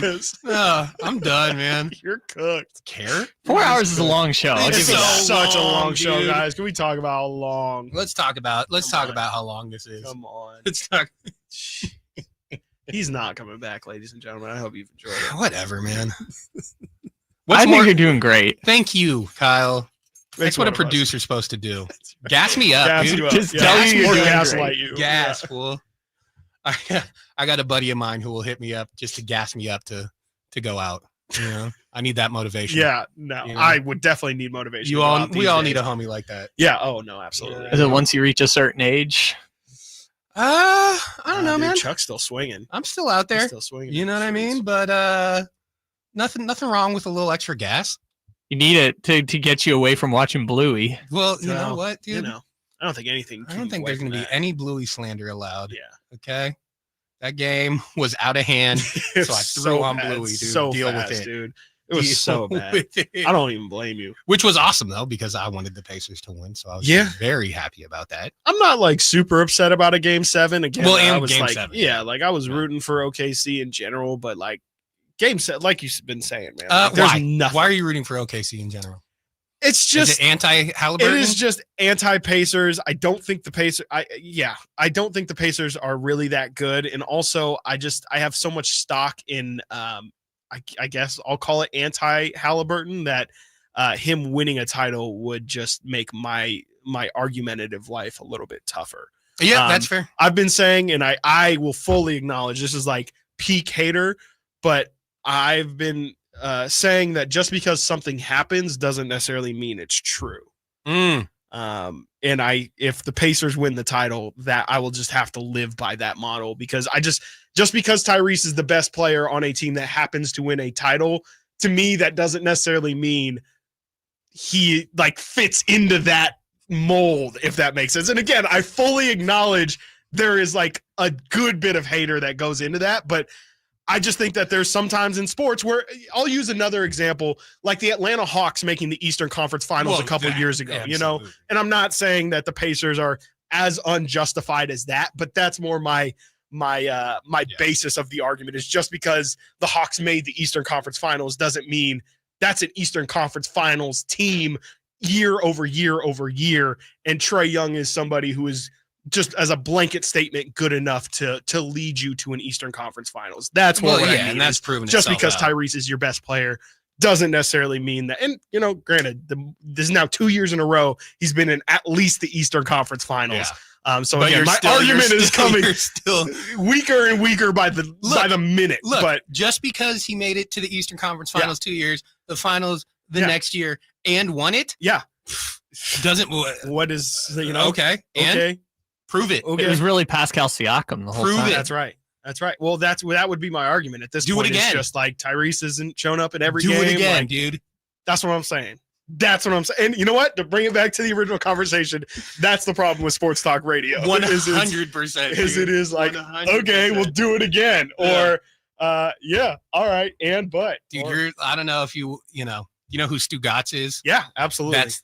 That's the guy. Peak Stu Gatz right there. Yeah, absolutely. Okay, do it again. Yeah. No, I mean the he has to be better is just, what do you do with that? Yeah. Hey, like if I just say that about Tyrese Halliburton, hey, he's just got to be better, man. So and we here's know the thing. he's got to make shots. He's got to be better. When it comes to the Pacers, he has to be better. They got to be better. You know, Chet Holmgren. I mean, if you're not going to bring it, what are you doing? Well, if you're here at the end of the day, okay, at the end of the day, we're just some guys. You got to bring it. I'm just a guy. Bring it. I'm just a guy.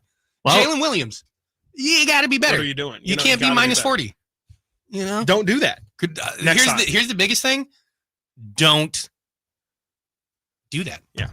And you might win. And you might have a chance. You might win have the a finals. really better chance. I mean, we're pretty locked in right now. I kind of like this flow. Can't believe we saved this for 3.5 hours into the show. 3 hours and 37 minutes for us to find our the most complex analysis of Game 7 of the finals, the first Game 7 in a decade. I'm going to say whoever's better probably wins. Well, here's the thing. I will tell you, whoever outscores the other team in Game 7, they're going to have a good chance. I'm going to say they got a shot. They got a chance. They got a shot. So, you got to want it. You got to want it. Mm-hmm. Okay. Mm-hmm. Hart. Got to show up. Josh Hart? Yes. All of them. Yeah. All of them. Yeah. Jason. Brett. Corey. Yeah. Corey Hart. I can't think of it anymore. I think we're good. I think we got it. I think that's fine. Hard on the sleeve. If OKC plays better and the Pacers play worse, I think it's OKC. But what if the Pacers play better and OKC plays worse? Then I think we know. Then I think OKC's got a tough road ahead. Yeah. Tough road. Big if true. We joke about that, but OKC dominated the Pacers in Game 1 and then just didn't matter. Pacers won in the last 0.3 seconds of the game. Yeah. All right, I know we've got some Halliburton skeptics or whatever, haters. You can Watkins. Yeah, you're a hater. Yeah. We got robbed of one of the greatest moments against the Knicks when that game, the choke. Yeah, the choke. That would have been so sick. I mean, he was still right. He ended up being right. They choked. They won. They did choke. Pacers won in overtime. Yeah. But man, that would have been so legit. It would have. Yeah, it would have been. I hated it, of course. I thought it was hilarious that they ended up going into. Oh, you say you're rooting for the funniest outcome. How is that not? How is that not the most hilarious outcome? Sure. Well, actually, if they would have lost, that would have been even funnier. Yeah. But no, I mean that's a crazy, insane shot. I mean, that's Tyrese's claim to fame right now. To me, is he has been there. He when he has maybe not shown up for every single minute of every single game. And I will say his Game 6 performance is, especially if they win Game 7, is one that might go down as an incredibly gritty performance. Not that he, set the roof on fire, but I just think I heard Sham say before the game that if this were a regular season game, which is I love when people say this, if this was a regular season game, he would have missed multiple weeks. And so I took that as he's really, really injured. And I think his performance yesterday was amazing. Well, I'm glad you brought up grit. Yeah. You gotta have grit. That's another one. You gotta be grit. You gotta bring it. Yeah. You gotta want it more than the other guys, that's right? The thing, dude. If you don't want it, what do we even do? Yeah. I think at the end of the day, games come down to who wants it more. And it's as simple as that. That's it. If you want it more, you're going to win. It's literally who wants it the most? Case and Wallace. That's right. That's right. We're gonna talk about who wants it more here on the Allen Stiles Show. Hi, Sacramento. It's the No Surprise Guys at Bell Brothers Plumbing and Air Conditioning. Is your AC on the fritz? Call Bell Brothers. Looking to replace your old unit with a 0% financing and no payments for 12 months on approved credit? Call Bell Brothers. We're fast, reliable, and respect your time by showing up when we say we will. The price we quote is the price you pay. We are the No Surprise Guys. Call today to get a free estimate on a new HVAC system, or simply schedule your $87 AC Precision tune-up to keep your system running smoothly. With more technicians, more trucks, and more experience, we get the job done right the first time. No surprises. Our technicians are all background checked, drug tested, and will leave the work area cleaner than they found it. Don't wait. Call Bell Brothers today or book online at nosurpriseguys.com. That's nosurpriseguys.com.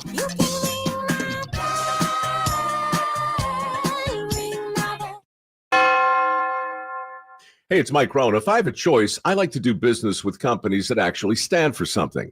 That's why I switched from Verizon to Pure Talk. No offense to Verizon, I'm sure they stand for something. I just don't know what it is. Pure Talk, on the other hand, is a veteran-owned company that supports our military in a big way, and I appreciate that. Yeah, I also appreciate unlimited talk and text and plenty of data for half the cost of the big guys, and I do like being on America's most dependable 5G network for just $20 a month. But what I really appreciate is no contract, no cancellation fees, and Pure Talk's commitment to handle all their customer service in this country. I saw it for myself. I went to Georgia. I got a tour of their headquarters. I met their CEO, and I talked to the same customer service folks that you'll talk to when you dial pound 250 and say keyword Mike Rowe. Switch today and save 50% off your first month when you dial pound 250 and say keyword Mike Rowe. Pure Talk, a wireless company that actually stands for something. Hey, it's Carmichael Dave here for American Energy, and oh my goodness, I'm born and raised here. I know it gets hot, but my goodness, we're already seeing 100-degree days. Listen to me. You do not want your system to conk out in the middle of June or July or August with one of those big 100-degree stretches. You want to make sure you're good all summer long. And my friends at American Energy Heating and Air can do that with a $24.50 tune-up right now. That's half price. And if you need a new system, $3,500 off, up to $3,500 off in rebates for qualified systems. They've been around since 1981, serving the greater Sacramento area. A+ with the Better Business Bureau. Call them right now, 916-520-9990. That's 916-520-9990. Jingle Singers, take it away. Call 916-520-9990 now. Hagen Oaks wants to be your go-to total golf game fitter. Try the TrackMan experience, the very best technology to fit your metalwoods and irons. The new cutting-edge putter fitting studio with its $30,000 worth of technology is ready for your fitting. Hagen Oaks will help you find the best putter for your game. Hagen Oaks offers more technology, more choices, and more service. Schedule your fitting at the Hagen Oaks Player Performance Studio by calling 916-808-2531, 808-2531 for more. People are coming from all over to Sacramento Chrysler Dodge Jeep Ram, from Folsom, Elk Grove, Woodland, Roseville, because they've seen for themselves the huge selection and the best prices at SacSuperstore.com. Good luck finding a lower price anywhere else. And if you do, they'll match it. It's as simple as that. Sacramento Chrysler Dodge Jeep Ram, where a handshake still means something. Open until 10 o'clock and centrally located right across from Hagen Oaks Golf Course. And online at SacSuperstore.com. The guaranteed lowest price and the best selection of Dodge, Chrysler, Jeeps, and Rams. SacSuperstore.com. This is the story of the one. As a safety manager at a manufacturing plant, he does everything he can to keep his coworkers safe. From finding ways to reduce risks to keeping safety supplies in stock. And for that, he relies on Grainger. Grainger offers a broad range of quality products and next-day delivery, so he can always play it safe. Call 1-800-GRAINGER, click Grainger.com, or just stop by. Grainger, for the ones who get it done. On Friday, June 27th, the Sacramento River Cats are celebrating baseball legend and Sacramento's own Dusty Baker. The first 2,500 fans on June 27th receive a free Dusty Baker bobblehead. Get your tickets now at rivercats.com.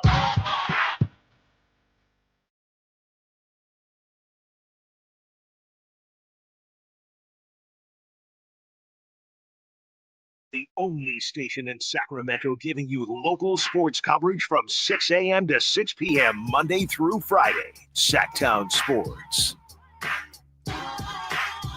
Welcome back to the Allen Stiles Show. Charles T. Hamilton, Chris Watkins filling in for Stiles, who filled in for Jay Ross and Carmichael Dave. Wait, what's the title? It's the Carmichael Dave Show with Jason Ross? Nailed it. That's sick. Yeah. Imagine typing that out. Yeah, that's a lot. That's pretty much like its own, like YouTube only allows 100 word or 100 letters. Yeah. It's pretty much the entire, like every video is just Kings win. The Carmichael Dave Show with Jason Ross. You only get 100 letters. Yeah. The Charles T. Hamilton Show featuring Charles T. Hamilton. Yeah. With Chris. That's pretty much, I like that actually. That's got a ring to it. Kind of rolls off the tongue. Might be onto something here. A little something there. Might be onto something.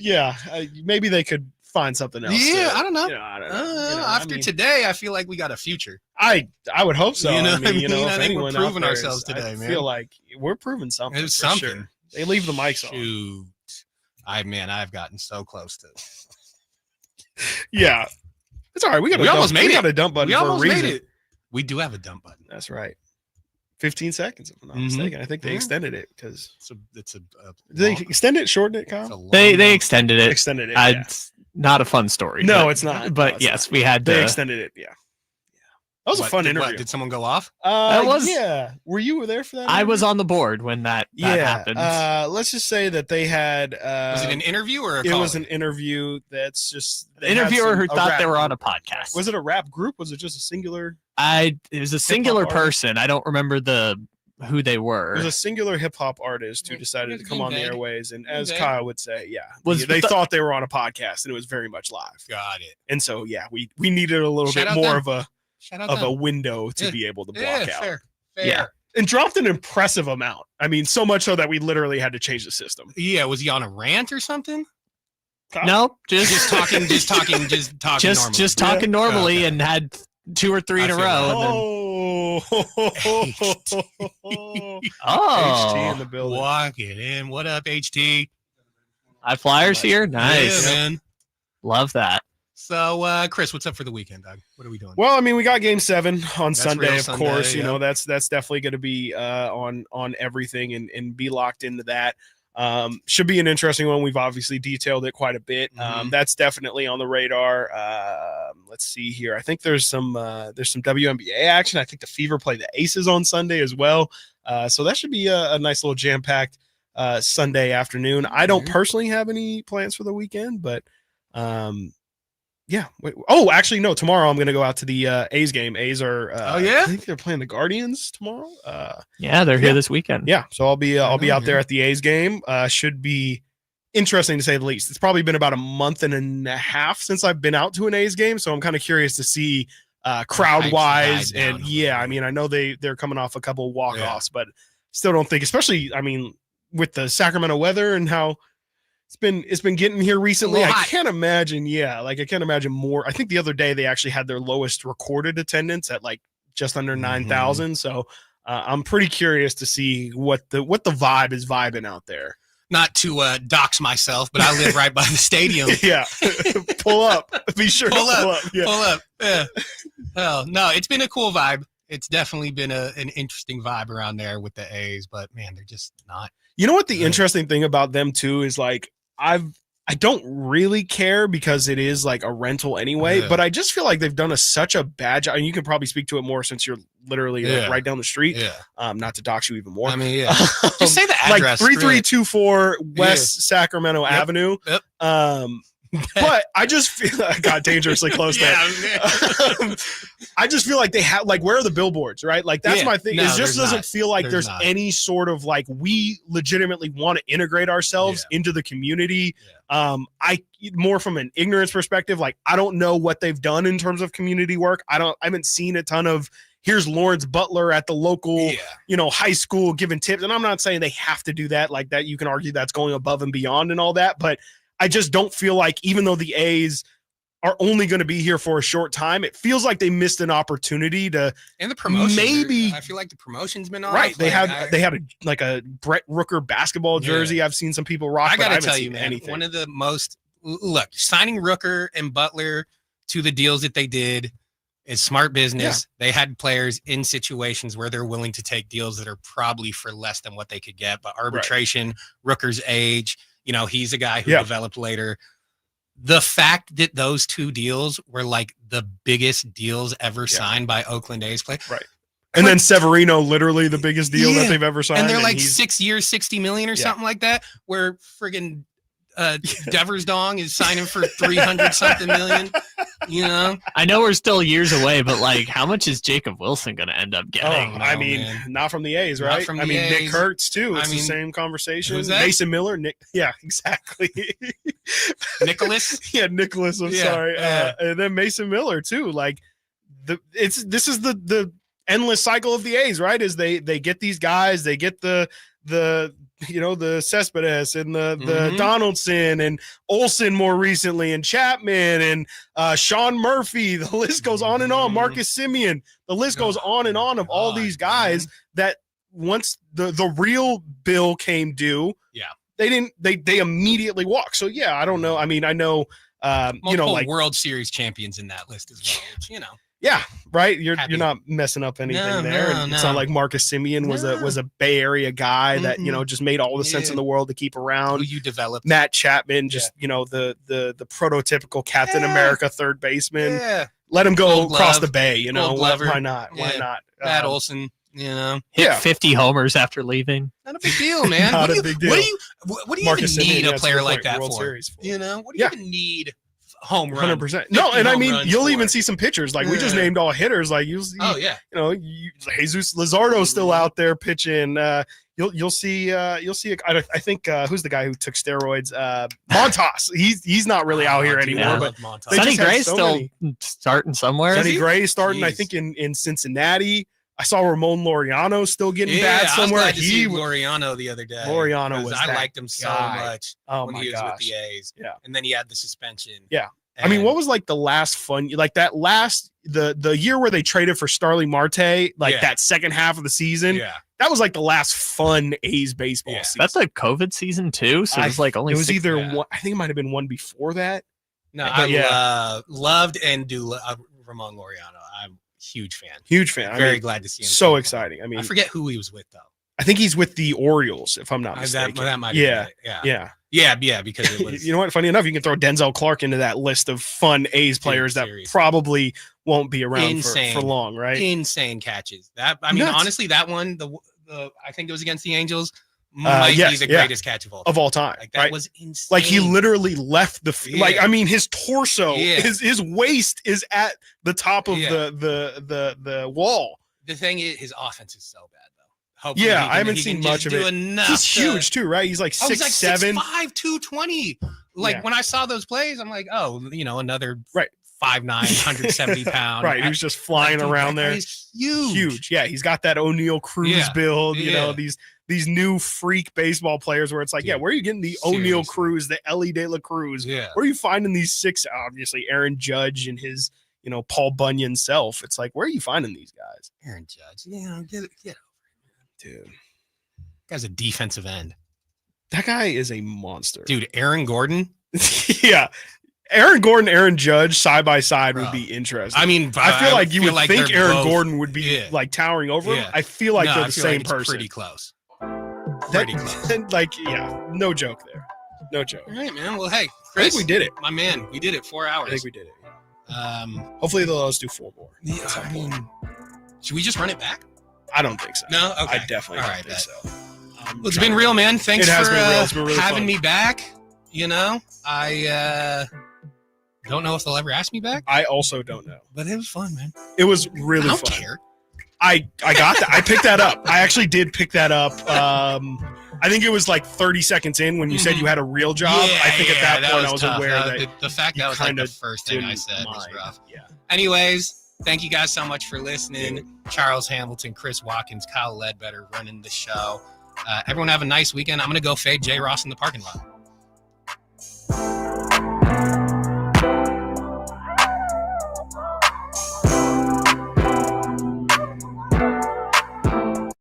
Don't forget my podcast. Gotta go.